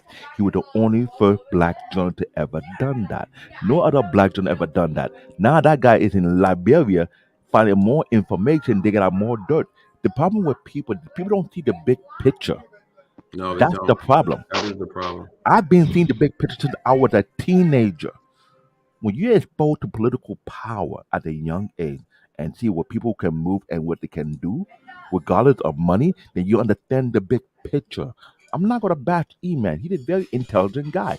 I give him that. But what I said was totally correct. He's intelligent, but he's not wise. Smart and wisdom are not the same. People need to understand that. If you look it up in the dictionary, look at intelligent and look at smart and look at wisdom, you will find out Right. they are not the same No, they're exact not. thing. This is why, as an African, we look at things much differently. We have our elder give us so many parables. It's meant to jot your intelligence and move it out to the way and put wisdom more so you can see the bigger picture of what's really going on. I've been see the big picture, but then that got me crazy is that people don't realize how divided you really are. Why you think the immigrant divide themselves from the African American for that purpose? No one ever asked that question. Why you have so many Easter egg in the Black Panther movie and people don't catch on to that? Know what I mean? Like, come on. This is And they're talking about we just talking. We gotta talk. Like I can't stand when people say, "Well, we just want to talk about." Yeah, we gotta do both though, because people don't understand, bro. No, you're right. Well, I think just listening to you guys, I think that what E-Man saying, he's focused on the bag, and much respect to everybody on the panel, E-Man as well. There's a difference between when you start talking about class, when you're talking about social class versus economic class. And I think sometimes you get them confused because it can all they go hand in hand. Economics plays a role, politics plays a role, all of this thing plays a role. I don't think E-Man is completely wrong. I just think that it's a step. Not at all. Right? Not at all. It's a step. It's in the right direction as far as focusing on, gaining, wealth, that kind of thing. But that's not the conversation we were having, though. Not to cut you off, thinking, man. But that what he was focused on was nowhere near what the conversation is about. What E-Man is talking about is how to handle business effectively and efficiently. Right. As a business owner, being black, you work with people with integrity. Cool, absolutely correct. You put yourself in a position to earn the money. You put yourself in a position so you can create more jobs. He's thinking from a businessman's perspective. We're thinking from a dying out race that's on life support. What do we need to do as a community, right? And so, if collectively you have to shift the thought. So I just wanted to chime in on that, thinking, man. And it's to cool. I that think point, it's, we I get think into they the both go bag, hand bro. in hand. My bad. They both go hand in hand, is what I'm saying. We So, gotta get the bag. Yeah, right. And to your point, thinking, man, and because I see a lot of people, some people are saying they're looking for resolutions. Here's the thing: there is no, the way it's set up, there is no one resolution. Like I told you, this is the greatest achievement in social engineering in human history. There are loads of things that we have to do and accomplish if we want to get from under this umbrella. You don't understand. We are an ant with Mount Everest on our back. That's just to give you perspective on how big this is and how difficult of a thing this is to accomplish, because we need political power. They made steps to make that extremely difficult. I'm not saying it's impossible, but when you start digging into how to fix the Black community, that's why a lot of people give up and go for the bag for themselves. They look at it, it's too hard. It's too hard. That's too much to do. There's too much. Not only is it too hard, it's hard, and it's a lot of it. Like a lot. And no one wants to. The biggest problem is no one wants the delayed gratification, right? No one wants to make the sacrifice, because technically, if we wanted to start, we'd have to start now with our generation, not reap any of the benefits of the sacrifice, so that 2 generations later can benefit from it, right? This is the biggest problem with our community. And that's the only way to work. People opt to get the bag on their own and take care of their own, because it's like, why should I sacrifice my shit so that someone, 100 years later can really benefit? I don't get to see any of that sacrifice. The problem is every other community operates under that principle. We are the only ones that want to live in the moment for ourselves. The only way, this is why the trick bag they created, this conundrum, is so genius, is because you have to be willing to die for self. You have to die. You have to let yourself go for somebody else. They know we're not going to be willing to do that. That is the only way to fix the problem. It is the ultimate trick bag. The bag is this: people want to go to heaven. Nobody wants to die to get there. That is the key to solving the Black community. Are you willing to die on the sword to fix the Black community? And what happens is we have a lot of amazing young men and women who think and have the ideology of E-Man. And he says this: you guys, I'm going to do it my way. I'm going to do it this way. I want to just do it for my family. I don't have time to deal with any other thing. However y'all get it, cool. It becomes an independent thing and not a group thing. And that is the problem. Again, no one wants to die on the sword. So here's the solution. The solution is we have to first fix families, right? And Courtney Michelle's in the chat. She's saying, what's the solution? The solution is, as we all know, you guys, the family is key. If we have to repair the Black family. Whoever has the, and my thing is this: we always like to push back on solutions. If we know family is everything, we know, first of all, in law enforcement, I look at what's being attacked, right? I'm an ultimate problem solver. So what do we look at? We look at what's being attacked. If you know what's being attacked, you know that's what the key is. That's what they're looking for, right? So then you go to protect what's being attacked. Families being attacked. Black men are being attacked. So those are the 2 key things that we need to protect, right? Our economics is being attacked. So we know what they want to destroy. That gives you, that's the open door right there to let you know what you need to go for. So families, we need to repair that, right? So if you can't repair families, you can't even start to fix the problem. Education is a problem. We don't educate our own people, right? We complain about the police. We don't want to do the job either. So again, everything comes down to us. Are we willing to do these things in order to start going in the right direction? That's key. And Thinking Man, I want to hear the rest of what you had to say. I know we all chimed in.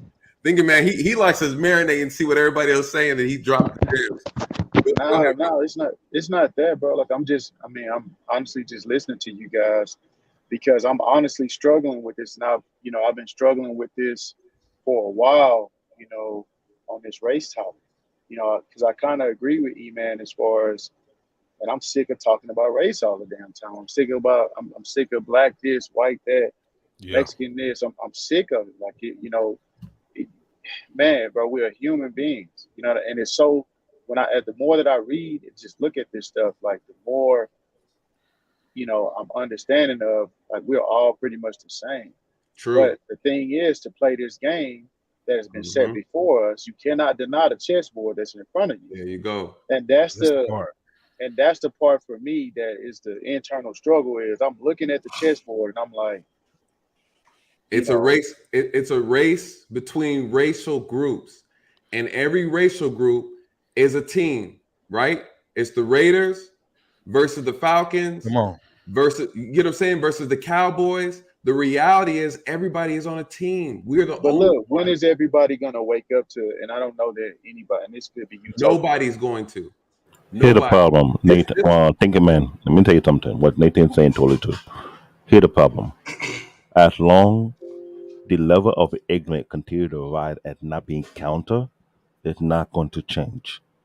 Because as I've talked about this thing for 20 years. When I say 20, I mean 20 years. I caught on to this for a long time. I've been having discussions. People think I'm just crazy. I'm not a crazy individual because I look at it this way. What's been going on since the early 70s, early 80s when black immigrants come to the country? What was the first thing was being going on? There was a division being made among black immigrant and African American. A first targeted African for the naked to the Caribbean. I live in New York City and I see this. It shocked me to the point where I was, what's the point of doing all this for? We're all the same skin color, but to these people are they not the same. So when you have all these different immigrant groups that creating their own community, their own infrastructure within, they were protecting their own first before they protect anybody else. Nigerian Yeah, will only protect Nigerians. but my only question. No, I get what you're saying. I'm just hear me out. Ghana will protect Ghanaians. People from Jamaica will like protect their own. But if it comes to an African American, you're not gonna see these groups want to step out and protect such people. They keep to themselves for the same reason. But look at the Latino group, look at the Asian group. They're united no matter who is the bad apple among themselves. They try and protect their own within as a collective, not at individual group. Within the black community, that's the way the problem is because there's too much ignorance, too much. I'm trying to find that exact word for it because I've been watching it for years as it played out in front of my face. I stick to the shadow. I'm like, when people going to realize this the game they want you to do and keep on playing. You're talking about you can keep tribalism. Bingo, Right? tribalism. So, and that's what I'm saying. There's different layers to this conversation, right? And like you were saying about wisdom, can we not operate outside of if we are understanding what the chessboard is as a collective of human beings, get away from race and pull in and galvanize. No, that's not gonna work. Like I said But, before. and I know, man, Dre, you have a worldly perspective, and I'm just asking. This is a question. I'm not saying that this is the solution. I'm just throwing it out there. Like, if we galvanize as human beings and get away from this race stuff, that will just naturally upend this whole thing. Yes. Absolutely. Yeah. Yes, absolutely. No doubt. Absolutely. Yep. But you got to remember too. Like I said, you got to remember too. Hold on, Mandro. Go ahead. Let me just 2 minutes. Thinking man. What you're saying is absolutely correct. Again, look at what the elites use, the tactics. Right. We have to understand the tactics and why those tactics were done in the first place. Even in the Bible, what happened? Right. The Tower of Babel. Right. Think about that. What was done? What was the tactic that was used? People were trying to build their way up to heaven. They wanted to go to God, right? So what did God say? Listen, now y'all clowns are crazy. I'm going to confuse your tongues and divide all of you.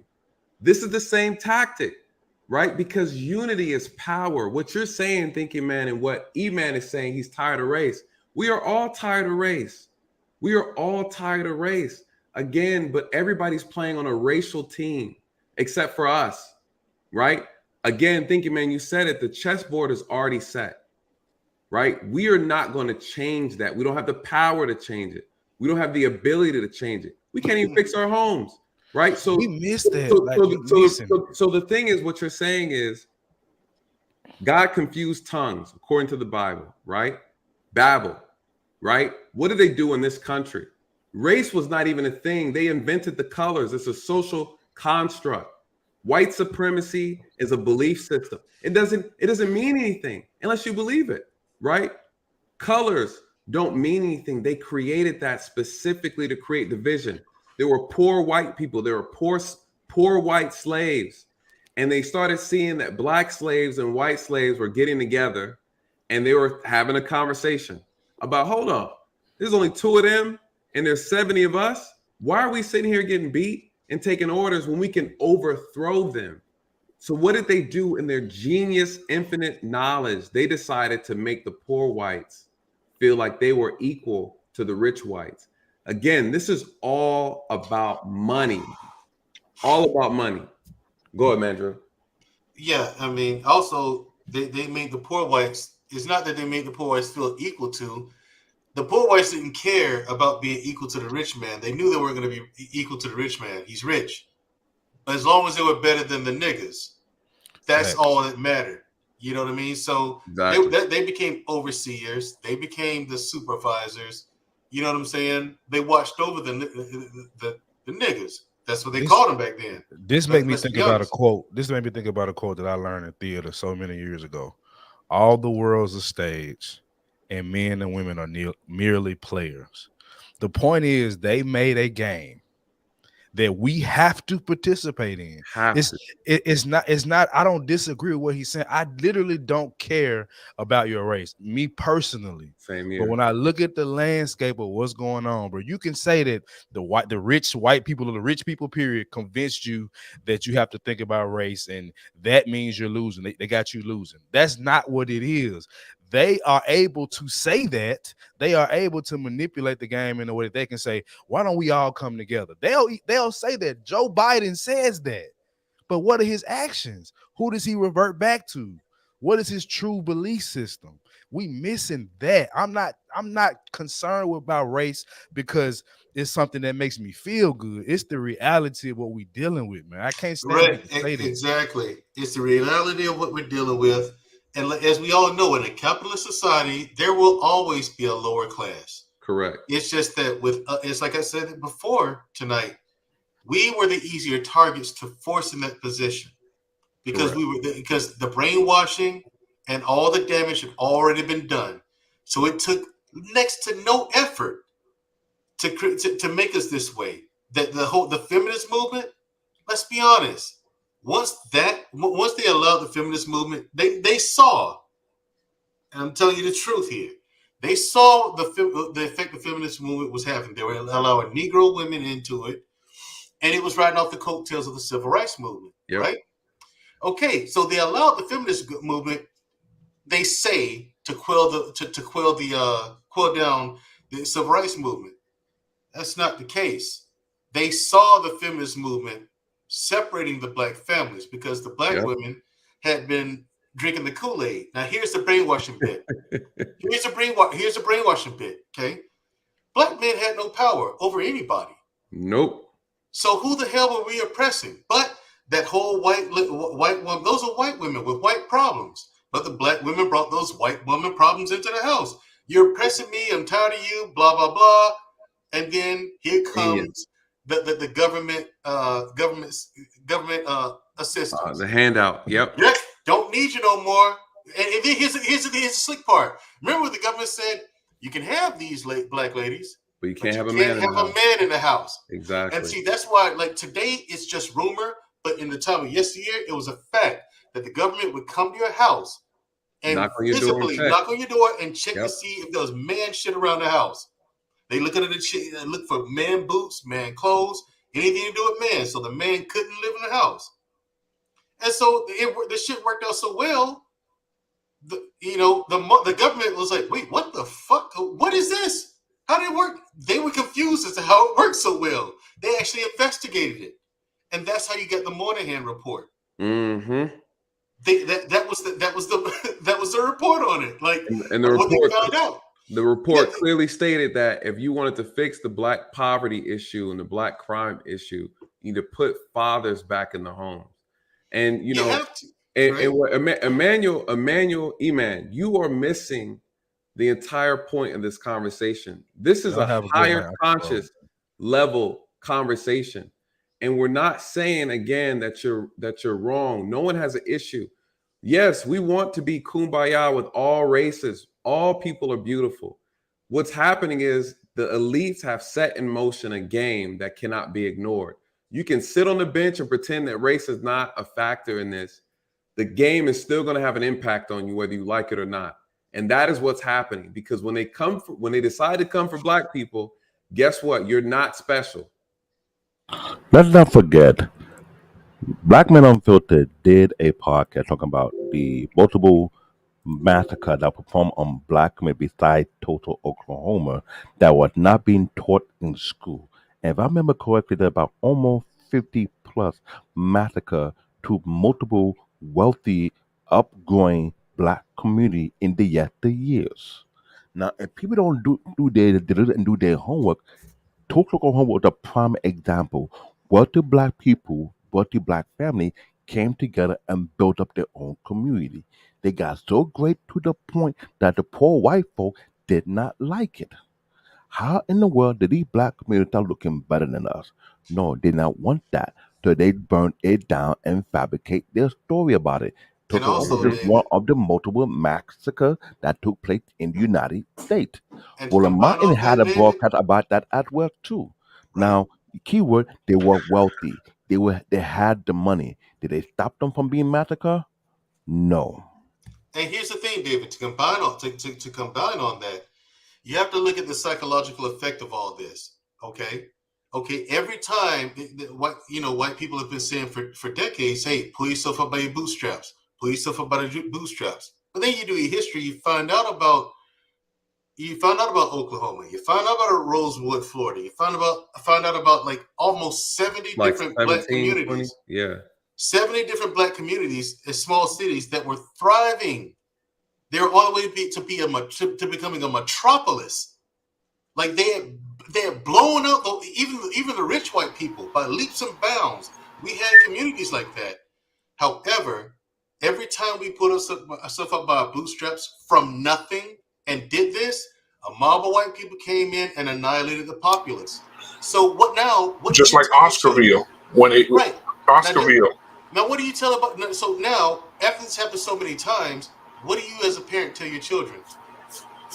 Well, and you don't want to get too successful, right? Because look at what happens every time we do. Well, I'm kind of looking at like I don't disagree. I'm just like I said, I'm just taking in information. Gotcha.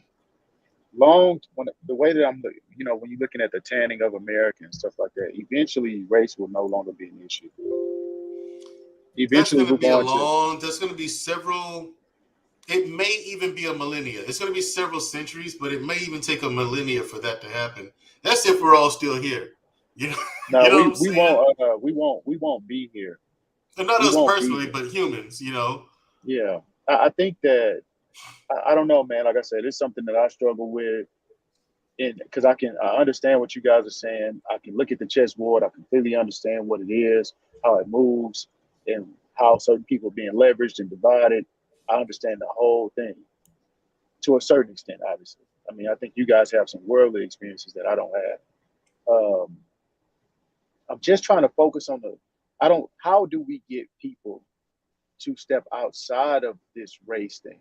That's what I'm more so looking at. And I know that might be utopian. But how do we get you can't? That's utopia. Race is an issue. It's not just America. Race is an issue worldwide. Okay, you go to the United Kingdom, it's not so much a big a deal, but the racism is there. Bigotry is as well. You go to Russia. You're a black man in Russia, dude. I mean, come on. You may as well be a UFO walking around the street. You go to Australia. And you're a black man.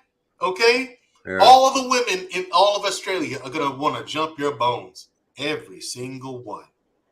Yeah, the thing is, you're a delicacy in Australia. When you go, it seems like a worldwide thing to push. Like I know that I'm not even gonna say it seems like I know that there's a worldwide effort to push us out, if that makes any sense, because of the color of our skin. I'm trying to figure out why that is. I think there's a deeper reason as to why that is. Because when you talk about it, Australia, what is it? The Aboriginals that they pushed out in Australia? Am I mistaken in that? I was reading that somewhere. Yeah, the Aborigines. The Aborigines were pushed back into the outback of Australia, and while the Australians, there's really about 4 major cities like Sydney, and you have others, but the Aborigines were pretty much pushed out so they could. Because remember, Australia was just a big prison. A big prison, basically. If you were a criminal, they just seal the British Empire would seal you to Australia, drop you off, and there you go. Listen, the Aborigines were already in the outback. Now, what happened is when the white man came over there, they assimilated the Aborigine woman by giving her housing and government assistance. So the women got tired of living in the bush, and they traded that in for housing and running water. And the Aborigines men didn't want any part of it. It was the same structure they did over here in the '60s when they gave the black woman government assistance, and you couldn't allow the black man in the home. So they did the same tactic over there. Shady It's boy. awful because I feel your pain. Thinking man, I feel your pain because this is something I want to. I want us to be past race, and I want us to just operate as a human species, as one. I really do want that. However, like you said, you cannot deny it.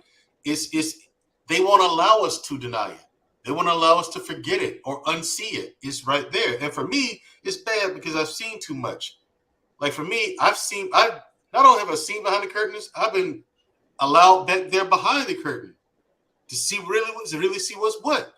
And when you see it, you're like it really is heartbreaking at the same time. But at the same time, it's heartbreaking. But at the same time, it's something It's to the marvel reality. at. It is the reality, but it's the like I said, reality. it's Thank you, something man, to Joe. marvel You at. finally get it. You finally get it. You're right. It it's is the reality. amazing. It really is amazing. What I happened almost is wonder if it's necessary too. I know that sounds counterintuitive. I It's almost not. wonder if it's It's not. necessary to keep the No, as a system of control. I don't know, man. It's just no. I mean, you got to have it's law and crazy, order. man. You got to have laws and orders and to protect the innocent from criminals, right? So that's cool. But to keep people at this level, no. it's sick, man. It's a sick game. It is a sick game because just no for matter a where few you people to stay on top. yeah, no matter where you go, there's always going to be some type of hierarchy, some structure, right? If we go to Africa today, we're all the same skin color. What you're going to realize, there's going to be tribes, there's going to be class, right? There's going to be colorism. There's always going to be some type of ism you're going to have to deal with. So you're never running away from it. In this country, they use race, but if they took race away, it's going to be classism, which is what the real issue is. It's a class issue. They just use race as a way to keep us fighting, like infighting, right? But the reality is they're using these tactics to keep themselves on top and keep those on the bottom. But at the end of the day, Nathan, you're totally correct about that. Going to Africa, it's only class and tribe. That's it, right? That's exactly what it is. Because no Class colors and there. tribe. So if you The send color's not a the bunch of issue, black folks, but here's the thing: in South Africa, Namibia, and the two other countries that have some issue with. For South Africa, they had an issue with Nigeria and they kicked them out. But the moment they saw the Chinese were doing things wrong, they kick out the Chinese. There are two other African countries did the same exact thing. When they found out these Chinese people coming in, they Right. can disrespect their home, they kicked them out. Yep, they did. The only country that took over, I'm not sure was it Namibia or something, whereby the government was so corrupt to the point that people cannot take it no more. Other African countries that neighboring them are speaking out about it. The guy who go around and talked about it most, who see every African country, his name is What Am I? He's on YouTube.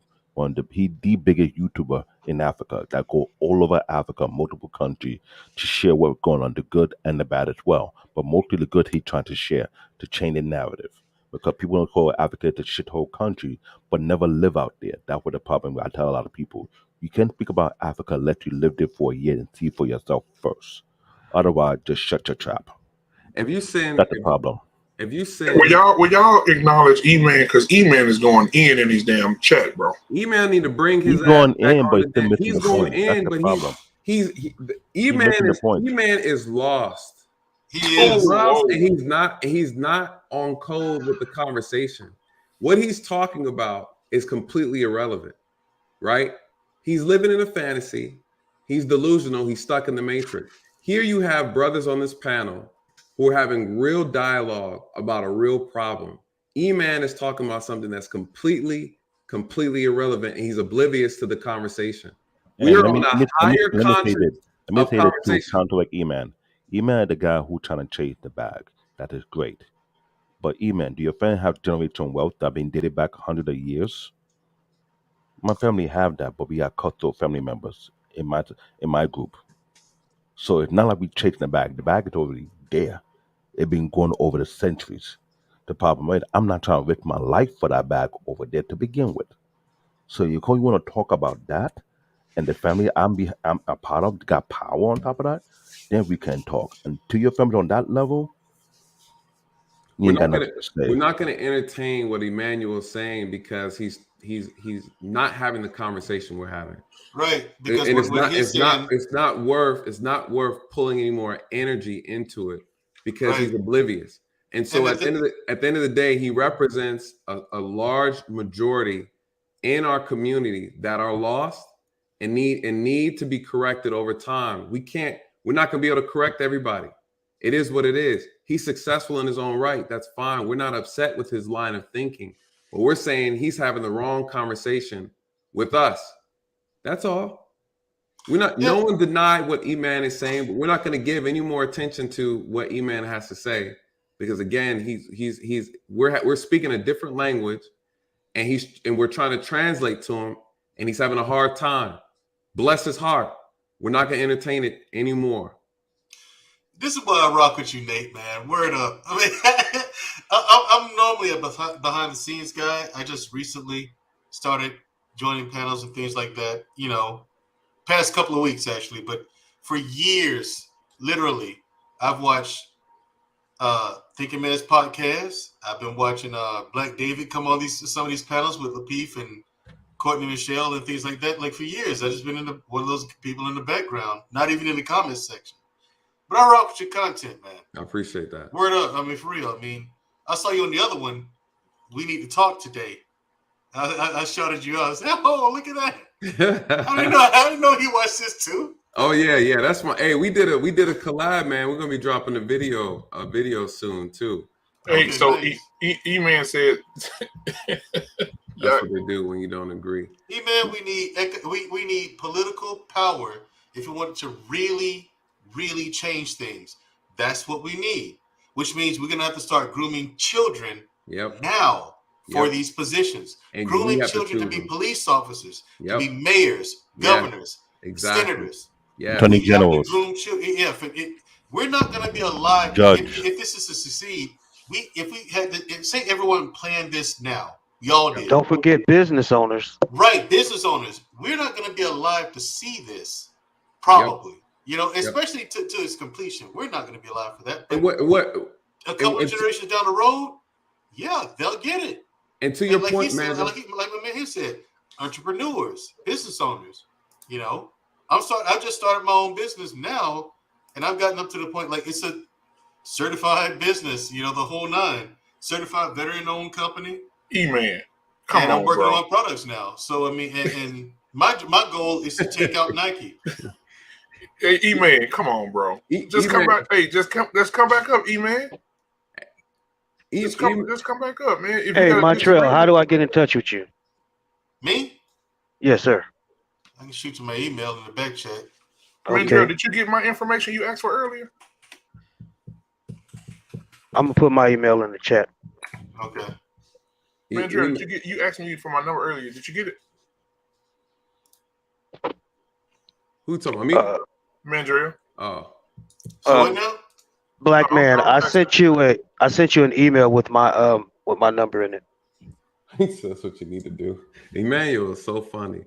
When that brother getting his feelings, boy, he transformed to something else. Black Man Unfiltered, you get my email I sent you, man. My channel, man, they are loving your content, bro. They loving your content. From that. Yeah, I got it, bro. Appreciate you, man. Bro. Man. I appreciate it, man. Yeah, that was a good look. Hey, boy, you was looking all cut up and swole on that damn thumbnail too, boy. I said, look at this dude, bro. What you got going on?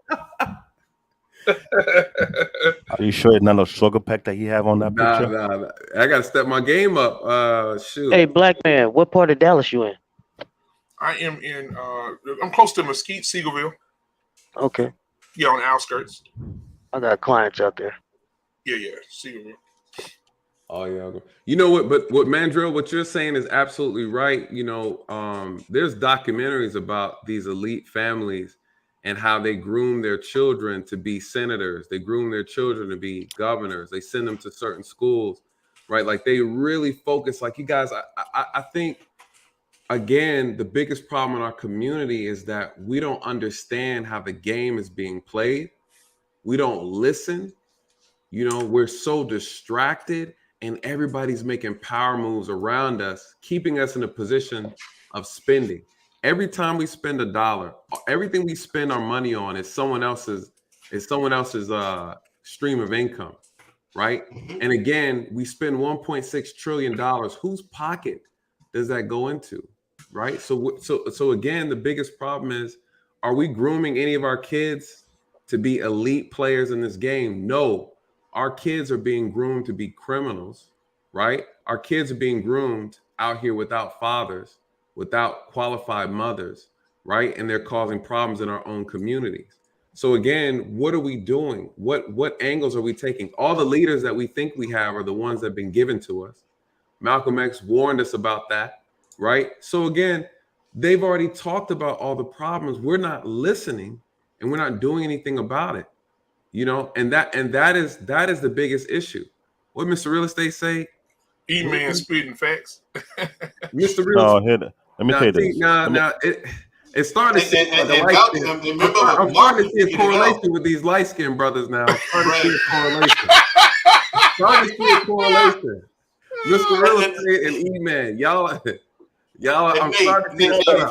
I don't think. Hey, Mr. Real Estate, you want to come up? Mr. Real Estate, come on. Hear this joke. I want you guys to understand this, guys. Liberia. You know the last 5 presidents from Liberia. Light skin privilege. Y'all think y'all can just separate from us and do your own thing. That's what it is. Hey guys, I want you guys to think about something. You know the last 5 presidents of Liberia actually came out from the American community. They're Liberians, yes. They grew up here in the U.S., yes. They left here to go back to their country to take power. Now, one person in the last 5 presidency in Liberia was actually born and groomed in Liberia, but it came out from here. Did everybody know about that one before? What kind of political move was that to begin with? Think about that. Because what Nathan talking about, like I've been seeing it's a political game that's been going on. Yes, you can chase your money, you can chase the bag. But if you don't have the political power to make such move, your money mean nothing. 9 times out of 10, people with political power get money from the wealthy and rich to use what they needed from them. That is exactly what it is. Yes, you may have the bag, yes. But guess what? When a person with power come along, they'll make you invest in their campaign. They'll make you invest in their movement one way or the other. It's your choice. Either do it the easy way or the hard way. That is normal.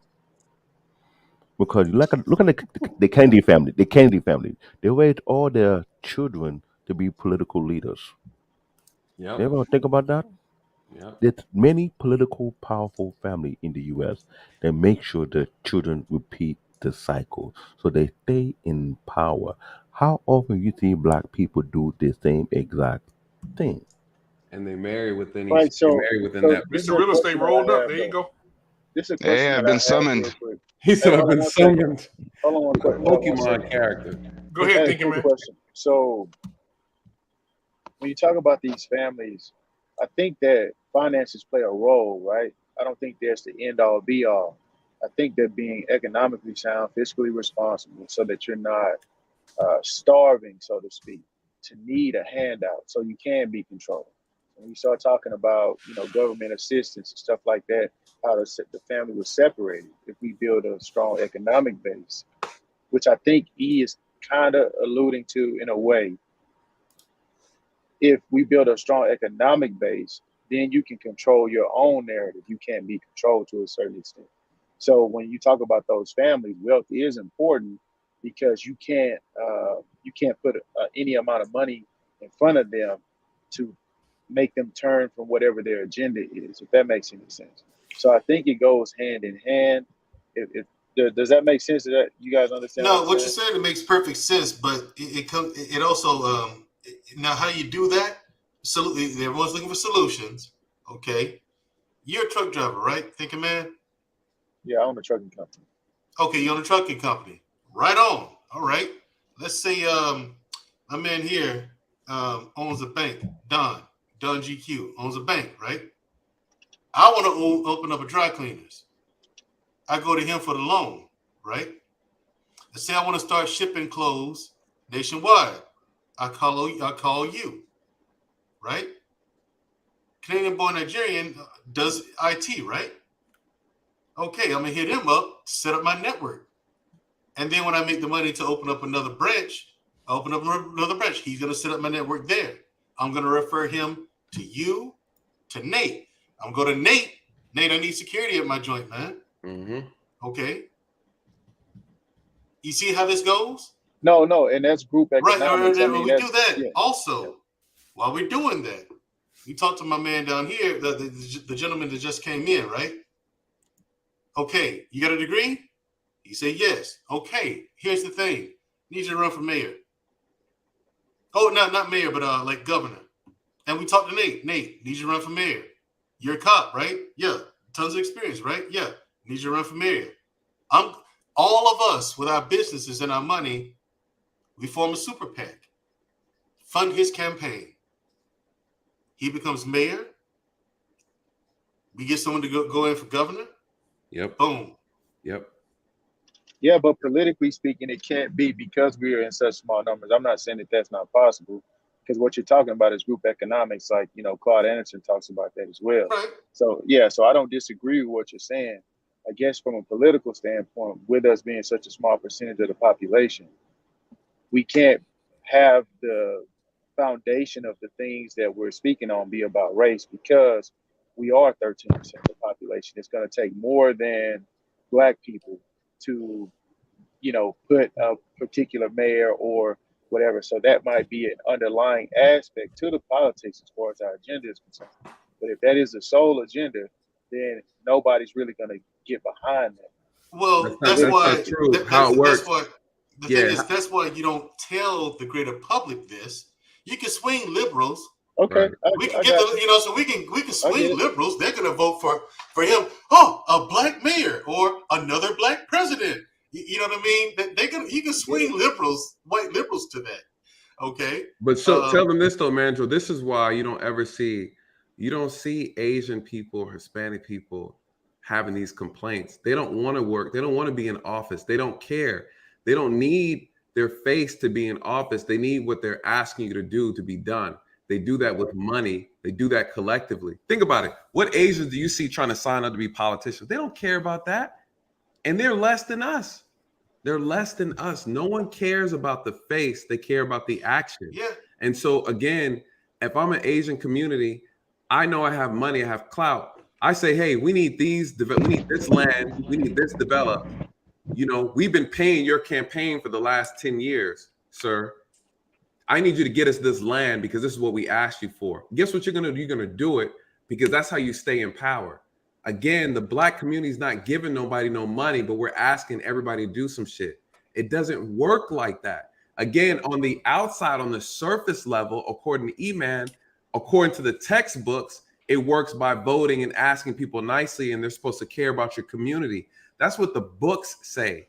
We're talking about what goes on in real life. What goes on in real life is you better have some money. This is why Democrats get bought into they get voted into office without any money, and they focus on the people who are paying them. That's why these Black communities who are ran by Democrats for over 12 decades looks the same. It looks the same. You come here to the city of Atlanta, it looks the same no matter what Black face you put in there, what Democrat you put in there. The mayor of Atlanta came and she left, and the problems have gotten worse because they only move with the money. And if you're not giving money, they don't move in your direction. So this is how it works. And what Mandrill is saying is this is the part of the game that we refuse to play. We can't collect enough money to get to control politicians like everybody else is doing, right? You either raise your politician and groom them on your own, or you buy them. That's how the game works behind the scenes. That's how it always has been. That's how it'll continue to be. They're corrupt and they move with money. We think that because we voted somebody in, listen, and when you say we're 13%, this is why they come out here and they pander to us so bad, because they need our votes. Biden would not have won. The Jews? We're bigger than the Asians. We're bigger than we're bigger than all the rest of the ethnic groups. Hispanics got us now. Okay, Hispanics got us. now. I think Hispanics are up like almost 20% or some craziness like that. We're still more than the Jews and the Asians, and the Jews run everything. And the Jews run everything, and the Asians are the wealthiest, and they're the small. And the Jews are the smallest, and then the Asians after that. But the Asians are running. Asians and Jews are running everything. They push all the dollars, and so again, you know, what are we doing? We're getting gentrified out of our communities. We're getting pushed out. We're giving up our property. We're losing wealth, but we spend the most money. We're backwards. So again, when we talk about what the solutions are, and we have people like E-Man who come up here and say we need to work with everybody, he's wrong. He's 100% wrong. We can do business with everybody, yes, but we're talking about what does the collective need to do together, not as individuals, but together. And when Black Men Unfiltered has another show about what do you do as individual Black people, then E-Man need to come up and share his life story, and we'll sit back and listen and take notes. We're talking about how can the community build, what's the solutions, how do we do it, why are we not doing it, how the fuck we get here, because we don't work together and practice group economics, period. May I ask Nathan a question? You got the floor, Mr. Real Estate. Oh, cool. Just making sure my audio is all good. I'd be struggle streaming. If we're all in agreement that financial power is what we need to focus on, what do you and the rest of the panel members think that we need to do in order to change the tide and make sure that we are putting our money in the political space so that we can see change in real time? I think before we can do anything, we have to get foundational structure together before we come out here and, you know, play hopscotch with other people. I think the household needs to be fixed, and education. I think the homes and education are key, because we're financially illiterate. So the reality is, when we start breaking down the problem, okay, we're financially literate. Okay, well, who's going to teach the kids? Then you're like, okay, I don't know, because the parents don't know shit either. Then you say, okay, well, where are they going to get taught this stuff at? Well, they can't learn it in public school. So again, you start looking at the fact that we don't own anything, we don't have anything to actually implement change. So we've got to first fix our families, build that structure properly. Second, we need to find a way, we can take back our way to educate our own people, our own children. Those who can afford, the problem is you have some Black folks can afford private school and they can afford that type of training. But the vast majority of us don't. It can't afford it, right? Even if we're middle class, we still can't afford private school. So again, we have to control our own education. We can't even teach our own Black history. A lot of us don't even know the whole history in this country, right? That's a big problem within itself. I hate to cut you off, Dayton. I'm glad you just mentioned that, because in New York City, since I've been in this city for so long, I've seen a lot of Jewish elementary school, a lot of Jewish middle school, a lot of Jewish high school, to the point that it's not just one. If it's high school, at least 30 of them that are out there. Same thing with the middle school, same thing with the elementary school. They have their own bus. The NYPD protecting their own community. Black people don't have their own institution in that type of level, in that type of scale. Hey, I think we got to hold our leaders accountable, because apparently Umar Johnson is supposed to be building us a school, right, guys? Oh my God, right? That's the problem. Oh, it was about 5 years ago. No, that was about 10, Shit, I thought it was 10 years ago. Yeah, come on now. About 10, 15 years ago. And he's still on YouTube asking went for to money middle for the school, started high school, and he still ain't built a damn school. Right, but No, listen, brother. Appreciate the conversation, man. Oh yeah. Hey, appreciate you too, man. Thank you for coming by, bro. I appreciate you, man. Mr. Real Estate, you touched on something genius, right? What did Dr. Umar? Who did he pander to? Right, to our community that was in need. Will support the schools. Exactly. The French's Douglas School for boys. Exactly. He talked about the mental health disparities in our community. He peeled back open wounds and leaned on that to get these financial contributions. And we see videos of him in the casino. We see videos of him with women, but we ain't broke no ground on no goddamn school. Exactly. And here's the problem. This leads to dysfunction. And I'm not taking up for Umar. Now he has the he got the knowledge. Never mind. Go ahead. Umar got the knowledge. He's knowledgeable. What he's saying. Umar is a joke. No, he's a clown. He ain't a joke. He's a clown. But the two totally, because a joke is somebody who could tell a joke standing still, and a clown is a person who's performing and entertaining those same jokes. He acts it out, right? He acts it out. The problem is he's knowledgeable. The issue is he represents something that's that needs to be addressed in our community. When we have people who sensationalize, right? When they're car salesmen, they're preachers and pastors, our community gives them an open access into our community without vetting them, right? We don't vet these people that we give our money to, right? Because he's sensational, he's extravagant with his speech, he's loud, he's articulate. We automatically just bow down to those and we submit our pockets to them, and then we get played every single time. We've seen it again with other people in real estate, right? The other guy that's out here in Georgia. Well, hey, real quick, Nathan, just pause for just a second. Yes, sir. Somebody in my Facebook, because this is streaming on Facebook as well, somebody in my Facebook group just said that Umar Johnson is the equivalent of Louis Farrakhan. Now, that's fucking way off. No, that's way off. Yeah, that's way off. I'm perplexed. He's equivalent to Derek Jackson. Right. Typed him back and said he is the black community's Derek Jackson. He's the Hotep Derek Jackson. Umar. Yeah, they said he's the equivalent of Louis Farrakhan. What? That's way off. Oh shit, he went there. He brought back his original title. Now, Nate, listen. Keep in mind, Nate, you're just a cop. Okay. You don't matter here. Okay. We hate you. This is true. We hate you, okay, Nick, because you're a cop. This is true. We're doing what we're supposed to do. You're absolutely right. I can't even pretend. I can't pretend. The way you know that someone who's pretending to be a black leader is a problem. We're not financially literate. Right. Right. Right. Yeah, hey, Nate, like I told you, I rock with you, man. I mean, because when y'all open your content. Your content is dope. And it's funny I compare. You see him? It's funny that you say that I compare Umar Johnson with Roland Martin. Roland Martin is transparent what he's doing, and he's expanding correctly. Umar Johnson, you cannot see what he's doing behind closed door. When he asks what he do with the money, he cannot explain to you. He cannot show what he do with the money. Right. That's the big problem. Roland Martin, I invested in that guy for 3 years straight. And he's expanding. He's hiring people. He actually doing the work he's supposed to be doing. When people talk about, well, Martin ain't doing jack, I'm like, what are you doing? This man is going out to every black community within the United States. We reported the news that most no states are not even trying to do for you. And go above and beyond. And on top of that, he going out in Africa doing even act like, come on. Everyone want to say, oh, Martin, what are you doing? Emmanuel said, when y'all open up y'all school. See, the ignorance is at 1,000 with Emmanuel. It's at 1,000. Power level ignorance at 1,000. Wait. But here's the thing, though. Check it out, Nate. No, the problem he took This is a the guy who sense. supports the cops the most, though, Emmanuel. But he's He took a sense to being. Took a sense to being and recover and got his power back.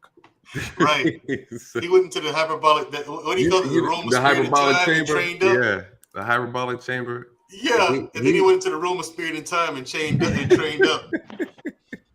If Emmanuel was a DBC character, which character would he be? Yajirobe. Oh no! Don't call him Marjin Boo. Nah, definitely not Marjin Boo. No. How do I remember his name? I don't know because the character was not in the show in the series long. Which one? Hakeem is in the chat. He's on E-Man. You see Hakeem, he all over you, bro. That is funny. He said you stay in your feelings, dude. He say hey, Hakeem, my brother, he's my brother from Africa. He understands how we think. Black families open school. There's many of us out there. See this right here. What that comment right there saying that more black families opening schools. You know what we need to do? This is how these things need to work. And Mr. Real Estate, I think this is a good question that you brought up. And blacks are starting to homeschool their kids. What if we had our top educators, black educators, teachers, professors, come up with a homeschool curriculum for the black community? This is how you make power moves, you guys, right? Come up with someone who's in IT who can make apps and make programs, and then incorporate that type of curriculum into a program that you can send to these Black kids, these families who are homeschooling to help these parents out. This is how you make change.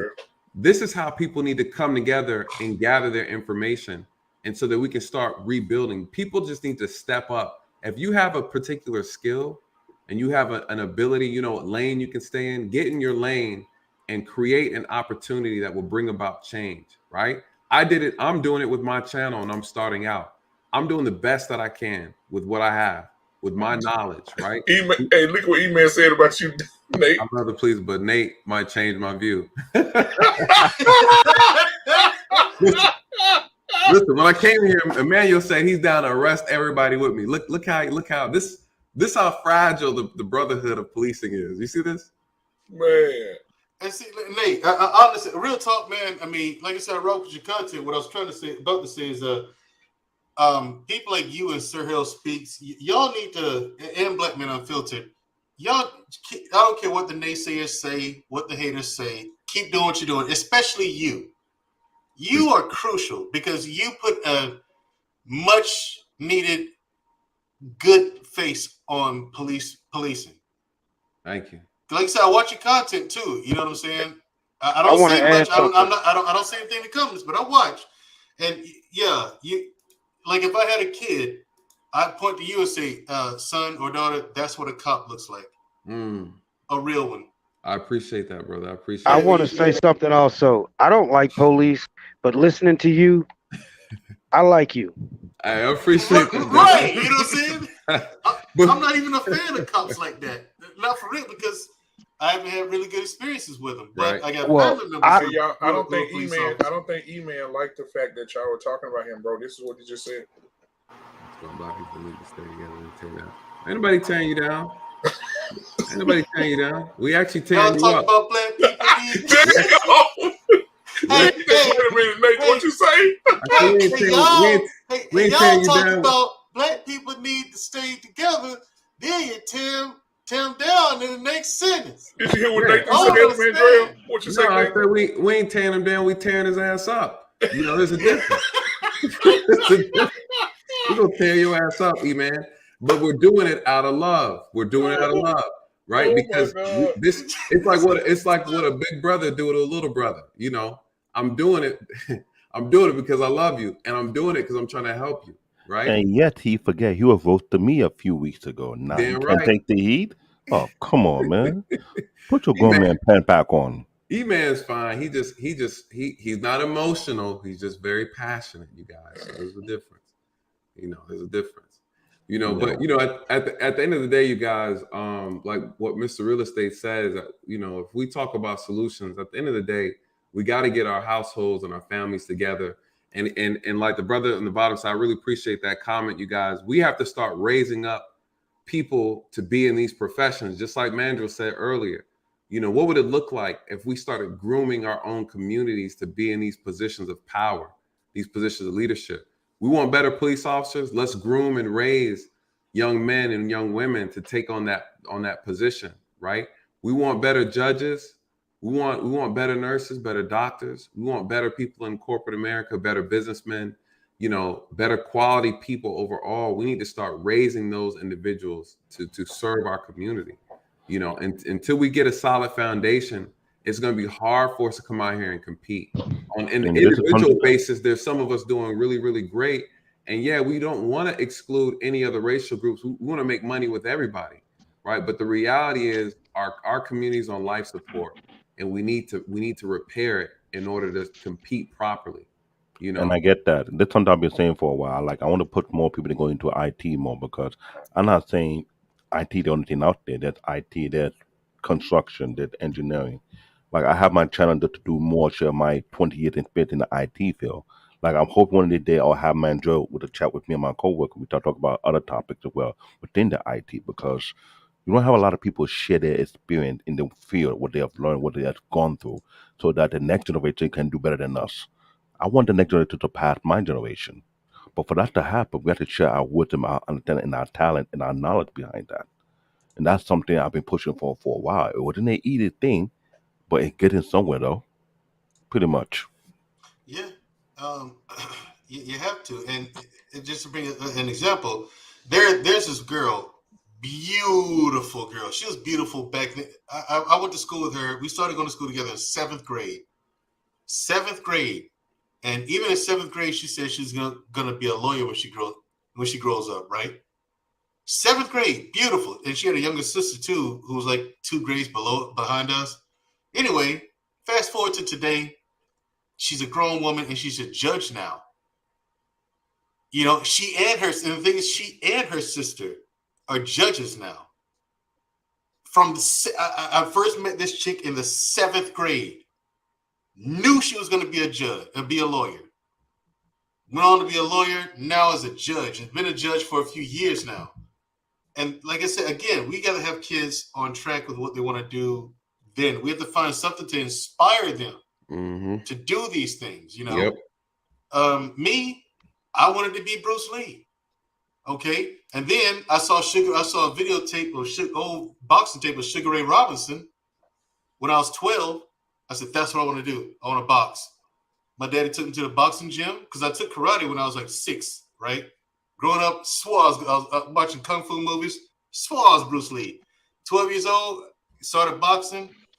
And me and this kid get in there, you know, they make you spar, right? Even as little kids, get in the ring, and we're going back and forth. Me and this guy in this crazy exchange. And somehow the switch flipped. I caught the bug. Still got it to this day. I fell in love with boxing right then and there, first day. You know what I'm saying? Getting hit and making a miss and tagging the other dude. He's making me miss. I fell in love with boxing then. I mean, you need things like that to inspire kids.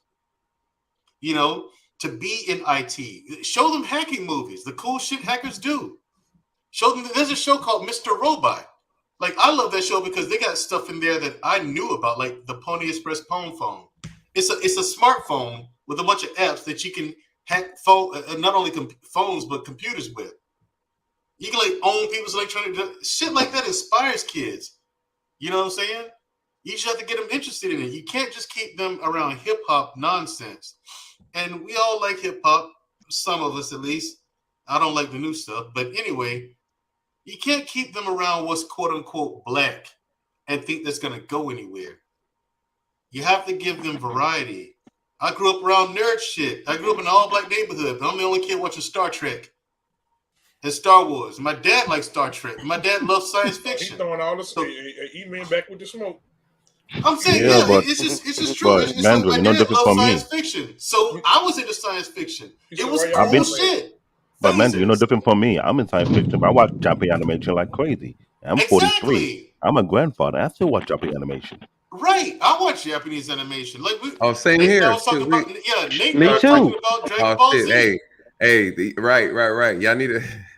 We got to have an anime show. We just enjoy the. I have an anime channel. Me and my son. Oh, drop the link, brother. Drop the link in the private chat real quick. Hell yeah, drop the link. Because I'll go with you all day long. I'll get it for you guys. Yeah, E-Man said that why y'all not married? Man, E-Man is so off topic. We're not even this is a perfect good example to show you that E-Man is nowhere near the level of conversation that we're having. That's the problem. He said, Nate, stop repeating yourself. Yeah, bless his heart. Listen, you guys, let's all take a moment of silence for Emmanuel. I'm going to pray for him. All right? Everybody bow your heads, please. Okay. Dear Heavenly Father, we are joined here today to address one of our brothers, one of our yellow brothers, okay? No offense, Mr. Real Estate. God damn it. Lord, he knows not what he does, but we still love him, Lord. We still love him. We ask that you touch his heart, his mind, and his soul, Lord, from the top of his head to the soles of his feet. Lord, we ask that you endow him with a level of wisdom that will give him a sense of belonging amongst a group of high-level thinkers, Lord. We know you can do it. We know you have done it. And we know you'll do it again because we know Emmanuel is one of our brothers And you said that even if one gets away, you will go after that one. And we're asking you to go after Emmanuel and bring him back to the herd, Lord, because he knows not what he has done. But bless his heart and all of his infinite wisdom that he does not have, Lord. We ask that you give it upon him so gratefully, so gently. In your name we pray. Amen. And all the brothers on the panel, raise your heads. We welcome back sevenfold. Amen. We welcome back sevenfold. And with that, Black Man Unfiltered. Hey, let these truths find Emmanuel where the lies have left his ass. And with that, you guys. If that's how you pray for your question for you, enemies, Nate. maybe I should get on your bad side if it comes with prayers and affirmations like that. God damn, I'm about to get good juju. My life gonna go up. Okay. Okay, you're a cop, right? You've heard of First Amendment auditors? Yes, I love those guys. I'm a First Amendment auditor. I have a First Amendment audit channel with almost 900 subscribers. Okay. And on that particular Are those sovereign channel, citizens? nope, that's what police are. Now, Are y'all the ones that walk into the courthouses and the public buildings and film and piss people off, and then you be like, "But no, it's my right, bitch. Y'all can't say shit." And then they realize you're right. Well, if you don't use your rights are like muscles. If you don't exercise them, you lose them. Okay. Exactly. True. Yeah. Now, saying that, that particular channel, I interview other First Amendment auditors. We play their videos. We live stream to like 30 different platforms at one time. And with that said, we have a lot of auditors like boots on the ground. And when we do live stream, they jump in the live stream and we like live stream it like the news, like the real news. It's crazy. So let me come on the channel and interview me on there and let's talk about some of that stuff. Because one of the biggest problems with law enforcement is they're not educated in the law. And not only that, one of the other issues is that their ego gets in the way of them enforcing the law, which causes the taxpayers to have to come out the pocket. So I love watching First Amendment auditors. That's where I learned a lot of my stuff from. And I like seeing them fold officers up because they have a damn ego problem, right? And again, you have so many officers that forget that they are a servant to the people, right? Your job is not to serve me. I'm here to serve you. So now, with that being said, a lot of the First Amendment auditors, like the real big names, I know all of them. Okay. Let's put something together. I think that needs to be that's a conversation that needs to be had. A lot of officers aren't going to have that conversation because they got an ego problem. So it's actually under my channel called World Citizen News. News spelled with a Z. Put it in the private chat. I'm about to put you got my email, right? Let me see. Check. My email saying, how are you going to inspire him to be a politician? What is he talking? We don't even know what Emmanuel's talking about. He's so off code. We'll let that prayer marinate on his ass, and then we'll get Quick back question for the brother in the middle. When you say First Amendment auditors, would you lump in the open carry guys with you or no? Is that a completely separate group? Second Amendment auditors, they're actually within that community because a lot of the First Amendment auditors do open carry.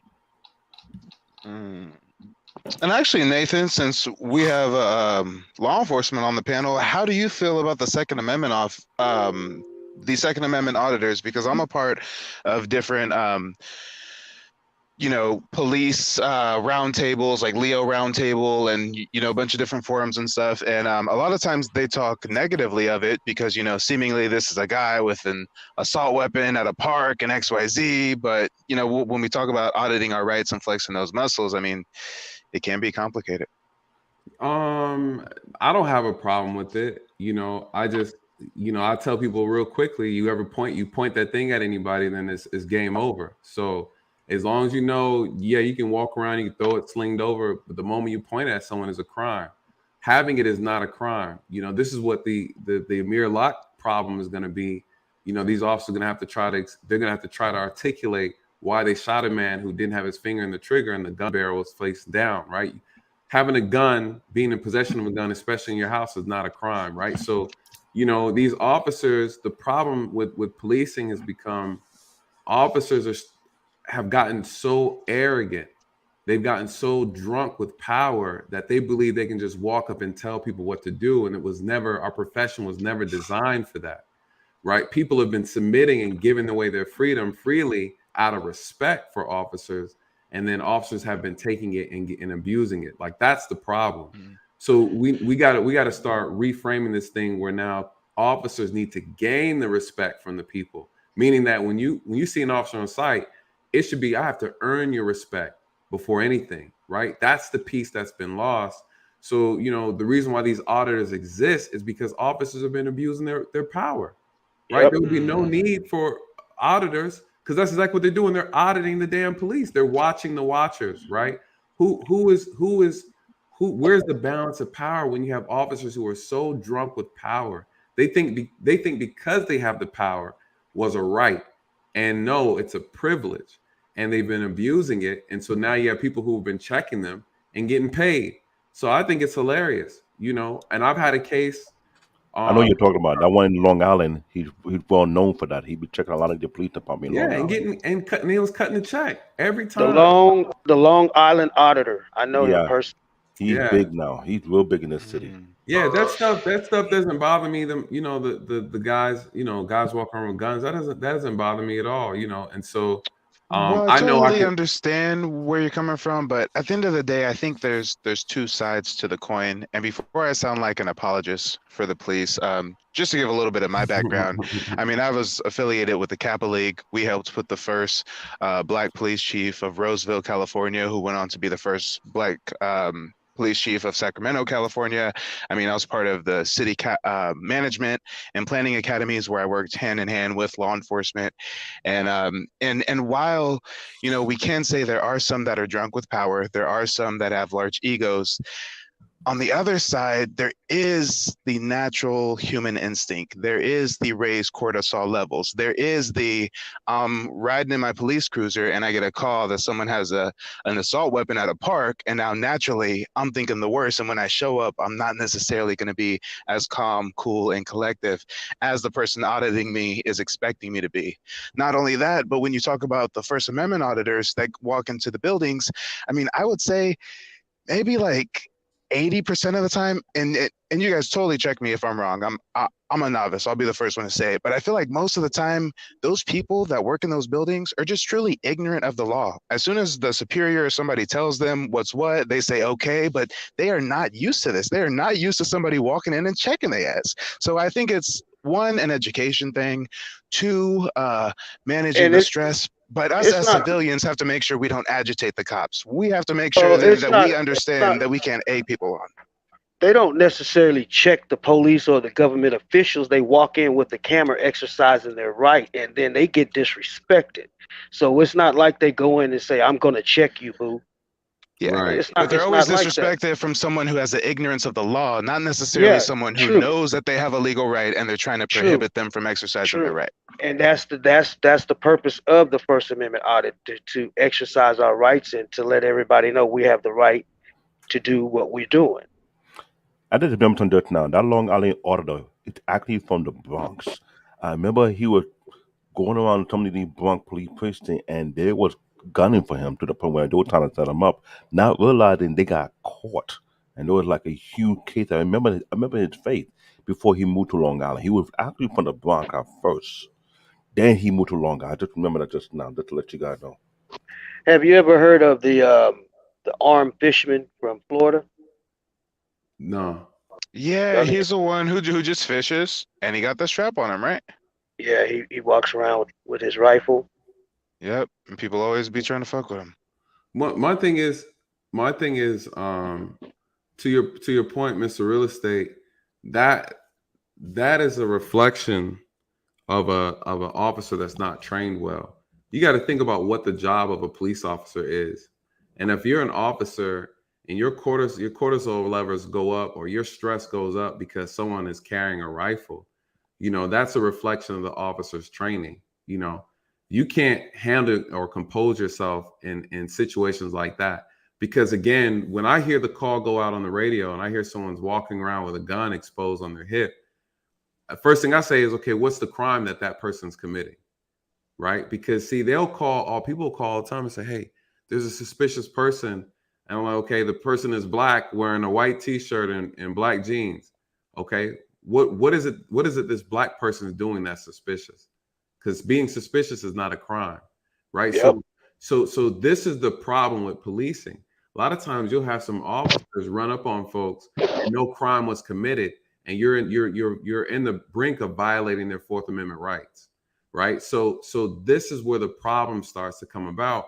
So I get what you're saying. The problem is you have some citizens that do things that agitate and irritate the citizenry, right? They irritate the public, right? They irritate people, like you said, at the park, because you got parents like, oh my God, someone's carrying a gun. They forget they live in a country where that person's allowed to do that. Now it's an eyesore, right? That's the real problem. The problem, it's an eyesore when you see people walk around with guns. But the eyesore is not a crime. And I think that's the problem, right? And so because society is saying, listen, you don't need to do that. That's being extra, which I agree, because that's exactly what I tell them when I see them. I show up because someone complained. And then the auditor is like, it's my right to walk. I said, I know it's your right. I said, but you're irritating people. But then what the auditor is going to say to you, are you the feelings police? No, and I don't have a problem with them saying that. I walk away. I just let, and because I know what they're doing, I just let them know that, hey, people are calling on you because it makes them uncomfortable. So, hey, I know you're not committing a crime. You can do what you want to do. I'm just letting you know that you're pissing people off. Have a good day, sir. And that's it. Because what they want to do is they're testing the officer. I'm just letting them know that they're irritating the public. Irritating the public is not against the law. A quick question that I have for you, Nathan, because I totally understand that the cops training goes into it. And being a businessman myself, if I look into the business of things, I think being a police is very unattractive. I'm in, the Oregon area. We got all these riots, protests and shit to where they're doing everything they can. I think they're offering damn near 6 figures to start for police now. So, I mean, they're bending over backwards. Right. So I think they're trying to rush people through the academy, if anything. And if it's not a rush, if it's, the same process, okay. But as far as follow-up education, as far as going the extra mile to put, resources towards training, I feel like they're using their money for, and then not to sound like an asshole, but they're using it for, tanks and tear gas and stuff. And rightfully so, because some of these people out here is really, really wilding. But on the flip side of that, I mean, when you have the scenario of someone with a gun at the park, the police officer comes, let's say the police officer is Nathan. You just let him know, hey, you're kind of being a jerk, whatever, but this is your right. You go along your way. What comes into my mind is what happens when Karen's in the park and she doesn't give dispatch the exact rundown. She doesn't just say there's someone open carrying. She says, oh, there's someone who's pointing a gun and some. I mean, what happens when she puts 10s on it? Because I feel like a lot of times these Karen type individuals call and add extras, and they don't seem to have a lot of repercussions. I don't really feel like, dispatchers then tracking them down and being like, hey, when we went there, it wasn't exactly what you said. Now you have some charges going against you or something. We track it down. I think this is with people who come out here and they do the auditing, that is the risk that they run, right? They run that risk. Yeah. If they don't have proper documentation for themselves, like maybe camera footage, recording, their every movements, because you have to think when you're doing that auditing stuff, it's risky, right? You put yourself out there. We had an auditor in Oregon die. He was shot by the police. Yeah, absolutely. So it's one of those things where, what level of discomfort or what level of risk are you willing to put yourself in exchange for, either the approval point or for a payout? So you got to be careful, because again, you could come in bad contact with a citizen. I've seen cases where citizens have fought with these auditors, and then, or the police get involved, and now it escalates into something different because there's a confusion, right? And if officers are going to be good if they're acting in good faith. So if we get a 911 call and it says a person is, arguing with someone, they have a gun and they pointed at someone, that's what we're going off of. That's what we're investigating. Now, where auditors get themselves in trouble is that if an officer has a legal, justified reason to be there and that there's an allegation of a crime, then you're not free to go. You're going to be investigated And a lot of times with the auditors, they don't want to be ID'd. They don't want to be identified because they didn't commit a crime.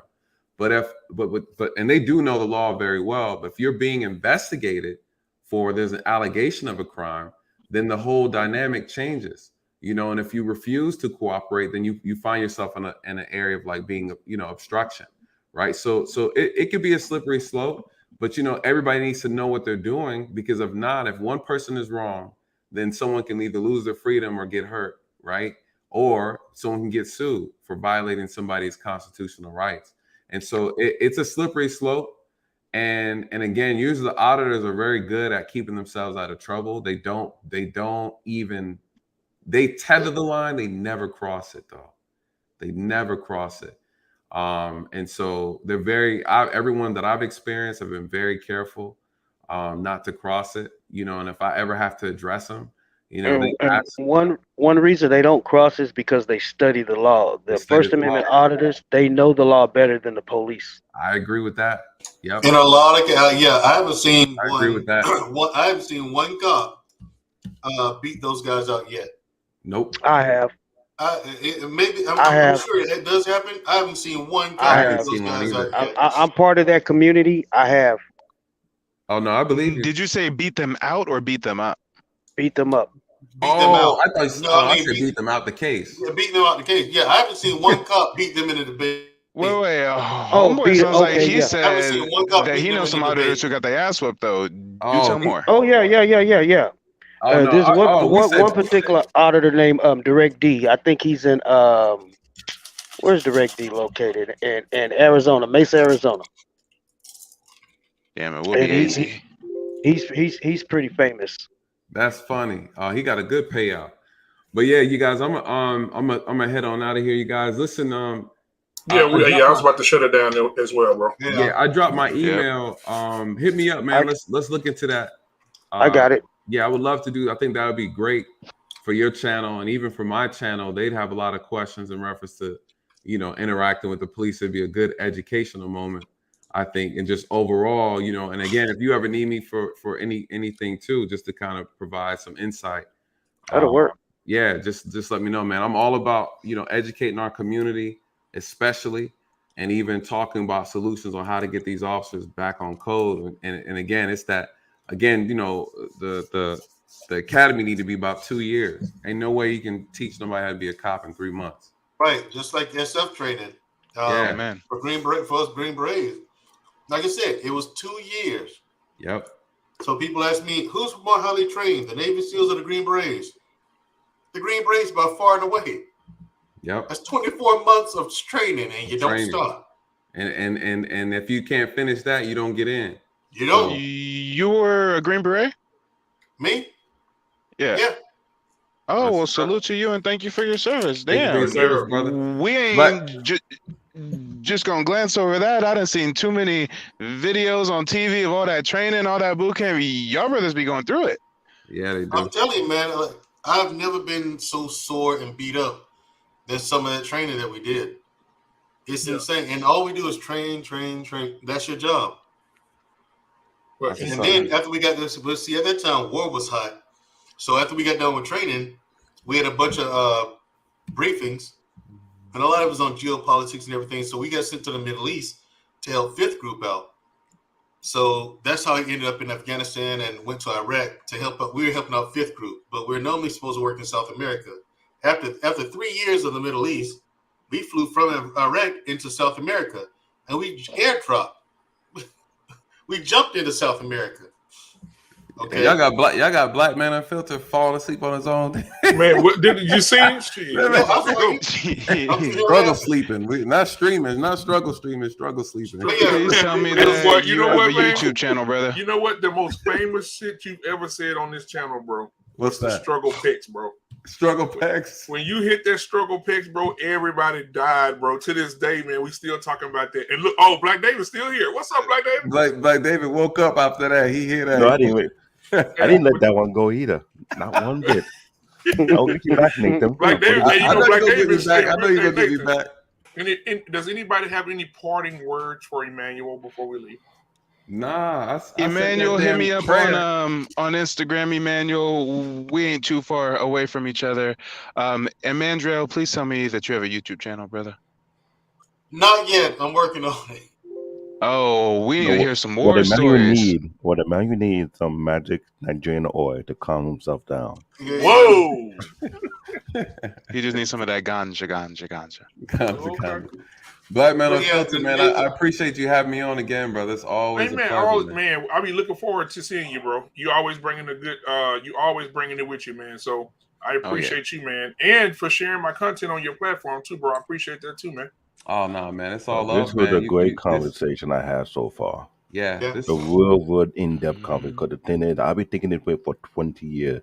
To find people like Mandra and Nathan who understand what I'm talking about on a much deeper level, a lot of people keep missing it.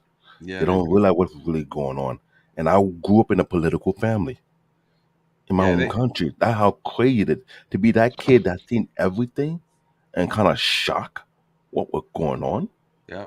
I'm like, wow. So that's how people are when they got that type of pull. You have the money, one thing, but they have the political power to do a little extra. We got the money, we just don't have no power. We definitely got the money. We've shown it over and over again. When you go in the Gucci store and complaining about they don't want your $26,000 you're trying to spend, it'll all start making sense eventually. Yeah. So, Jim Jones is a clown. fucking clown. This is why I respect Tyler Perry. I respect LeBron James. LeBron James have not been in the business that long enough, and he's doing a lot of great things for he's doing something that's more impactful than all the other people who have been chasing the bag long before him, and they haven't get it yet. People need to get on it. They need to get on the same page. Shoot, I will say this. We can throw Tariq Nasheed in the mix. Before all this YouTube conscious community, it was the Hidden Color DVDs that did it for me. Damn, yeah. Woo, you went way back, brother. Yeah, Nathan, I just sent you an email. All right, cool. Appreciate it. Let's give you my contact information in case you ever. You're like, oh, that guy that was on the show with me that time. I wonder what his, Nah, Hey, y'all know Oprah been in power for a long time. She opened up a school in Africa, and they was over there graping the little girls. Yeah, they were selling them. She was selling them trafficking them girls. Is what they found out. She's a witch. That's another conversation. I'm not going to touch. A whole nother. Oprah's a double agent. This is Black Men Unfiltered. I've been saying it for years. Oprah's a double agent. Yeah, man, bro. The guy who might email you, man. I appreciate you. All right, man. And I'm gonna holler at everybody too, man. I get man. Thank you guys for coming on the platform. I appreciate you, man. Please come back on Friday. We got the barbershop talk on Friday, bro. So y'all come back on Friday. I'm coming in. Well, we can get it in. Let's make sure Thanks you for the invite, have brother. E-Man oiled up with that Nigerian magic oil. I'm gonna have to have all y'all guys on my panel. I haven't actually this channel right here it's basically rebranding itself, so I will be podcasting very soon on this particular channel also. Absolutely, brother. Okay. Absolutely. All right, and also, I subscribe to your channel too tonight. Okay, and I have another channel. It's a business channel. It's about leveling up, creating your own levels as Black people, as Black men. So, all right. I'll give y'all that information. No problem. All right. Okay, no problem. All right. Appreciate it, man. Y'all have a good night, man. Peace out. Thank you, Mr. Real Estate, for coming by. Don GQ, thank you for coming by, man. Canadian born. You know I love you, man. Hey, and Mandrell, I'm gonna text you what that's gonna look like. Okay, no problem. All right, thanks for having me. Yes, sir. All right, guys. Thank you for being here tonight, man. I really appreciate you guys for hanging in there with me. If you haven't hit the subscribe button, hit it. If you haven't hit the like button, please hit the like button, man. For more great content, we're going to continue to bring it. We're going to continue to bring it tomorrow night at 8 p.m. I have the opportunity tomorrow to be speaking with former Baltimore Ravens, NFL Baltimore Ravens. Edgar Jones will be with me tomorrow. Him and Courtney Anderson, they have their own podcast they just started called the Lit Podcast. And so they'll be with me, co-hosting with me on tomorrow night at 8 o'clock Central Standard Time. So, guys, thank you for being here. Be here tomorrow for that on Saturday. I will also be interviewing Roger J. Timber. He's an actor. You've probably seen him on HBO's Insecure. You've seen him on Fox's 911 Lone Star. You've seen him on CBS's SWAT. You've seen him on Blackish. You've seen him on Law and Order. He is an actor, and he'll be here on Saturday at 12 o'clock Central Standard Time. So, guys, come in on Saturday. That's going to be a powerful.